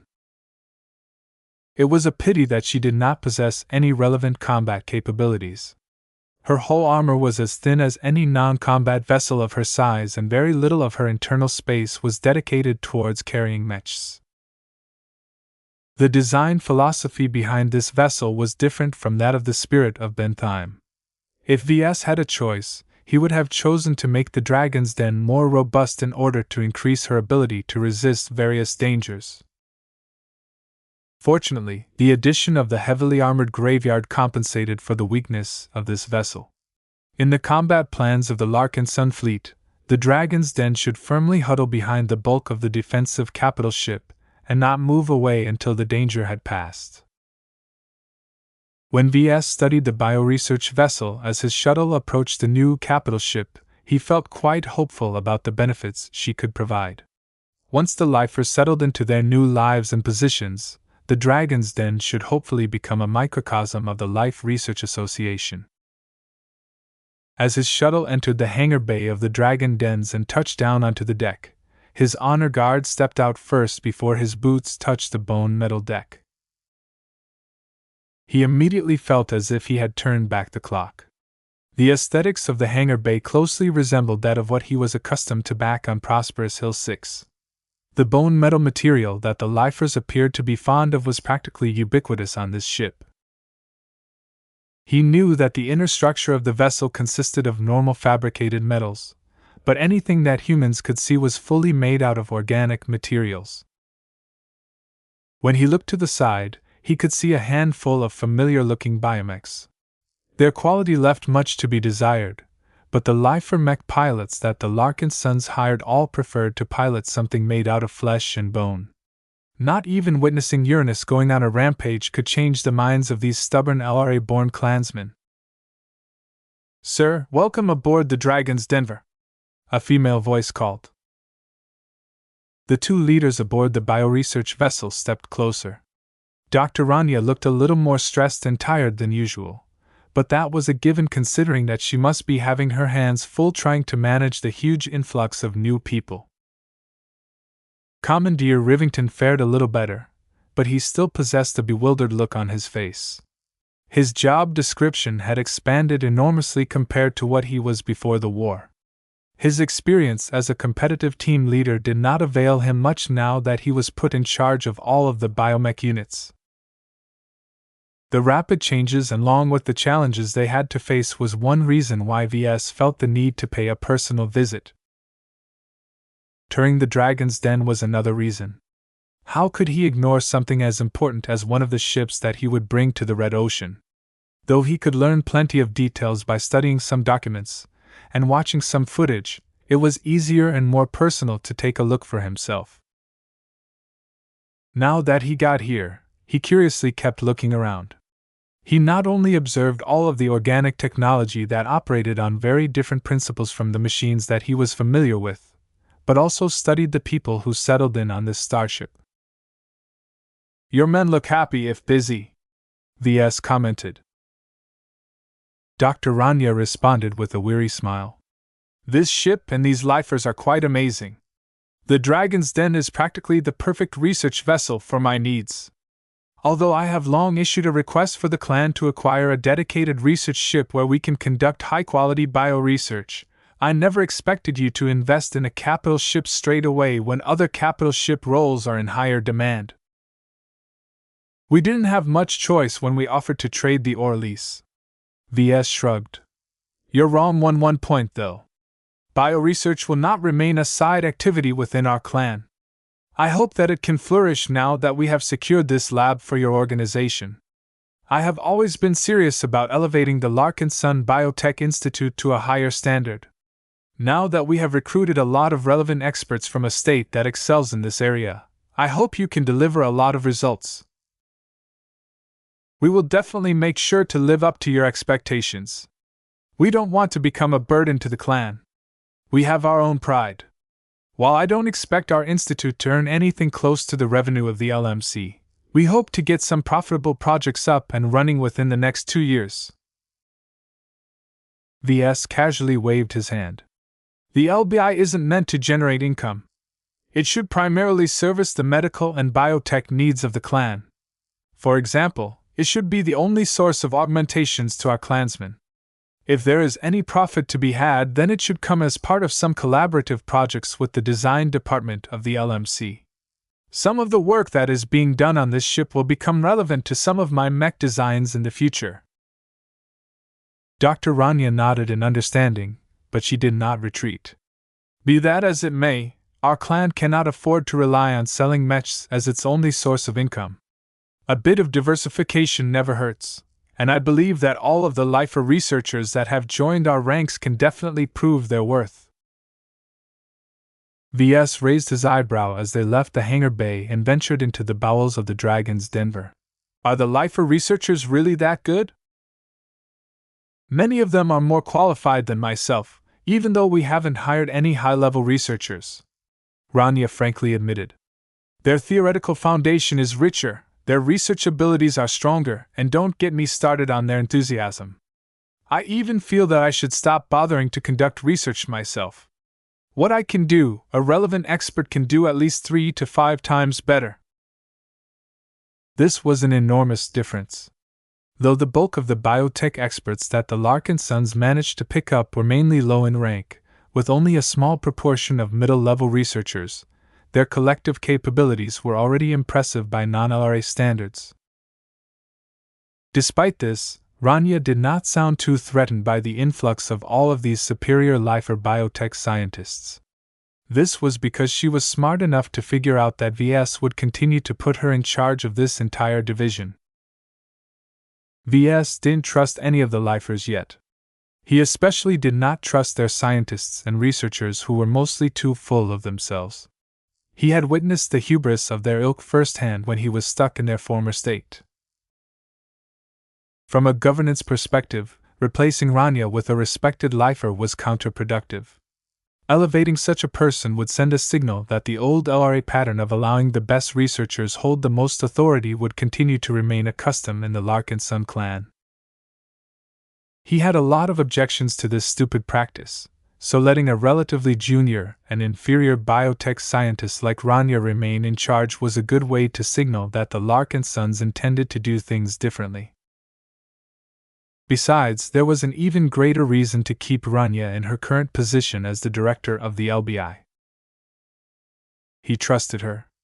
After filling her in on the existence of spirituality, and roping her in on helping him research a couple delicate matters, she had become a part of his inner circle. None of the former lifers who joined the clan could match her status in his eyes. As long as she stayed in place, VS felt assured that the research teams under her wouldn't perform any rogue and dangerous experiments. He had seen enough of that in the LRA to know that these lifer researchers needed to be collared to an extent. As the group continued to discuss various matters, they eventually arrived at the upper decks. The scenery turned a lot wider, and the amount of foot traffic had reduced considerably. In fact, aside from the size of the compartments and corridors, the interior reminded him a lot of the Pinnacle lab he once entered. The upper decks of the Dragon's Den mainly consist of research laboratories, Rania introduced. This is where most of our researchers can be found when they are on duty. For now, there isn't much to see here because our men are still settling in. In a couple of months, you will soon find thousands of scientists working diligently on their respective projects. They briefly entered a couple of biolabs. Some of them were empty, others only featured a bunch of organic lab equipment. Cargo bots kept hauling different goods and equipment to the labs under the attentive supervision of the scientists who would soon be making use of the facilities. They soon entered another section of the upper decks. They briefly entered a section that was dedicated to treating humans. To his surprise, Rania led him to an ongoing operation on a very familiar-looking human. He could feel her force of will from the observation window. "Is that Keddy's? What is she doing here?" "Didn't she tell you?" Rania raised her eyebrow. "She is currently undergoing an operation to install her new implant in her brain. From what I have heard, the head of the Heaven's Word Association personally gifted her with an implant redeemed from the MTA. Keddy's never told him of this gift. This is reckless. Can these implant surgeons be trusted? We are far from the days where a lone saboteur such as the doctor who I shall not name can single-handedly botch an operation. Each implantation operation is carefully planned and conducted by at least half a dozen highly qualified lifer surgeons. I even requested Calabas to thoroughly test loyalties of the doctors and nurses who are currently performing this procedure. If anyone doesn't do their part, the security systems will restrain them one way or another. If that doesn't work, the Sword Maidens will take action." There were numerous armored soldiers in the operation chamber. Though their presence clearly wasn't welcome, the Sword Maidens didn't care. Keddy's was the most important member of their sisterhood. The operation had to succeed. Though Ves didn't intend to watch how the implantation surgeons cut a hole in Ketty's skull before they carefully inserted a small white device inside her brain, he couldn't move away. He stayed for an entire hour. He felt he owed it to his student to watch the doctors and nurses carefully, and constantly gauge their emotions to know whether they had any ill intent. Fortunately, the operation went completely according to plan. No complications had occurred, and Ketty's brain fully embraced the sophisticated implant without any signs of rejection. The head implant surgeon transmitted a brief report to Rania. "The news is all good, sir. Ketty's is stable and her brain is accepting all of the new neural connections that the implant has formed. Of course, we owe much of this success to the highly advanced nature of her implant. The MTA does not cut any corners when it comes to their products." Ves briefly frowned. "Have you checked and verified whether the implant is safe and free of bugs?" "That is natural. Ketty's wouldn't have chosen to proceed with this operation if she was uncertain. Due to their sensitive nature, the programming and design of these implants are always an open book to us. Despite the high-tech nature of the implant in question, its functioning is completely clear to us. We have even spent the equivalent of billions of hex credits in order to obtain the judgment of at least a dozen different highly respected implant specialists across the galaxy. We have found nothing suspicious. MTA implants are very popular in human space. If they were suspicious in any way, then we would have heard about it already. It won't do the association's reputation any good if they are caught with tampering their own products." Oh, Rania didn't know the true face of the MTA, but that was fine. He believed her for once. It was beneath the MTA to turn any implant they sold into a listening device. Trust and credibility was one of the association's most valued resources, so it would be incredibly stupid for the meshers to risk all of their hard work because they wanted to spy on some mech designers. As much as Ves felt uncomfortable about this, he had to accept that he couldn't be around to do everything in person. He had to teach himself to trust his subordinates to do their jobs. "How long until Ketty's recovers?" "She should be up and running in a week at best, though we might hold her back for another week or two as a precaution." Chapter 2968 Manpower and Organization Concerns. Every capital ship possessed a unique charm. This charm profoundly affected the way that people lived their lives aboard a given vessel. The Dragon's Den was a vessel designed to conduct research on the go. She possessed all of the facilities of a traditional ground-based research center, but made certain adaptations to make researchers feel more at ease. During his tour through the upper decks of his new research ship, Ves encountered plenty of false windows that displayed views of lush, untamed planets. He passed through relaxation and socialization areas which were filled with greenery and possessed high ceilings which depicted a very realistic illusion of an open sky, complete with wind blowing in people's faces. Researchers are humans as well. No one except the space-born can endure living months and years on end while staying confined in metal or metal-like boxes all the time. Dr. Rania explained as they observed dozens of off-duty researchers and other personnel relaxing in the garden area. These lifers possess a great appreciation of nature and natural environments. The Dragon's Den devotes quite a lot of internal space to compartments like these because the lifers who built this ship are aware that regulating mood and stress are vital to keeping scientists healthy and productive. The Life Research Association developed a highly enthusiastic and competitive culture towards biotech research. This produced good results as many scientists worked hard and did not shy away from innovating. Yet it also led to a lot of burnout and extreme behavior that could fell even the most promising academics. As scientists, these lifers were aware of the dangers and performed extensive studies on how to mitigate these negative consequences. The various design elements of the Dragon's Den reflected the measures that the lifers had developed to stave off burnout. Not every problem can be solved by allowing our scientists to enjoy a break, Ves remarked.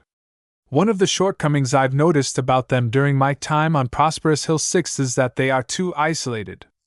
They don't interact with people of a lower station than theirs.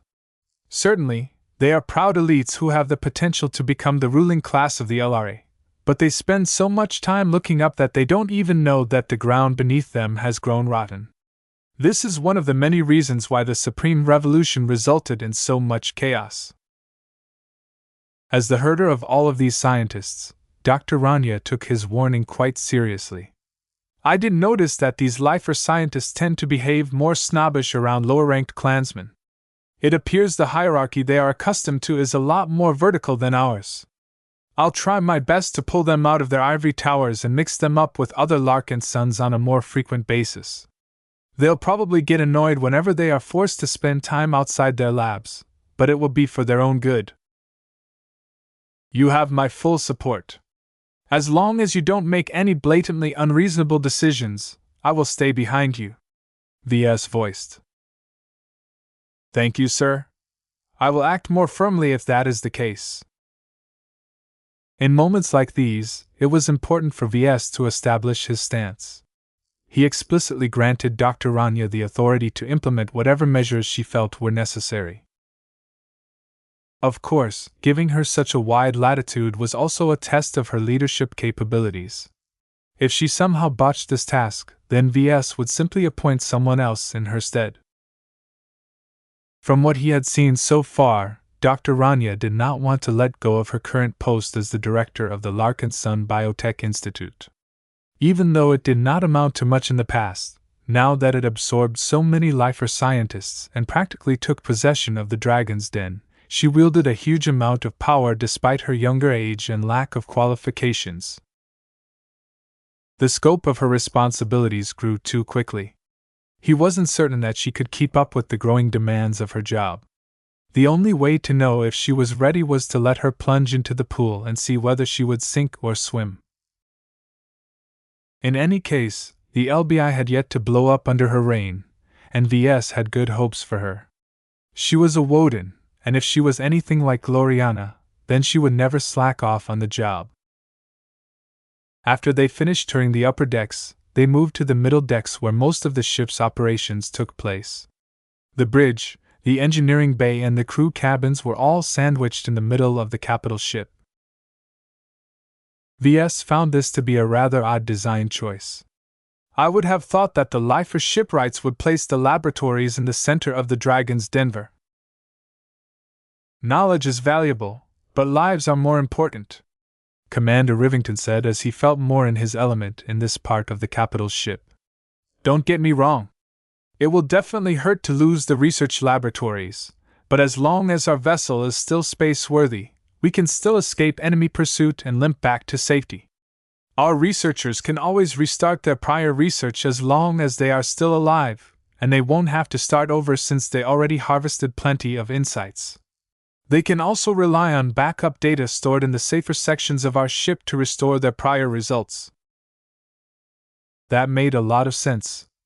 As Ves toured through the various core sections of the Dragon's Den, he noticed that the structure here was tougher and more robust than elsewhere on the ship. In other words, her citadel was stronger and tougher than what was usually the case for non-combat vessels. This meant that while the Dragon's Den was easy to scratch, it was a lot more difficult to take it down entirely. Ves was glad that her designers included at least some survival measures. Commander Rivington began to speak about his own responsibilities during this part of the tour. For now, our new mech force is headquartered here since there's lots of space here, but we hope to get a dedicated combat-oriented capital ship in the future. We are still in the process of setting up everything from scratch, so you don't have to rush. Ves pressed his lips. I think you are overestimating the Larkinson clan's financial capabilities. We aren't rich to the point where we can hand out capital ships like candy. The Larkinsons and their allies only had a limited quota of capital ships they could bring with them to the Red Ocean. What was worse was that the shipbuilding industry on the other side of the Greater Beyonder Gate was flooded with orders. There was no way a relatively small and unknown player like Larkinson clan would ever be able to get priority unless Ves was willing to pay an insane amount of money. The commander and VS continued to discuss the particulars of the new mech force that the former was trying to set up. He was not making quick progress. We have the mech pilots. We have the officers. We have the support personnel. We have the biomechs.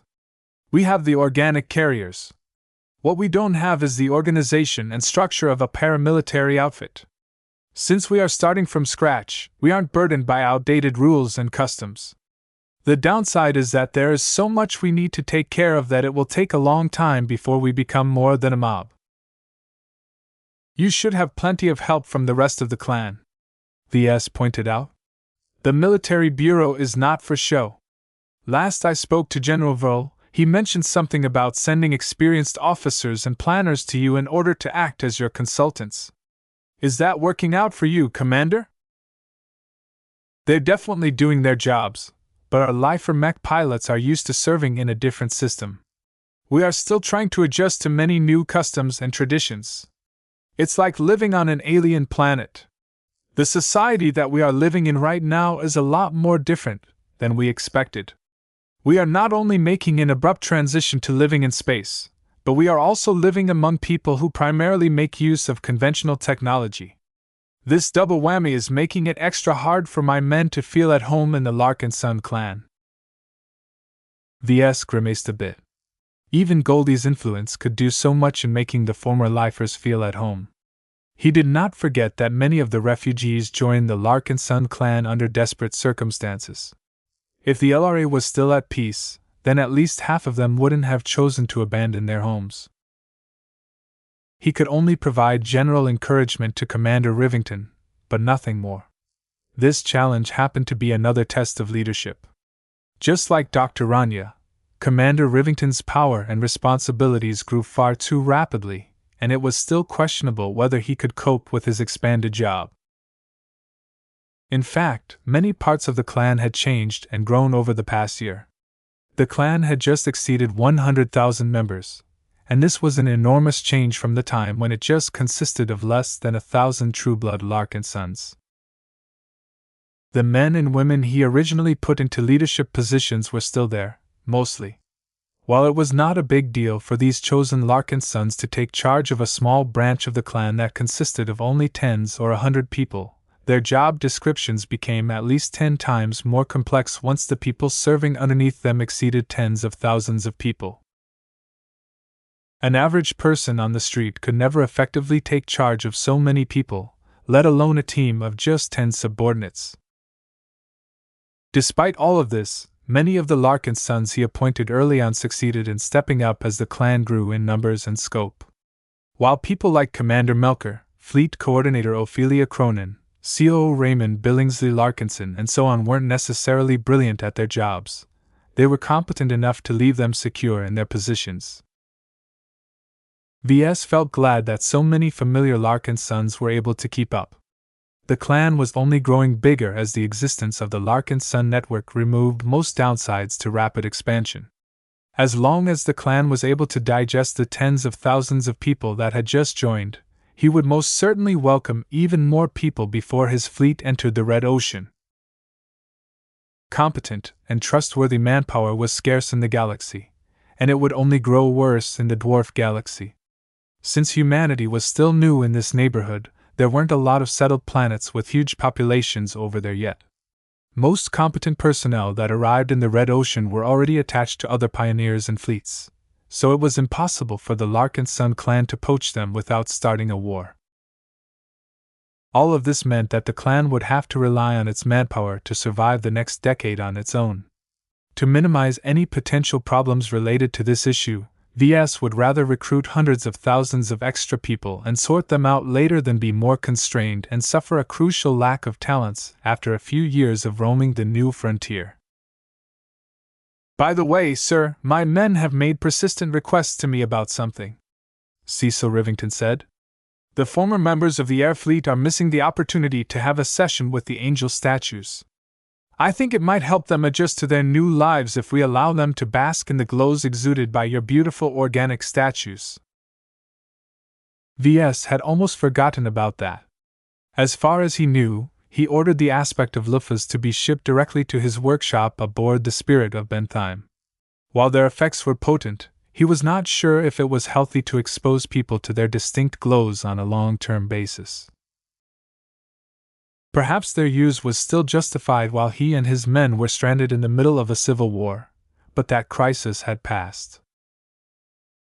He shook his head. The statues are a little delicate. We don't know whether they will distort the personalities of the people who are affected by them again and again. For now, try to manage your men without relying on this crutch. Though Rivington looked disappointed, he understood the underlying concerns. Even he felt that some of his men started to resemble drug addicts after a time.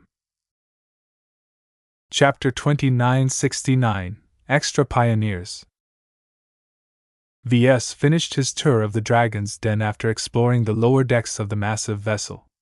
In fact, much of the internal volume of the capital ship was dedicated towards the large, open biomes that were designed to accommodate a wide variety of flora and fauna. Ves and his companions had temporarily changed into a hazard suit in order to walk across a biome that encompassed a couple of 100 meters in each direction. The gravity had been increased to 1.5 g while the air density had been tripled.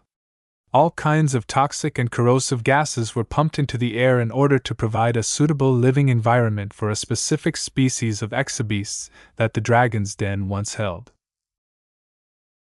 Due to our hasty departure from the LRA, we never managed to procure enough exobeasts to fill up all of the biomes. Dr. Rania explained in a regretful tone. Enormous compartments like these are still empty.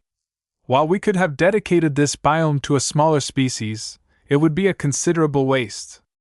I hope our fleet will be passing through some star systems that offer suitable large-sized exobeasts or designer beasts. The Dragon's Den isn't much of a den if it doesn't contain enough beasts. Ves nodded in agreement. I will pay attention to this matter. Please keep my requirements in mind. I am most interested in acquiring mutated beasts. If you can't find any, then seek out any beasts with sufficient sentience that possess interesting abilities. They will make for good experimental subjects if nothing else. He had to find a different source for test subjects now that he was no longer able to capture pirates and criminals on a frequent basis. Otherwise, how could he continue to explore the more dangerous aspects of spirituality? If he had a choice, Ves preferred to experiment on human test subjects. Human spirituality possessed distinct traits, and understanding them was the key to designing better living mechs, design spirits, companion spirits, and many other relevant applications. Performing experiments on animals, whether they were spiritually active or not, was not as ideal. While the smarter and more sentient beasts still possessed many similarities to humans, it just wasn't the same. Still, no one in the galaxy cared about the welfare of beasts in the current age. There were just too damn many of them, and the more exotic species often possessed interesting traits that could advance human technology if scientists managed to unlock their secrets. This was one of the main reasons why he valued the Dragon's Den. To him, the capital ship wasn't just a research vessel or a luxury hotel for different beasts. It was a mobile test subject carrier that Ves could bring everywhere he traveled in order to make sure he would never run out of experimental subjects. After he ended his tour of the Dragon's Den, he waved Dr. Rania and Commander Rivington goodbye before making a stop at the graveyard. The defensive ship and salvage ship looked rather ugly and messy. Though her bulk was quite formidable, she did not look classy at all due to all of the salvaged metals adorning her exterior hull. The graveyard was not a complicated ship, so Ves kept his tour short. He displayed a lot of interest in the salvage processing facilities of the tough and sturdy capital ship. Our ship's extensive processing machines can break down most kinds of second-class debris. An engineer assigned to supervise the industrial processes proudly boasted. The machines and equipment you see here are very efficient at breaking down and recovering low-quality exotics and materials. We can also process raw ores as long as they aren't too weird. As long as it is not too complex, we can process many tons of messy objects at a rate, and yield that is not inferior to that of a dedicated salvage processing plant. Ves nodded in understanding. This capability would become very useful in the Red Ocean, where it would become a lot harder to get access to materials that many people took for granted in the developed parts of the Milky Way. How well can the graveyard process higher quality exotics? He asked. While being able to recycle bulk materials is essential for a fleet as large as ours, many of our mechs and a lot of advanced ship systems can't be built without premium materials. I hope we can become as self-sufficient as possible in this regard. The engineer's expression became less confident. Our facilities are not as good in this area. The graveyard did not come supplied with the processing machines that are necessary to increase our efficiency in this aspect. While we have some machines that are capable of processing a decent variety of higher quality materials, their working speeds are low and their yields and recovery rates are also not up to par. Trying to extract more volatile and energetic exotics from a mech wreck will typically result in a loss of 60 to 95%. It was a lot harder to extract volatile exotics out of a product than putting it in. This was because they had been permanently processed and combined with other materials. Trying to break these bonds resulted in a lot of damage, causing these valuable exotics to lose some of their potency and extraordinary factors that made them special. This was a rather deep and complicated topic. There were too many variables to count, and even someone who possessed a higher-than-average understanding of salvaging processes such as Ves couldn't guarantee he would be able to recover every exotic from a piece of debris. I'm not satisfied with the current capabilities of the salvage processing capabilities of the graveyard. Ves plainly spoke. I'll discuss this matter with some people and order them to upgrade some of these machines before we enter the Red Ocean. If possible, I want this ship to become capable of processing first-class materials, if only the most low-end ones. That's impossible, sir. While there are some second-class machines that are capable of processing cheaper first-class salvage, those are usually restricted models that are not available on the market. The only other choice we have is to procure a first-class equivalent, but they cost as much as the graveyard if not more. That sounded troublesome. There were many other spending priorities that ranked vastly higher than a better salvage processing machine. As much as Ves wanted to shore up this weakness, he would rather invest in additional capital ships or a higher quality expert mech. Well, I hope that you and your crew will be able to find alternate solutions. Even manual solutions that don't rely on any huge industrial machines are acceptable. When we reach the Red Ocean, it becomes critical for us to be able to replenish our raw material reserves by ourselves. I hope you know that and do your part in alleviating the supply situation. The engineer puffed his chest. We will do our best to come up with solutions, Patriarch. The graveyard is more than just a damaged sponge.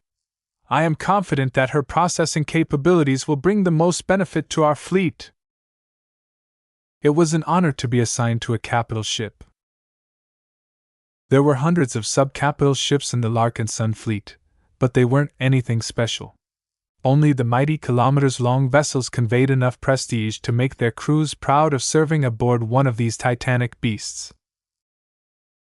Besides, capital ships were also a lot tougher and more defensible as long as they were properly crewed and supplied. This was also why Ves and Gloriana did not hesitate to abandon the Stellar Chaser in order to take up residence aboard the Spirit of Bentheim. Before he ended his tour of the second capital ship that the Larkinsons recently added to their fleet, he briefly visited the newly renovated section of the Military Bureau. We finally meet in person again. Ves smiled as he entered a large office compartment. General Verl stood up from his desk and greeted his guest. Welcome aboard the graveyard, sir. I hope she is to your liking. She's a bit shabbier than I like, but that's not a big deal. As long as we spend enough money, we can upgrade some of her capabilities. The most important point is that we have a decent capital ship to begin with. The graveyard is a solid enough ship, and the capability to mount scrap materials onto her hull is an invaluable trait. The two soon began to sit down in order to discuss business. While they had already talked about plenty of topics by remote, Ves had gained some additional perspective now that he toured the graveyard and the dragon's den. "It's a pity that I haven't been able to conclude my deal with Master Brixton," Ves sighed in regret. "It would have been great if we managed to absorb his disciple and get an extra 5 million MTA merits in our pockets. We would have been able to gain another capital ship quota if that was the case." They missed an opportunity to expand their core fleet and make it more rounded. While it was still possible to gain merits through other methods, who knew how much time and effort it took to scrounge up so many merits? General Vull looked a bit more optimistic than Ves. "While I share your regrets, I think we can learn from this incident. We have generally assumed that the only way for us to acquire MTA merits is to earn them through our own efforts. Out of everyone in our fleet, the only people who possess merits are you and your wife. That has caused us to develop a blind spot towards other people who can contribute merits to our clan." Ves looked shocked. "This? If our clan can exchange MTA merits for a ticket beyond a single entity, then doesn't that mean we can rely on more sources than just you and your wife?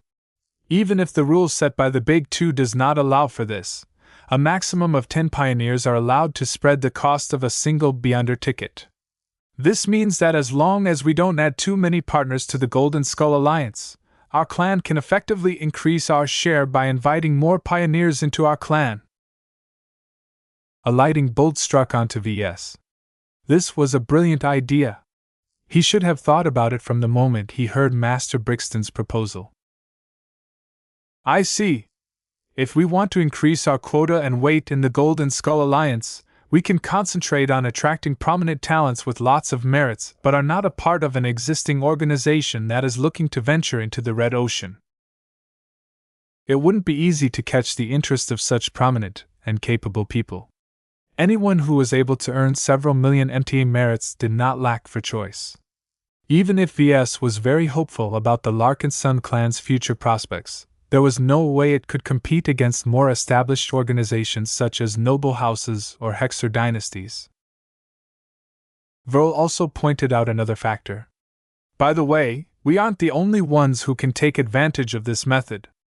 The Cross clan will also be on the lookout to attract powerful stakeholders. This not only allows the Crossers to catch up with the Larkinsons, but also gives them an easy way to add new capabilities to their fleet." The Cross clan suffered an abrupt fall from grace that caused them to lose access to a lot of industries. While the addition of a senior mech designer in the form of Professor Benedict granted them some much-needed relief in this aspect, much of their survivors consisted of soldiers and scattered refugees with all kinds of professions. What the Crossers could do, the Larkinsons could do at least several times better. While both clans recruited outsiders in order to expand their manpower, the Larkinsons were much less constrained in this aspect due to the existence of the Larkinson network. If this pattern continued, then the Cross clan would continue to fall behind in comparison to their ally and partner. This was intolerable to a proud leader like Patriarch Reginald Cross. Therefore, the easiest way to strengthen the clan by a large margin was to follow General Vull's suggestion. Ves frowned at the prospect. "I don't want the Crossers to hog all of the remaining quota. We better tell them to leave some for us. Otherwise, our deal is off. Reginald Cross can look for a living expert mech elsewhere if that happens."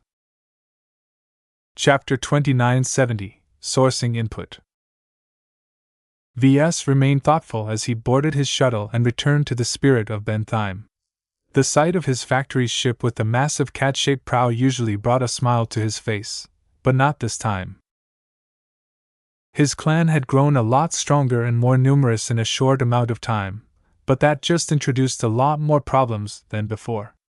His clan had already surpassed the size of a town and became the equivalent of a small city in terms of population.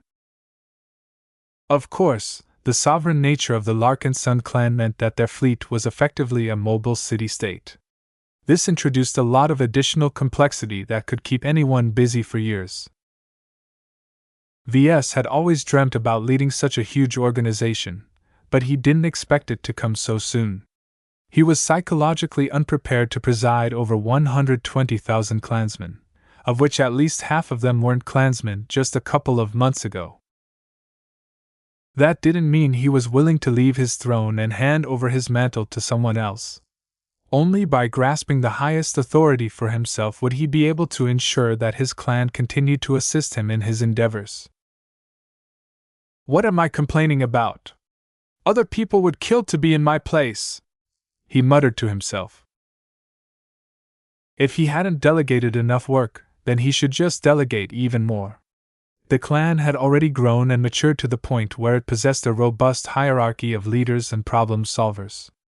The only reason why VS wanted to address so many issues in person was because he was reluctant to trust others. It took a lot of effort from him to relinquish control. As his shuttle returned to the Spirit of Bentheim, VS stepped and slowly made his way to his personal workshop. He had already addressed the most acute priorities on his agenda by now. The remaining issues could wait, as it hardly mattered if VS paid attention to them today or a few weeks later. At this time, he had already lost his patience. He wanted to shove aside all of these tedious governance problems in favor of doing what he was truly passionate about, which was creating something new and unprecedented. I can finally start my development on my future companion spirit. He had already thought a lot about this ambitious project during his spare moments of time. He developed numerous new ideas that he wanted to explore in order to see if it could make his companion's spirit better. When VS called up his internal notes on the planning and design of the seed of his companion's spirit, he reviewed his overall goals and plan. My main purpose is to implant a spiritual energy generator in my mind.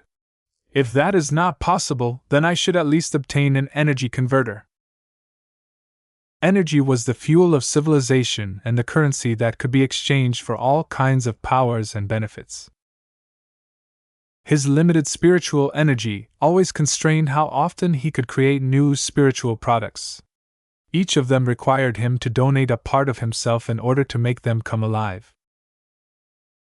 This was not a problem when VS only created a design spirit every year or so, but with more and more innovations, his demand for spiritual products had risen. It was frustrating for him to refrain himself from making something new because he lacked the resources to go through with his intentions. Though many of his products used up more ingredients than just his spiritual energy, he could solve the supply of other sources of spirituality over time. Yet the limited production of his own spiritual energy would still remain as a persistent bottleneck if he did not intervene in some way. Unless I can gain another Grand Dynamo elixir, the only way to overcome this problem is to make my own energy generation solution. VS vastly preferred to do the latter. As long as he mastered the right method, he could continue to make a new one if he happened to blow up his old one. In fact, the principal reason why he was so desperate to embark on this project was because he blew up his Grand Dynamo in desperation. I guess that any energy generator can function as a concentrated spiritual bomb if I'm cornered or something, he snorted. This would always be an option of last resort, though. Though he felt incredibly pained to sacrifice his Grand Dynamo, it was still acceptable to him because it was still a lifeless spiritual machine. What he intended to do was something different. Instead of following the approach of others, he intended to create a living, thinking companion spirit. Would someone like Kedis be willing to give up Sharpa and command her companion to explode? Absolutely not. Sharpa was more than just the vessel of her sword will. It was a part of her, and possessed a life of its own. Though it was still somewhat acceptable for VS to sacrifice his mechs because they were designed and built with combat in mind, it would be different for something as close and intimate as his own companion spirit. Besides, if it has experienced a lot of growth, then it becomes too valuable for me to discard. It is too difficult to catch up to a highly developed product when I have to start over from scratch. VS determined. He turned his attention back to his plan. For now, he already decided on incorporating 3 core ingredients. Of the two, his own spiritual energy and the universal life-attributed spiritual energy from the high-grade serum were no-risk ones. Both of them were very compatible with other ingredients and did not introduce any risks. He labeled one core ingredient as high risk, though. There was no way around it. The spiritual fragment of the unending one that his mother had gifted him at the end of the battle against the abyss was one of the most powerful and prominent spiritual assets in his possession. It is a pity it comes from an extremely dangerous dark god. Ves had deep impressions of the tentacled whale. The powerful dark god not only managed to threaten his entire task force at the time, but also backstabbed his fellow dark gods before subsequently absorbing all of their spiritual energy at an astounding pace. This was an incredibly ancient, cunning, cruel, and resourceful spiritual entity. Ves had only lived a fraction of the years the giant whale had experienced, so how could he be confident that his spiritual prowess and techniques could ever match up against an alien that literally had eons to refine his powers? The only reasons why he didn't shy away from using this high-risk ingredient was because the main consciousness was dead and because the reward was far too great for him to ignore. This is the key ingredient. I can't abandon it when it is my only hope of solving my chronic energy shortage. Throughout his professional career, Ves had become accustomed to chasing after rewards even if there were lots of risks associated with his decision. This was nothing different. I can still try my best to lower the risks and mitigate the dangers as best as possible, he consoled himself. I have plenty of time to make my preparations. I'm not in a hurry like last time. I have plenty of opportunities to develop different solutions. Technically speaking, he could start with processing and combining his core ingredients into a brand new spiritual companion right away if he wanted. Yet rushing to do so without making any precautions or adding extra useful ingredients was folly. The entire point of asking Gloriana to give him 3 weeks to himself was to spend all of that time on minimizing the dangers of his risky experiment. He wanted to build up a thorough model for his new seed and add as much structure while imposing as much control to as many dangerous variables as possible. Of course, the fickle nature of life meant that it was impossible for him to control everything, but at the very least he had to make the starting point as smooth as possible. He had some hopes that it would work out, though. The merger of the crystal golem and the spiritual fragment of the blinding one did not result in the resurrection of a dark god. Instead, his old design spirit attained a qualitative and quantitative upgrade that was so drastic that Ves started to call it the illustrious one. The process of transforming dead ingredients into a new form of life seemed to have wiped away all of the associations of the former. Every newborn spiritual entity started off with a clean slate. Only the attributes and abilities bestowed by the ingredients they were made of remained as lingering connections to their predecessors. If his upcoming companion spirit was born the same way, then most of his fears would be unfounded. I can't bet everything on this assumption, though. I should have some insurance in place just to be sure.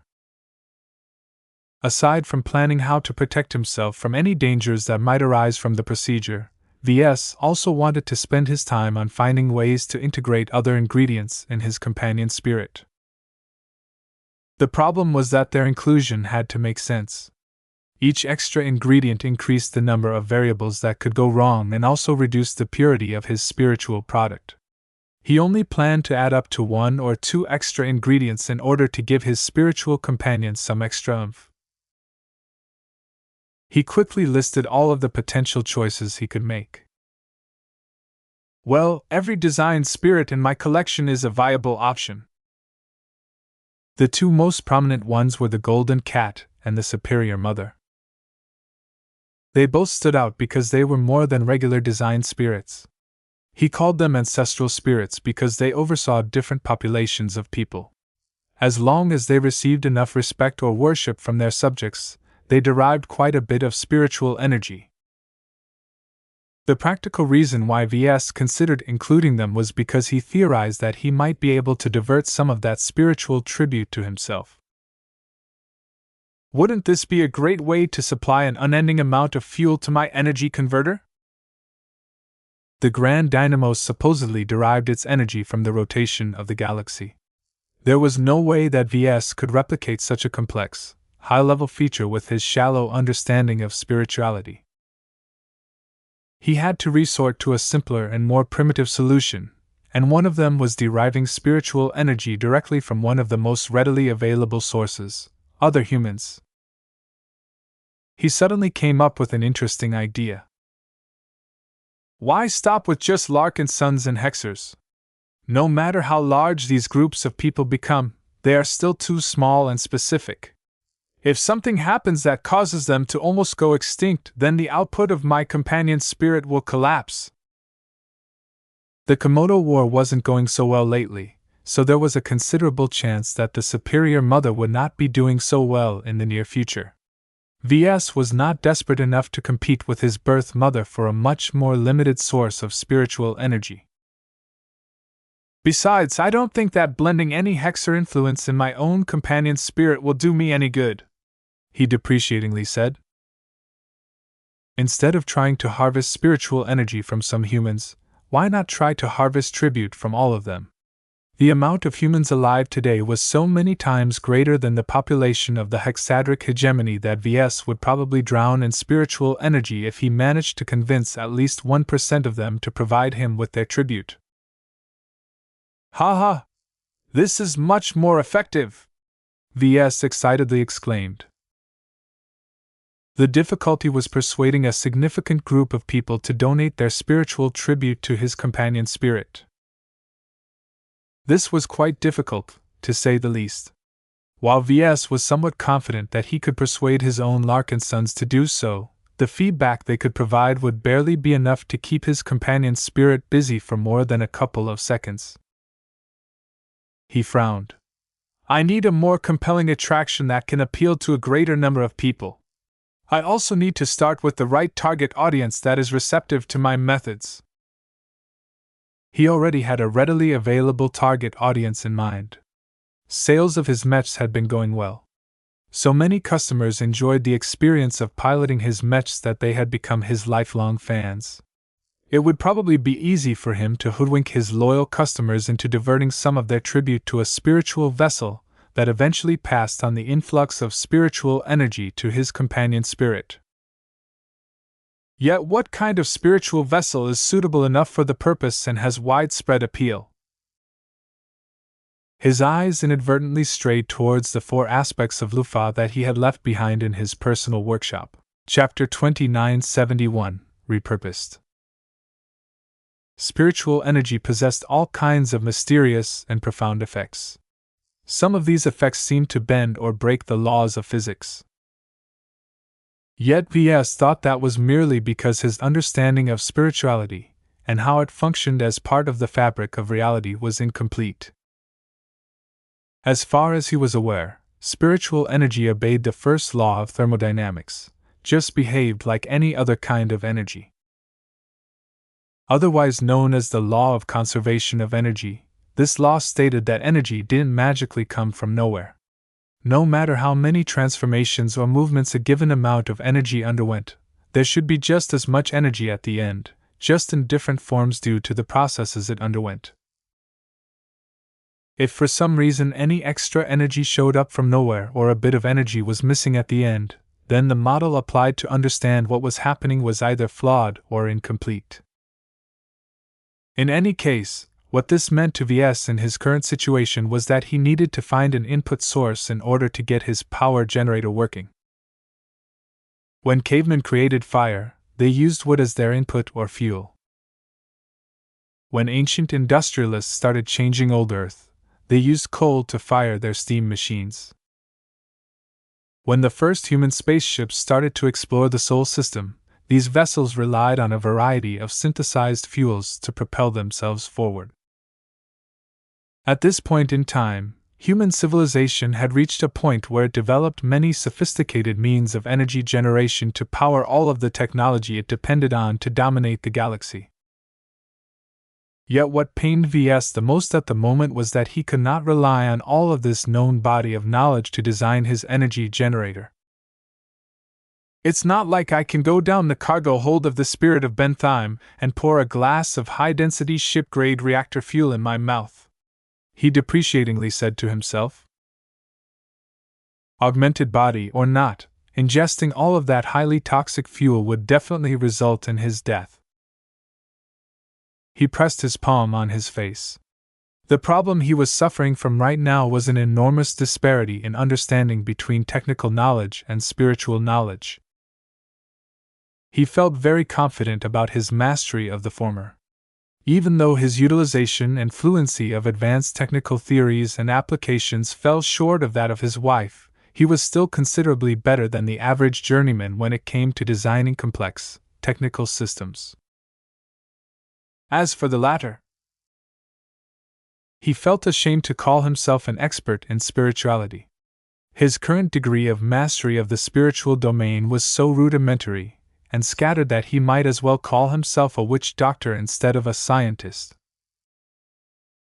The only reason why he did not feel ashamed was because he probably grasped more knowledge in this field than pretty much every other mech designer in existence. When every other mech designer around him only knew how to swing clubs, he felt pretty proud of himself for knowing how to mix certain weeds together in order to brew herbal medicine. This was the basis of his strength and the foundation of his career as a mech designer. It was the reason why his mech designs became so successful. Yet applying his sometimes experimental innovations on products meant for other people was different from performing an experiment that directly affected his own life. Considering how the first companion spirit he had ever created became such an integral part of Ketty's mind, spirit, and will, Ves was a lot more lurid about proceeding with this risky project. He thought back on the many experiments he performed on the test subjects his air fleet captured on the surface of Prosperous Hill 6. He couldn't even count the amount of heads he exploded in his quest to develop a safe and viable method to activate spiritual potential in people who lacked this rare quality. In the end, he never managed to succeed. All he got in return for all of the blood he spilled was another way to kill people or drive them mad. This incident reminded him that not all of his experiments succeeded, let alone work out well for his test subjects. Of course, he didn't care what happened to the latter. Unless they were Larkinsons or someone else he had reason to care about, he felt nothing if they died or received a crippling injury. If they were criminals or something, their eventual fate was already set in stone. There was no way that Ves would allow them to live and expose his dubious experiments. He never had a problem with this callous but effective approach until now. His lack of rigor towards safety and risk management became a lot more questionable when he was the one who sat in the shoes of his test subjects. The worst part about all of this was that he could not effectively perform tests on other people in order to verify that his plan was sound. First, he was working with scarce resources. The spiritual fragment of the Unending One was unique and irreplaceable. Even if Ves did not intend to use it all up at once, and even if he theorized that he could grow it like a plant, it was still an extremely rare commodity that he shouldn't have possessed under normal circumstances. Second, the nature of his production method inherently induced a lot of variability. The seed he created was merely the starting point of his companion spirit. Once he planted it in his mind, it could sprout in many different ways and grow to maturity in countless different ways based on an endless amount of variables. In other words, performing an identical experiment on a different Larkinson would probably yield a drastically different companion spirit, not the least because the ingredients and the person it bonded to had already changed from the beginning. Did this mean it was useless to perform an experiment on another person? Not exactly. I can still use this opportunity to verify whether some of my assumptions on companion spirits are realistic. He had several weeks of time to plan, study, experiment, and learn a couple crucial lessons. Yet before he considered this option, he turned his attention back to his previous preoccupation, which was deciding what extra ingredients he should add to make his companion spirit. An energy generator required a lot of spiritual energy as input, and he had a number of sources he could choose from. The most ambitious choice he had so far was to try and harvest spiritual tribute from as many humans as possible. He stood up from his chair and approached the 4 aspects of Lufa stored in his personal workshop. The organic statues looked as radiant and exceptional as ever. The texture of their skin and the fluffiness of their feathers made them seem as if they were actual angels who just happened to be put in a form of eternal stasis. If not for the fact that Ves knew for certain that the statues each possessed solid inorganic cores, even he would have doubted whether they were more than ornaments. The fact that even I am affected by their charm means that their attraction to ordinary people is even greater. The aspect of tranquility and the aspect of healing had proven to be enormously popular among the lifer refugees that had joined his air fleet. Of course, this was not entirely reflective of how other people in the galaxy would react to them. Organic statues appealed a lot more to the citizens of the Life Research Association than other people. Even so, I can just make a conventional statue if that is what it takes to attract people. The only problem involved with this was that he had to craft the statues by himself in order for them to function as valid totems. If he simply ordered the spirit of Bentheim to mass-produce a large batch of statues of Lufa, they would not possess any intrinsic life and possess any connections to his angelic design spirit. Ves frowned. This is a troublesome bottleneck. How can I mass-produce a vessel that can compel people to donate their spiritual tribute to Lufa? The more input Lufa received, the more the design spirit could supply fuel to his companion's spirit. An idea suddenly came to mind. Wait a second, don't I have a design available that is suitable for mass production? Ves activated his comm and pulled out one of his finished mech designs. A projection soon came into existence which displayed his sanctuary mech.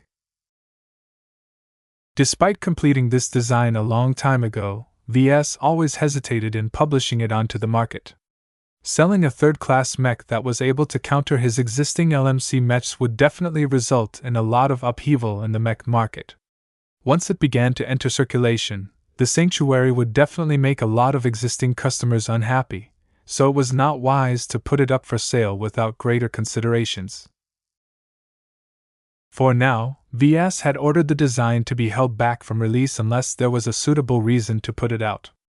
One scenario where the sanctuary could be useful was to suppress any counters published by his competitors. That did not happen yet. While the Friday men managed to come up with some limited counters to his glows, the solutions developed by Master Olson were too expensive for the third-class mech market. As long as this did not change, it was not necessary for the sanctuary to see the light of day. Yet what if he had another reason to put it out onto the market? What if he repurposed its primary function from countering glows to providing psychological comfort? His eyes shone. This idea has a lot of potential. Previously, Ves always treated the glows of his design spirits as supplemental tools to enhance the combat capabilities of his mech designs. This meant that he always imagined how glows affected both friendly and hostile mech pilots on the battlefield. What they did off the battlefield was of little concern to him. Mechs existed to fight. Every mech designer had been trained to think on how they could maximize the combat performance of their products. A mech model that looked pretty in parades but fell apart at the first blow in a combat scenario was not worth the money it took to produce a copy. What if looking pretty is the main point? What if the combat application of the mech is secondary to its ability to attract spiritual energy donors? This was a great idea. Unlike his statues and other totems, he didn't have to craft his mechs in person for them to become alive. Otherwise, all of the millions of mechs the LMC sold so far were overpriced by at least 30% if they were all lifeless. VS did not have to task the marketing department to perform any in-depth market research in order to know that his sanctuary would definitely be able to catch on as a peaceful tool to provide mental comfort. While he knew that there were bound to be drugs and all kinds of other treatments that could induce similar effects to humans, their different mechanisms meant that the outcomes would always be different. The advantage of his sanctuary was that it acted directly on the mind and spirit without fail. There were no side effects to worry about, and the physical condition of the people in question was completely irrelevant. He did not believe that the medical community had a better and more convenient way to calm or heal someone's mind. Even if such solutions existed, the treatments were probably so high-end that it was only accessible in more advanced states. As for his sanctuary, it was just a third-class mech model. Its production cost amounted to around 1.5 million hex credits under normal conditions. This might be a hefty amount of money to a third-class organization, but it was very cheap by second-class standards. A typical Bright Warrior Mark I version B cost around 500 million hex credits to produce, so the Larkinson clan could easily produce over 300 sanctuaries for the same amount of money. This is a much better solution than producing mech-sized statues or smaller-sized medallions or something. If he chose to do the latter, he would not only have to commit a lot of days of his life to fabricating individual totems, but he would never be able to supply them to enough humans to earn enough spiritual tribute. Yet if he chooses to repurpose his sanctuaries and market them as mental healing solutions, VS predicted that they would definitely be able to catch on in their new capacity. If he was able to sell 1 million copies to customers who used his sanctuaries for their intended purpose, then Lufa would be able to receive an immense amount of spiritual feedback on a continuous basis.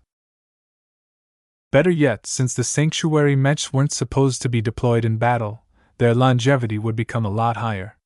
Perhaps a century from now, the original sanctuaries that the LMC initially put out on the market would still be performing their roles without any loss of effectiveness.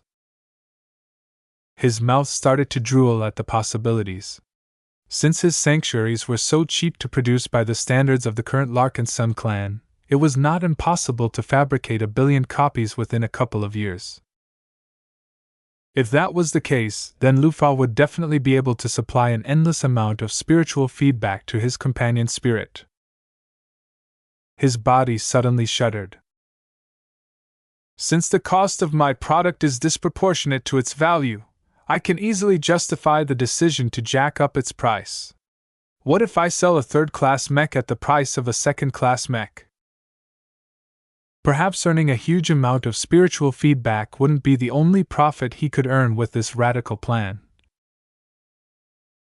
Chapter 2972 Picking Ingredients. The plan he had just come up with sounded like the greatest scam he had ever conceived. It's not a scam, he corrected himself. It's a legitimate business venture. VS only had to recall how eager the lifers wanted to bask in the glows of the aspect of tranquility, and the aspect of healing to know there was an enormous market appeal for the unique services he could provide. The key was to package Lufa's glow in a form that was easy to produce, easy to distribute, and would last as long as other statues. The sanctuary design fit all of these criteria, though it could be better. I designed this mech as a combat machine, after all.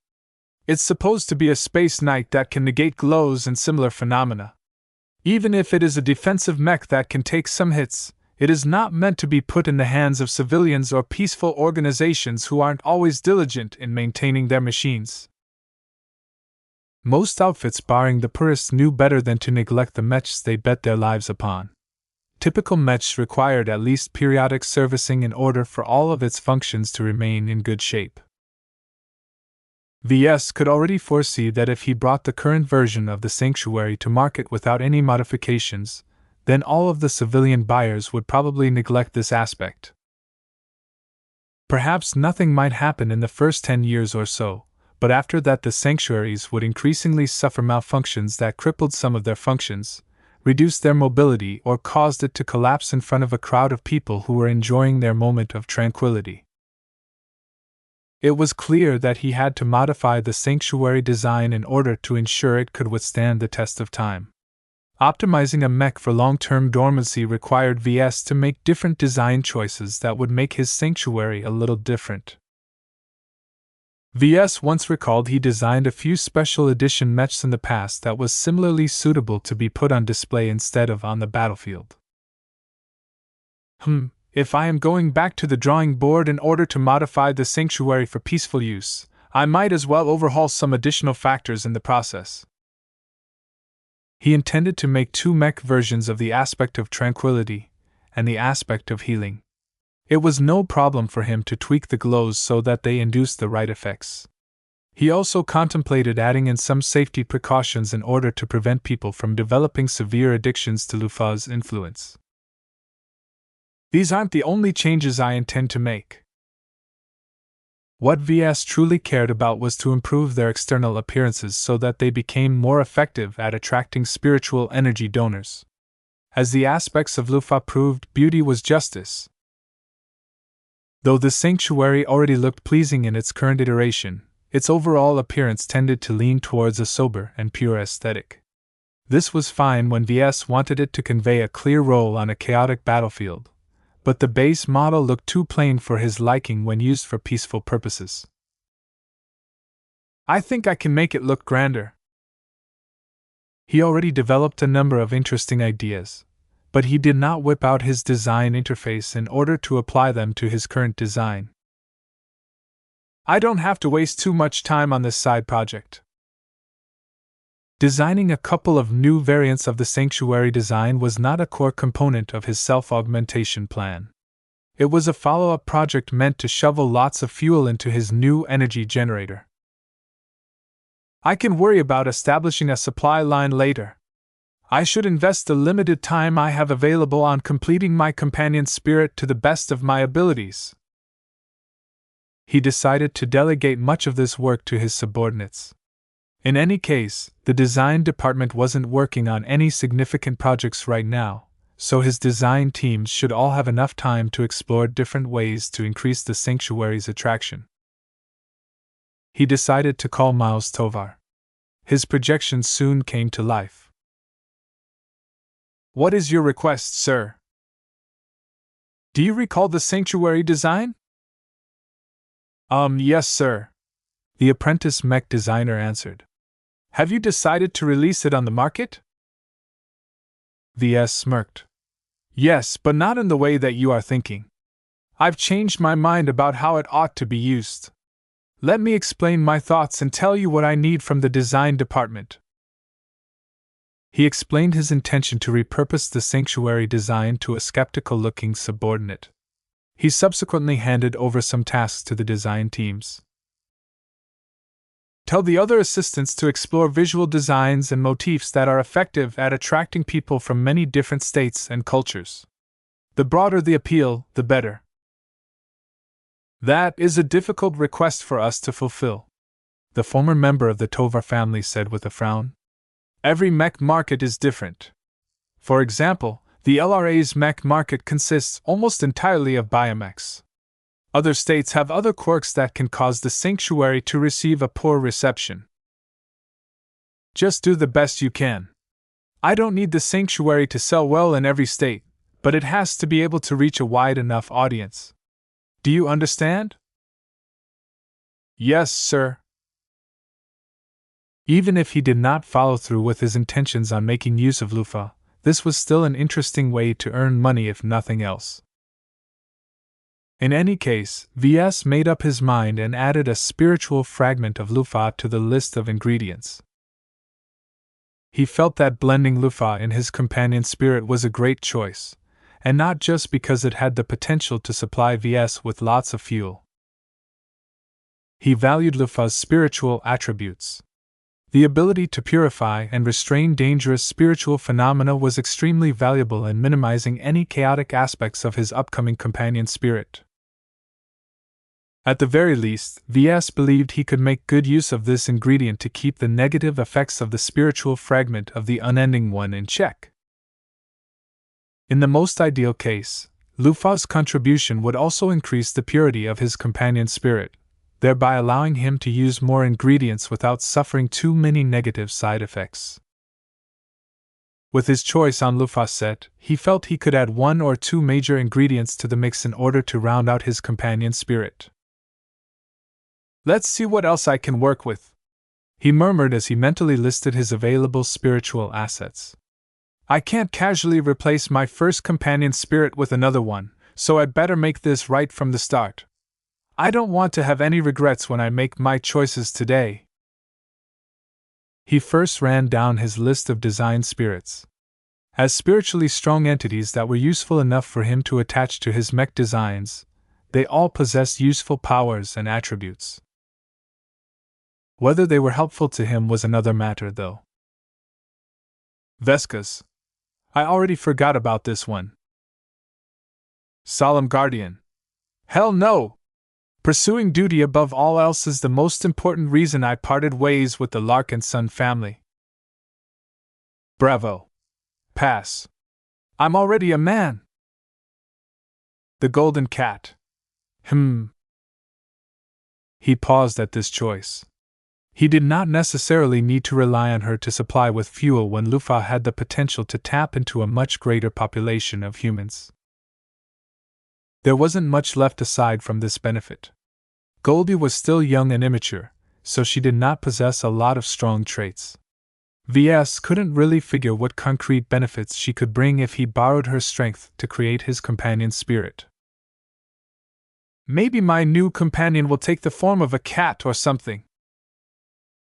This was actually a nice outcome to Ves, but he did not want his companion's spirit to become influences by the Larkinson values that the Golden Cat espoused. The Larkinson clan was the Larkinson clan. Ves was Ves. They were two separate entities who both operated in different ways.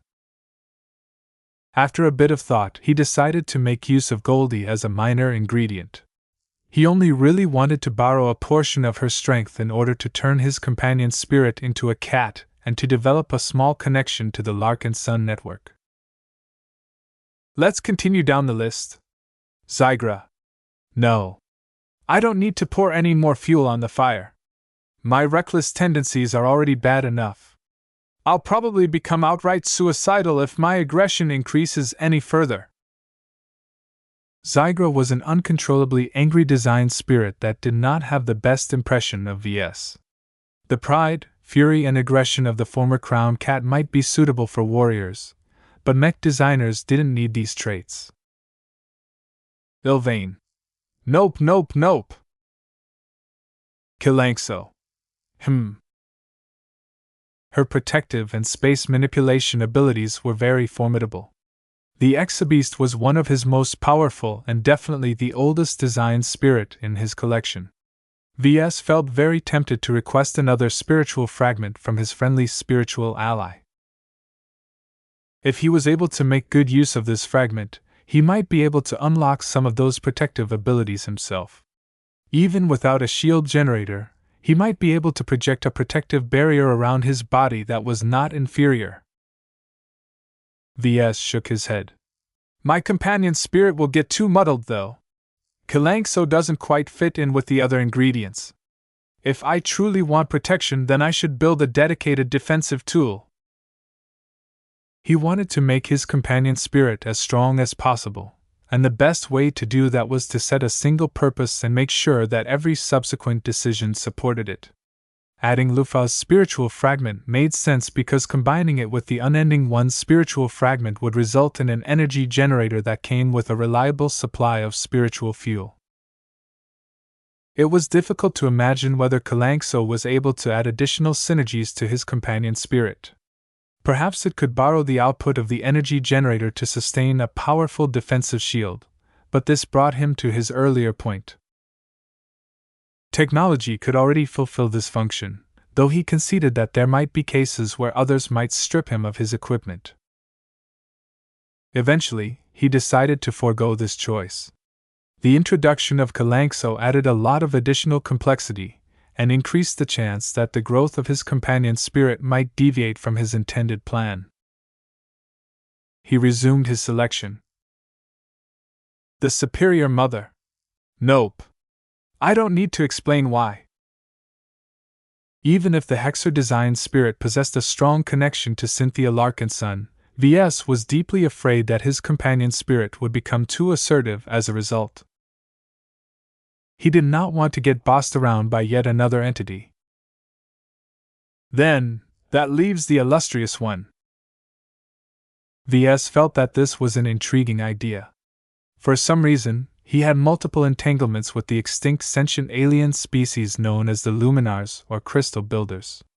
These tiny humanoids developed a dazzling crystal-based technology base and manipulated light and energy to a degree that not even the MTA managed to decipher their methods. The illustrious one was a potent design spirit in itself.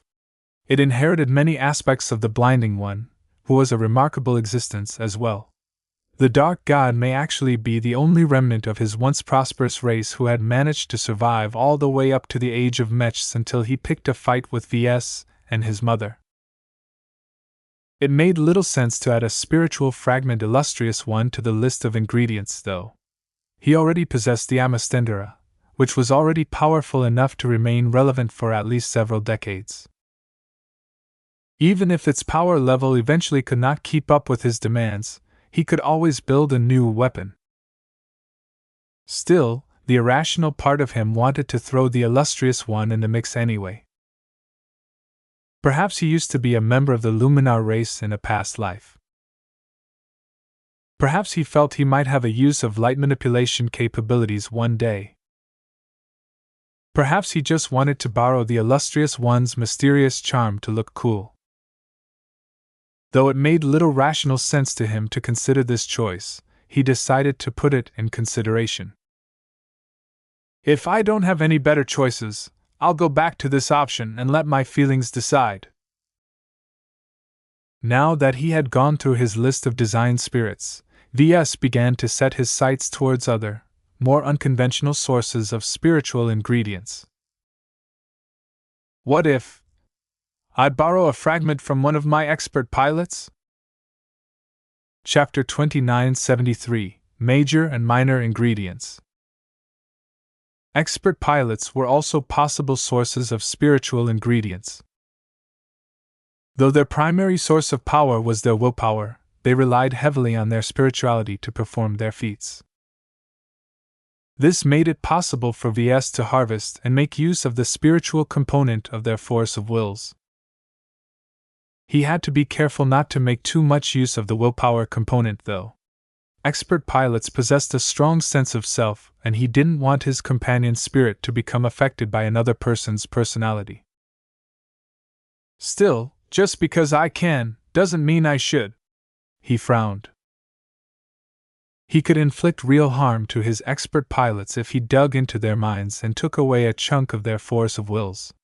This was especially possible since all of the expert pilots under his command, barring maybe Venerable Devia Stark, had advanced relatively recently.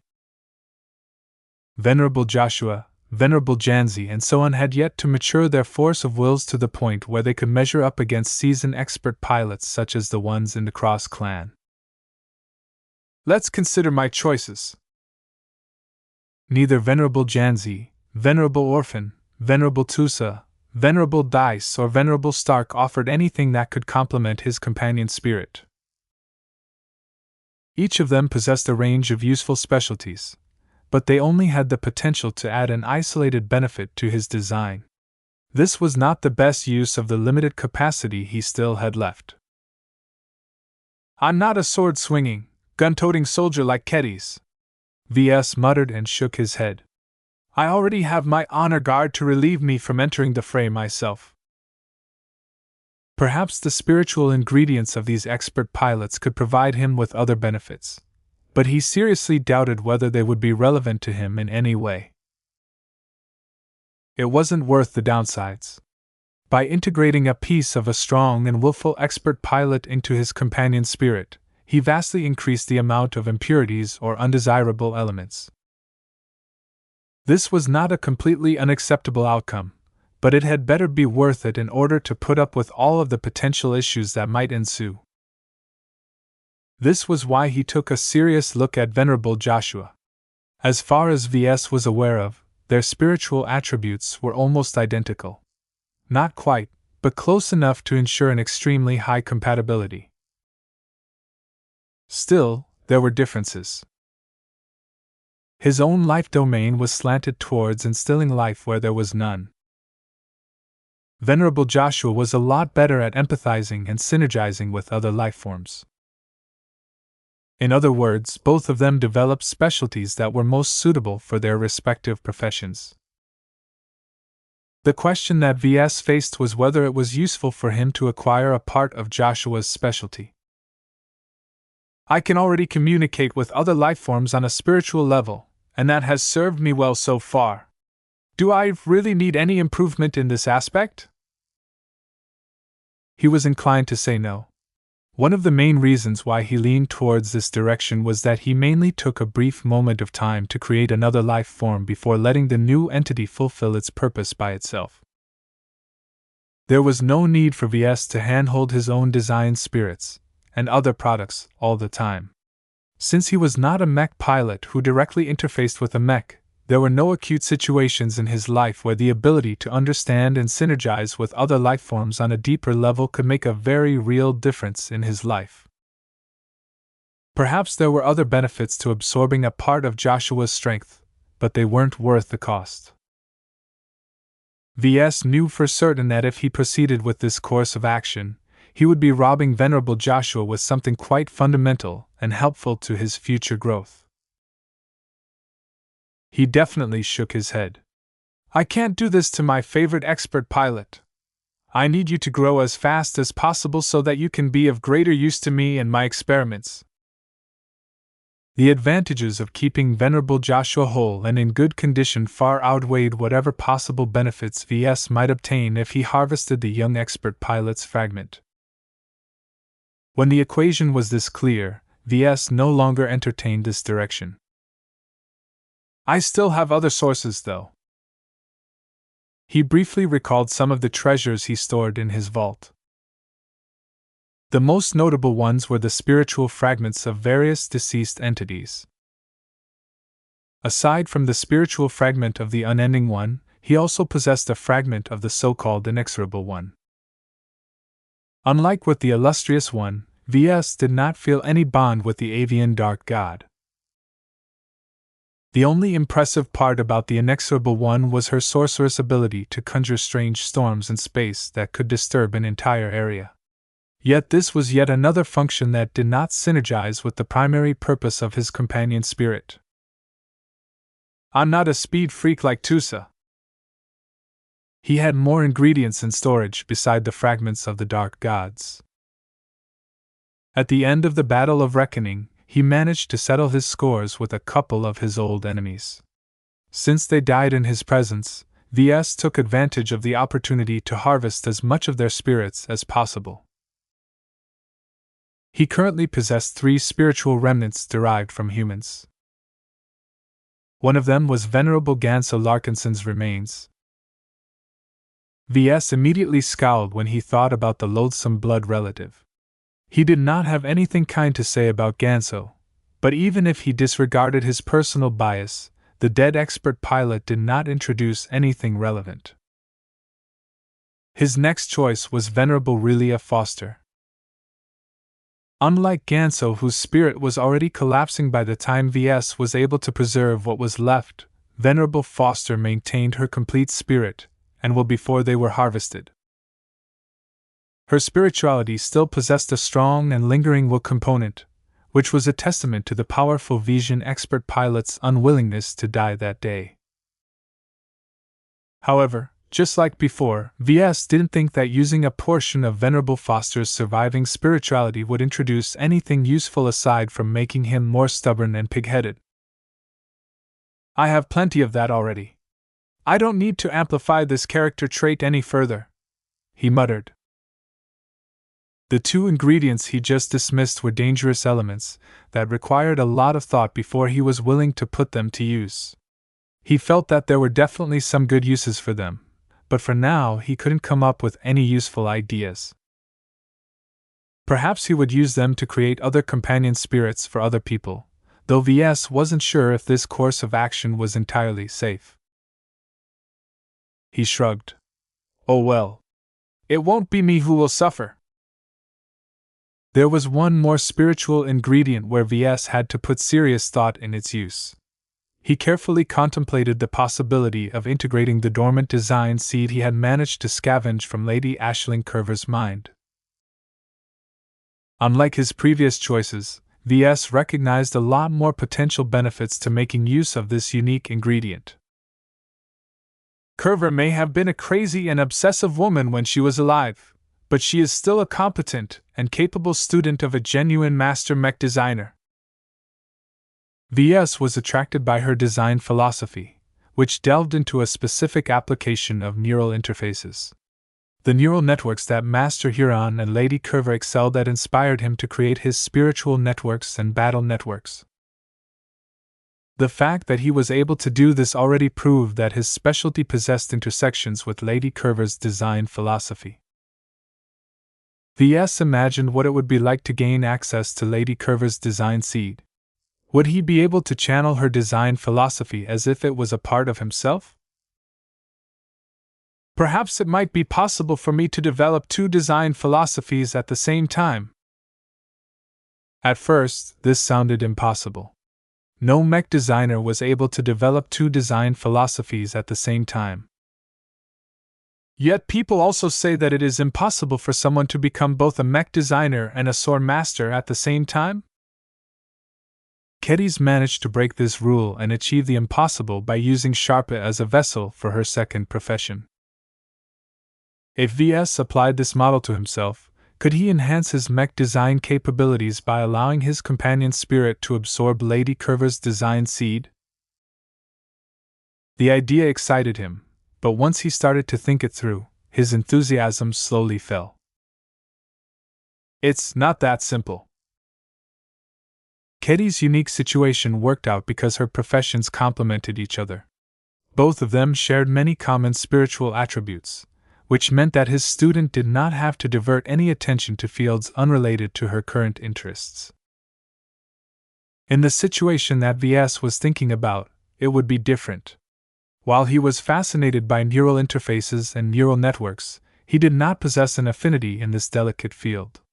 If he wanted to progress and make full use of Aisling's design philosophy, he would have to acquire all of the knowledge and expertise that she possessed before performing further research in a field that was not a part of his original ambitions. Though it was undeniable that a greater grasp and understanding in neural interfaces would help him make his mechs bond with their pilots on a deeper level, this was not a necessity. The benefits aren't enough for me to commit to this choice. Aisling's design philosophy is too far removed from mine to allow me to rely on my existing spiritual attributes to excel in her specialty. He felt it was a pity to abandon this choice, though. He still felt that absorbing at least a part of her design seed would be helpful in creating better spiritual networks. Ves also had a hunch that Aisling's network specialty might also play a useful role in increasing the networking capabilities of his companion spirit. I don't need to use her entire seed as an ingredient. It is already enough to cut off a relatively small chunk of it, if that is even possible. This was probably not the best possible use of an intact design seed, but his interests trumped above everyone else's. As long as it was useful to him, he was willing to squander its amazing potential. Besides, what else can I do with it? I'm not going to implant it into the mind of a low-ranking mech designer in order to see whether I can create an artificial journeyman. A design seed was a unique natural spiritual construct that contained the essence and a bit of personality of a journeyman. The design philosophy it supported was completely tailored to that of a specific individual. Rashly implanting this seed into the mind of another person would definitely lead to a mismatch in attributes, inclinations, personality, interests, and other aspects. There was no way that someone with an incompatible design seed would be able to develop it any further, let alone advance to master. Ves was quite strict and traditional in this aspect. He respected the mech designer tradition and did not want to make it easy for anyone to become a journeyman. After reluctantly settling on this choice, he briefly summarized his current list of ingredients. My core ingredients are my own spiritual energy, a portion of the unending one, a portion of universal life energy, and a spiritual fragment of Lufao. My possible minor ingredients are a spiritual fragment of the golden cat, a spiritual fragment of the illustrious one, and a shard of Lady Curver's design seed. That amounted to 7 ingredients in total. Even if he did not intend to rely heavily on the latter two, combining them all was still a considerable challenge. It was not challenging to mash them all together and create his companion spirit right away. Yet if he did so without any preparation, who knew what kind of monstrosity he would end up with? Even if nothing catastrophic happened, his resulting product might suffer from a lot of inefficiencies and wasted potential because its underlying ingredients clashed against each other. Ves did not look worried though. This is why I have several weeks to figure this all out. I will definitely design something greater than Sharpe. It was not enough to equal his earlier accomplishment. He initially created Sharpe in haste and without any thorough planning. This time was different. Now that he was able to treat this like a proper project, he was determined to make his companion spirit the best he could ever create. Let's begin! Chapter 2974 Processing Energy. Ves worked intensively from the moment he embarked on this project. He cut down his sleep and tried to make the best use of his limited time to perform as much research on his upcoming companion spirit as possible. Whenever he designed mechs, he did so with the knowledge that it would be another paying for any of the mistakes, shortcomings, and compromises he made.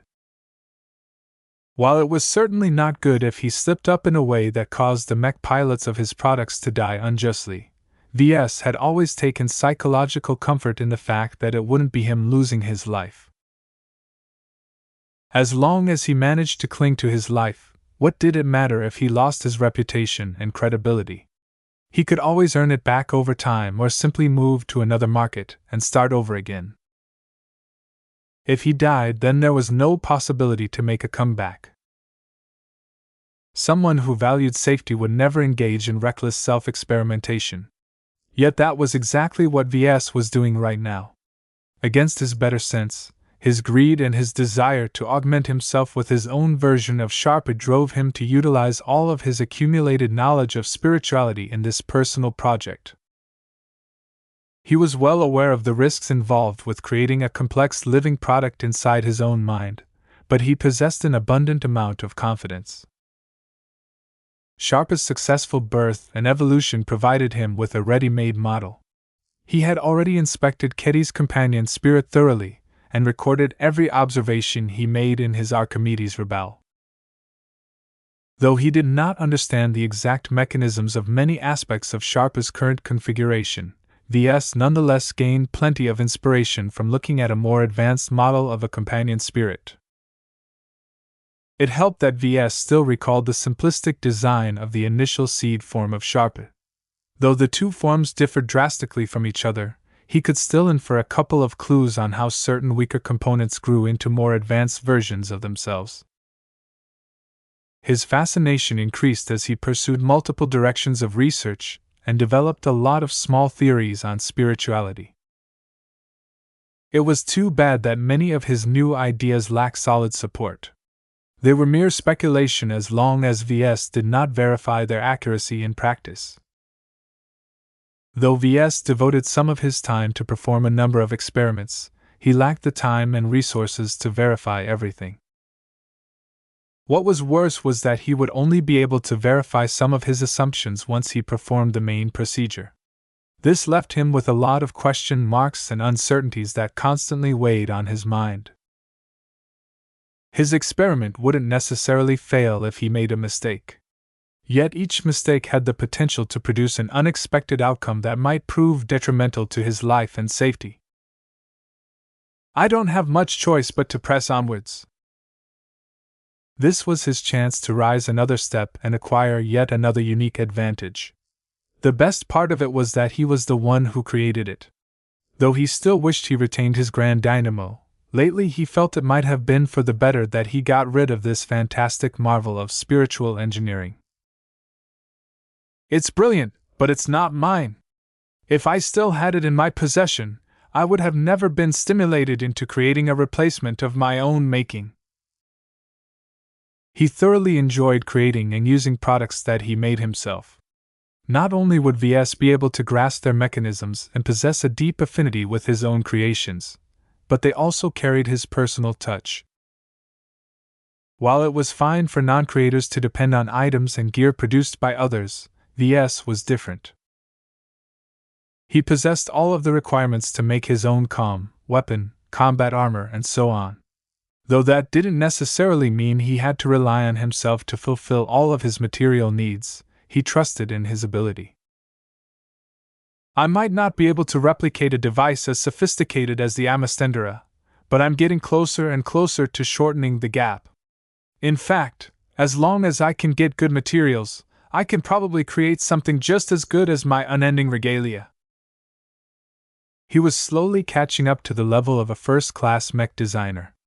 Just a few years ago, designing second-class mechs used to be a dream, but now designing one was as easy as drinking water to him. He even had the confidence to embark on a second-class expert mech design project. It's a pity that the gap between second class and first class is far larger than I thought. He regretfully shook his head. The sight of how Uranus managed to squash all native opposition on Prosperous Hill 6 with ease only to get toyed to submission by just 12 mechs made Ves recognize reality. If transitioning from second class to first class was easy to accomplish, then Uranus should have been able to put up a better fight against the mechs. Even if the association fielded mechs of a higher quality than those deployed by first-rate states, that still did not change the fact that Ves still had a steep hill to climb. He shrugged at the thought. I have plenty of time, at least. With hundreds of years of time, I don't believe I'll stay stuck as a second-rater forever. Many citizens of second-rate states tried to overcome this gulf, but few succeeded. Those that did mostly entered the service of other first-class organizations instead of relying on themselves to elevate their status. Not even Ves was arrogant enough to believe he could catch up to the enormous head start that other first-raters enjoyed. The most he could do was to get closer one step at a time and hope he would reach his destination before his lifespan ran out. It's not as if being a second-rater is dull. There are plenty of options to keep me occupied. His desire to catch up to the likes of Master Willix and be able to speak to her on an equal basis revved up his motivation and ignited his passion. The longer he worked on this personal project, the more its importance weighed on Ves. He became more and more aware of how his efforts in this brief moment of time could alter the trajectory of his life and either launch him into orbit or crash him into an ocean. It did not help that Ves decided to go all out on the initial creation of his companion spirit. One of the reasons that enabled Sharpit to bloom so drastically in such a short amount of time was because Kedis took advantage of an existing promotion track. If swordsmanship tradition didn't exist, then Sharpit would have just been a relatively minor presence in her mind. It's clear that I can't adopt this approach to accelerate the growth of my own companion spirit, he muttered. He had no choice but to rely on his own resources to make up for the shortfall. He did not want to start off with a weak and undeveloped seed, not when he needed as many advantages as possible when he was about to design his first batch of expert mechs.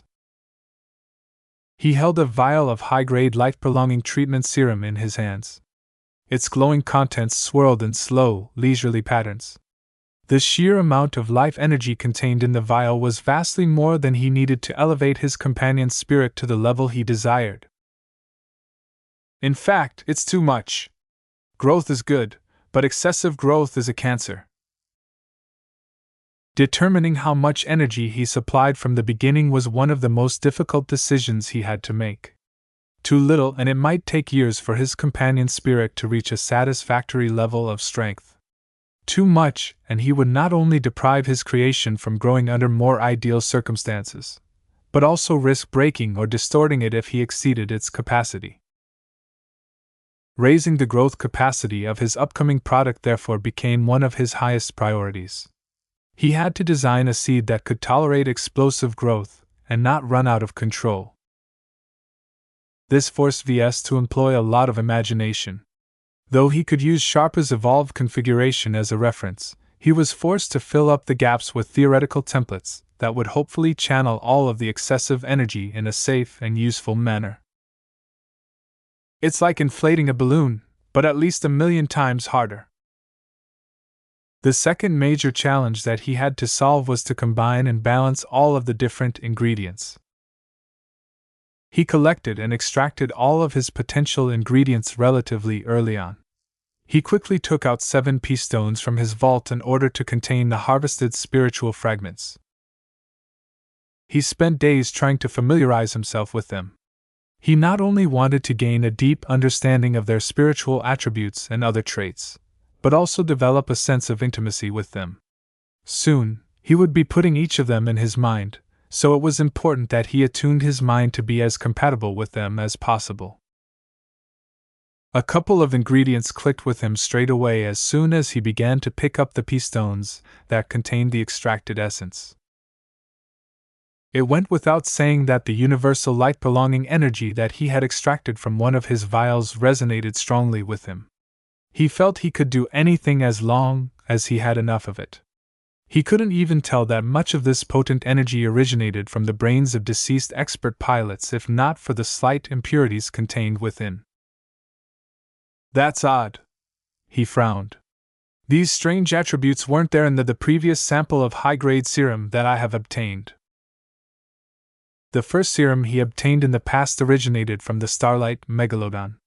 The crashed battleship generated a space-time anomaly that caused the entire planet it was on to experience an accelerated time flow that stretched on for millennia. Yet despite enduring such a long passage of time, the aged serum still retained a high degree of purity and potency. In fact, Ves guessed that it hadn't deteriorated at all over time. This meant that centuries ago, the CFA's production method was already far superior than what the Supreme Sage managed to achieve. He looked thoughtfully at the pea-stone that contained the slightly impure universal life energy. Is this one of the reasons why the Supreme Sage failed his consciousness transfer procedure? Could these remnants of deceased expert pilots be the reason why Uranus developed such a savage and bestial consciousness? Though he had no proof that this was the case, the implications were dire if his guesses strayed close to the truth. Fortunately, it was not that big of a challenge for him to remove these anomalous elements with his existing spiritual capabilities. The only downside was that it took quite a bit of time to remove the impurities due to his lack of fine control. Perhaps the Supreme Sage would have reacted with shock if he saw how easily Ves managed to solve this problem, but it was too bad he was no longer alive. He processed the equivalent of 30% of the energy contained within a single vial. This was a hefty amount of energy, and probably more than what he needed to grow his companion spirit. Ves was actually a bit confused why each vial contained so much concentrated life energy. If all of it was channeled into the mind and spirit of a typical old geezer, their heads would be filled with so much energy that their heads would have burst apart many times over. One explanation made sense to Ves was that much of the life energy was diverted to activate other processes. Another possible explanation was that the treatment process was so wasteful that much of the universal life energy spilled into the void. Regardless, all of this meant that Ves had plenty of energy to last for a long time. He even thought about using 1 or 2 vials to apply the treatment to himself and his wife if there was no other pressing need for all of that energy.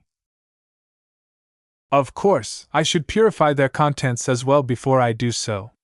I'm pretty sure these weird trace elements don't belong here. Ves trusted the CFA's technological prowess a lot more than that of the Supreme Sage.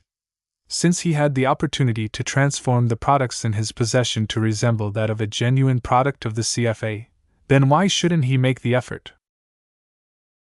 Chapter 2975 Irrational Intimacy.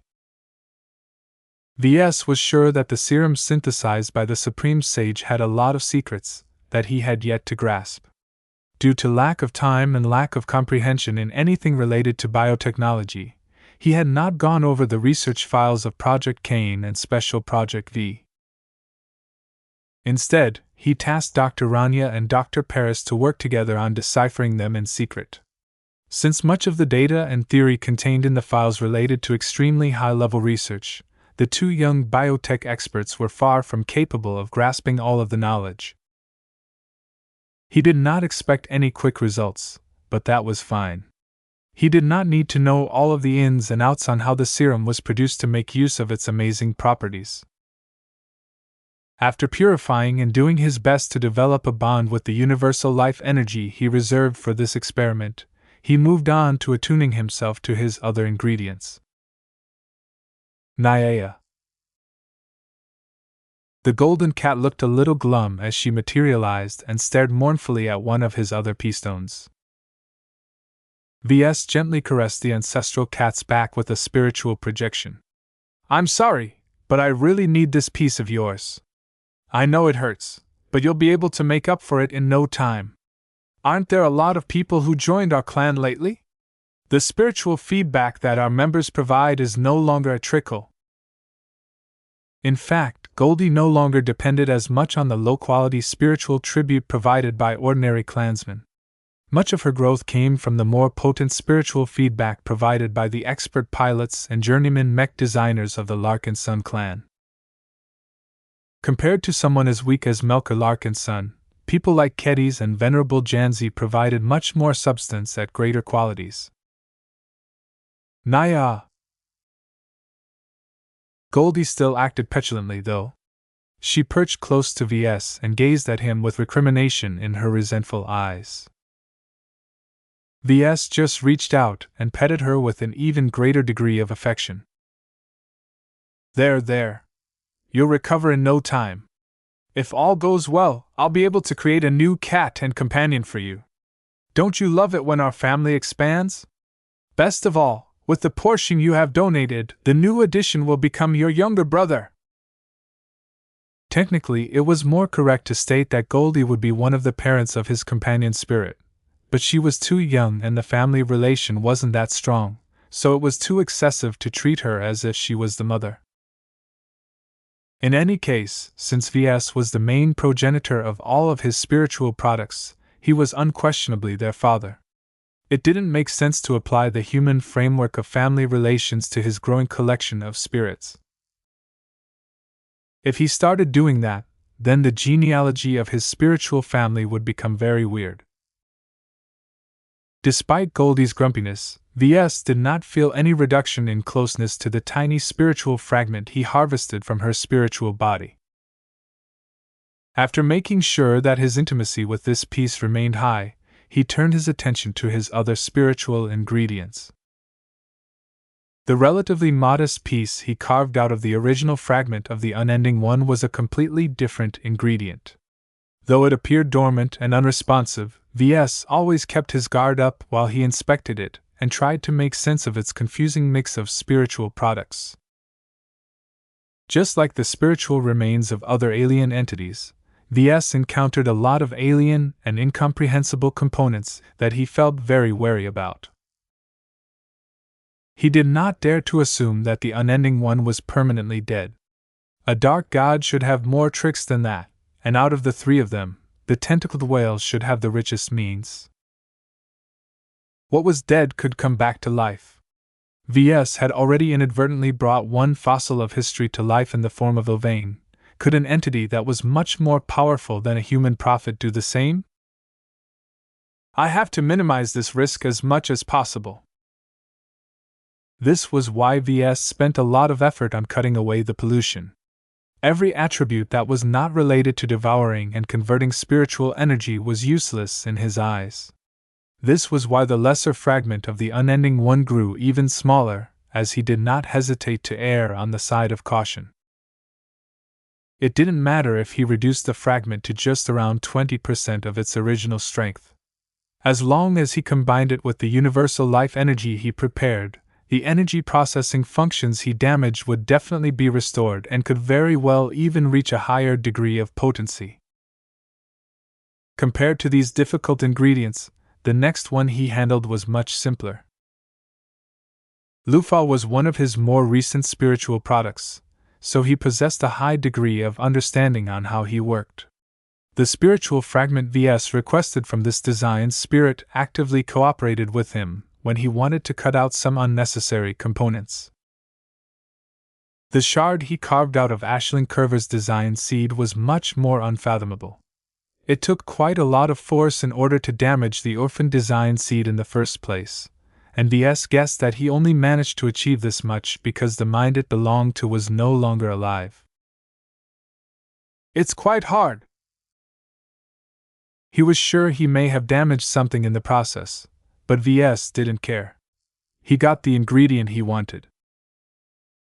The only problem was that Ves couldn't figure out how to process or purify it any further. The dense but inert chunk was a different form of spiritual energy than he was accustomed to handling. Still, it was fine if he kept it like this. The shard was so small and weak that it shouldn't have a major influence on his companion spirit. The final spiritual ingredient that Ves had to process was the spiritual fragment that he had obtained, the illustrious one. Though the transformed design spirit was not very communicative, it acquiesced to his request without any fuss. The moment he held the peastone containing this special fragment in his hand, he felt an unexplainable closeness to it. Much to his surprise, he did not even have to do anything to develop an immediate intimacy with the illustrious one. Out of all of his design spirits, the illustrious one was a bit more special than most. Its origin along with its drastic upgrade caused it to undergo a drastic evolution that caused Ves to feel less and less familiar with what he initially brought to life. "Do I have a special relation to the Luminar race?" Sure, he may have stumbled upon one of their ruins and raided some treasures by chance, but was that enough for him to develop any strange thoughts about this extinct race? This is irrational. There is no reason why I should feel so close to the illustrious one. Though he doubted his judgment, a part of him nonetheless insisted on making use of it. He was already happy with his other ingredients. Each of them brought something solid to the equation. The only exception was the fragment of the illustrious one. Even though he only harvested a lesser fragment, its unique and different qualities caused it to become a wild card in his hands. If he handled it correctly, he might be able to augment his companion's spirit with a powerful new function that complemented its functioning. If he handled it poorly, it could easily cause his companion's spirit to mutate in an undesirable direction. Should I take this gamble? Who was he kidding? Of course he would. He was not ignorant of all of the ways this decision could backfire on him, but he was confident he could deal with them. As long as the creation process did not go out of control like it did during the time he created the Superior Mother, then he would definitely be able to intervene before the situation blew up in his face. After he finished all of the steps from designing the initial seed to preparing all of his ingredients, he was ready to proceed with his experiment. Though he originally thought about creating a more modest companion spirit for another Larkinson in order to test whether some of his assumptions were accurate, he decided to skip it because it was too cumbersome. He already spent several weeks preparing for his companion spirit. How could he devote so much time and labor to benefit someone else? Though he thought about experimenting on his wife, he eventually dropped this idea. There is no way I will let Gloriana overtake me. I have to stay a step ahead of her. I can't let her run the entire show once we begin our work on our expert mech design projects. With time running out, Ves decided to put an end to all of his preparations. When he had to decide where he wished to perform this crucial procedure, he chose to shuttle over to the dragon's den. He did not have to perform his spiritual experiments in an isolated mech workshop anymore. His options were much better these days. Not only did he induct Dr. Rania into his inner circle, he also had access to an entire bioresearch vessel that possessed sophisticated treatment and monitoring capabilities. He would be a fool to ignore all of this advanced tech. When Ves stepped aboard the dragon's den and allowed an attendant to guide him to one of Dr. Rania's personal labs, he entered a large medical lab that was filled with conventional machines instead of organic machines. "Ah, you're here now." The lab-coated woman looked up as he arrived with his honor guard. She glanced at the floating crate behind his back. "You informed me you wished to perform a sensitive procedure on yourself. I am always happy to assist, but there is only so much I can do by myself. If you give me permission, I can invite a team of trustworthy doctors and specialists to work with you. They possess a lot more relevant expertise." Ves shook his head as he approached a table and ordered the crate to rest on it. "I won't be doing anything weird to my body. Instead, I'm trying something new with my mind. The only reason why I chose to come here and put my body under your care is because I don't know if my body will become affected in some way. I need you to monitor my physical signs and be ready to intervene if something awful happens." While he was sure that the lifer specialists that had recently joined the clan would be able to do a much better job, Ves did not trust them as of yet. They had yet to thoroughly integrate into the clan, and he was quite wary of encountering someone like Dr. Nigel Redmont Larkinson, who intentionally sabotaged the clan in the mistaken belief he was doing the Larkinsons a favor. "I will do my best to take care of you," Dr. Rania reluctantly promised. Ves briefly explained his goals and described his plans. Much of it wasn't relevant to Dr. Rania due to her inability to perceive and interact with spiritual energy, but it was better to keep her in the loop to an extent. As expected, her reaction was quite drastic. "What? So you want to create an even stronger spiritual augment than the one that Kedis currently enjoys?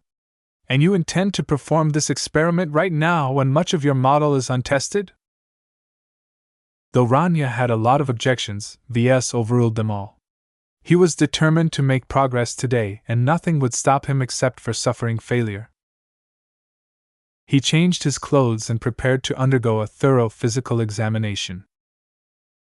"This isn't the first time I have done something like this, Doctor. This is the right moment for me to augment myself. I have already waited weeks for this. I don't want to wait any longer." The examination lasted a couple of hours before Ves was free to start his experiment.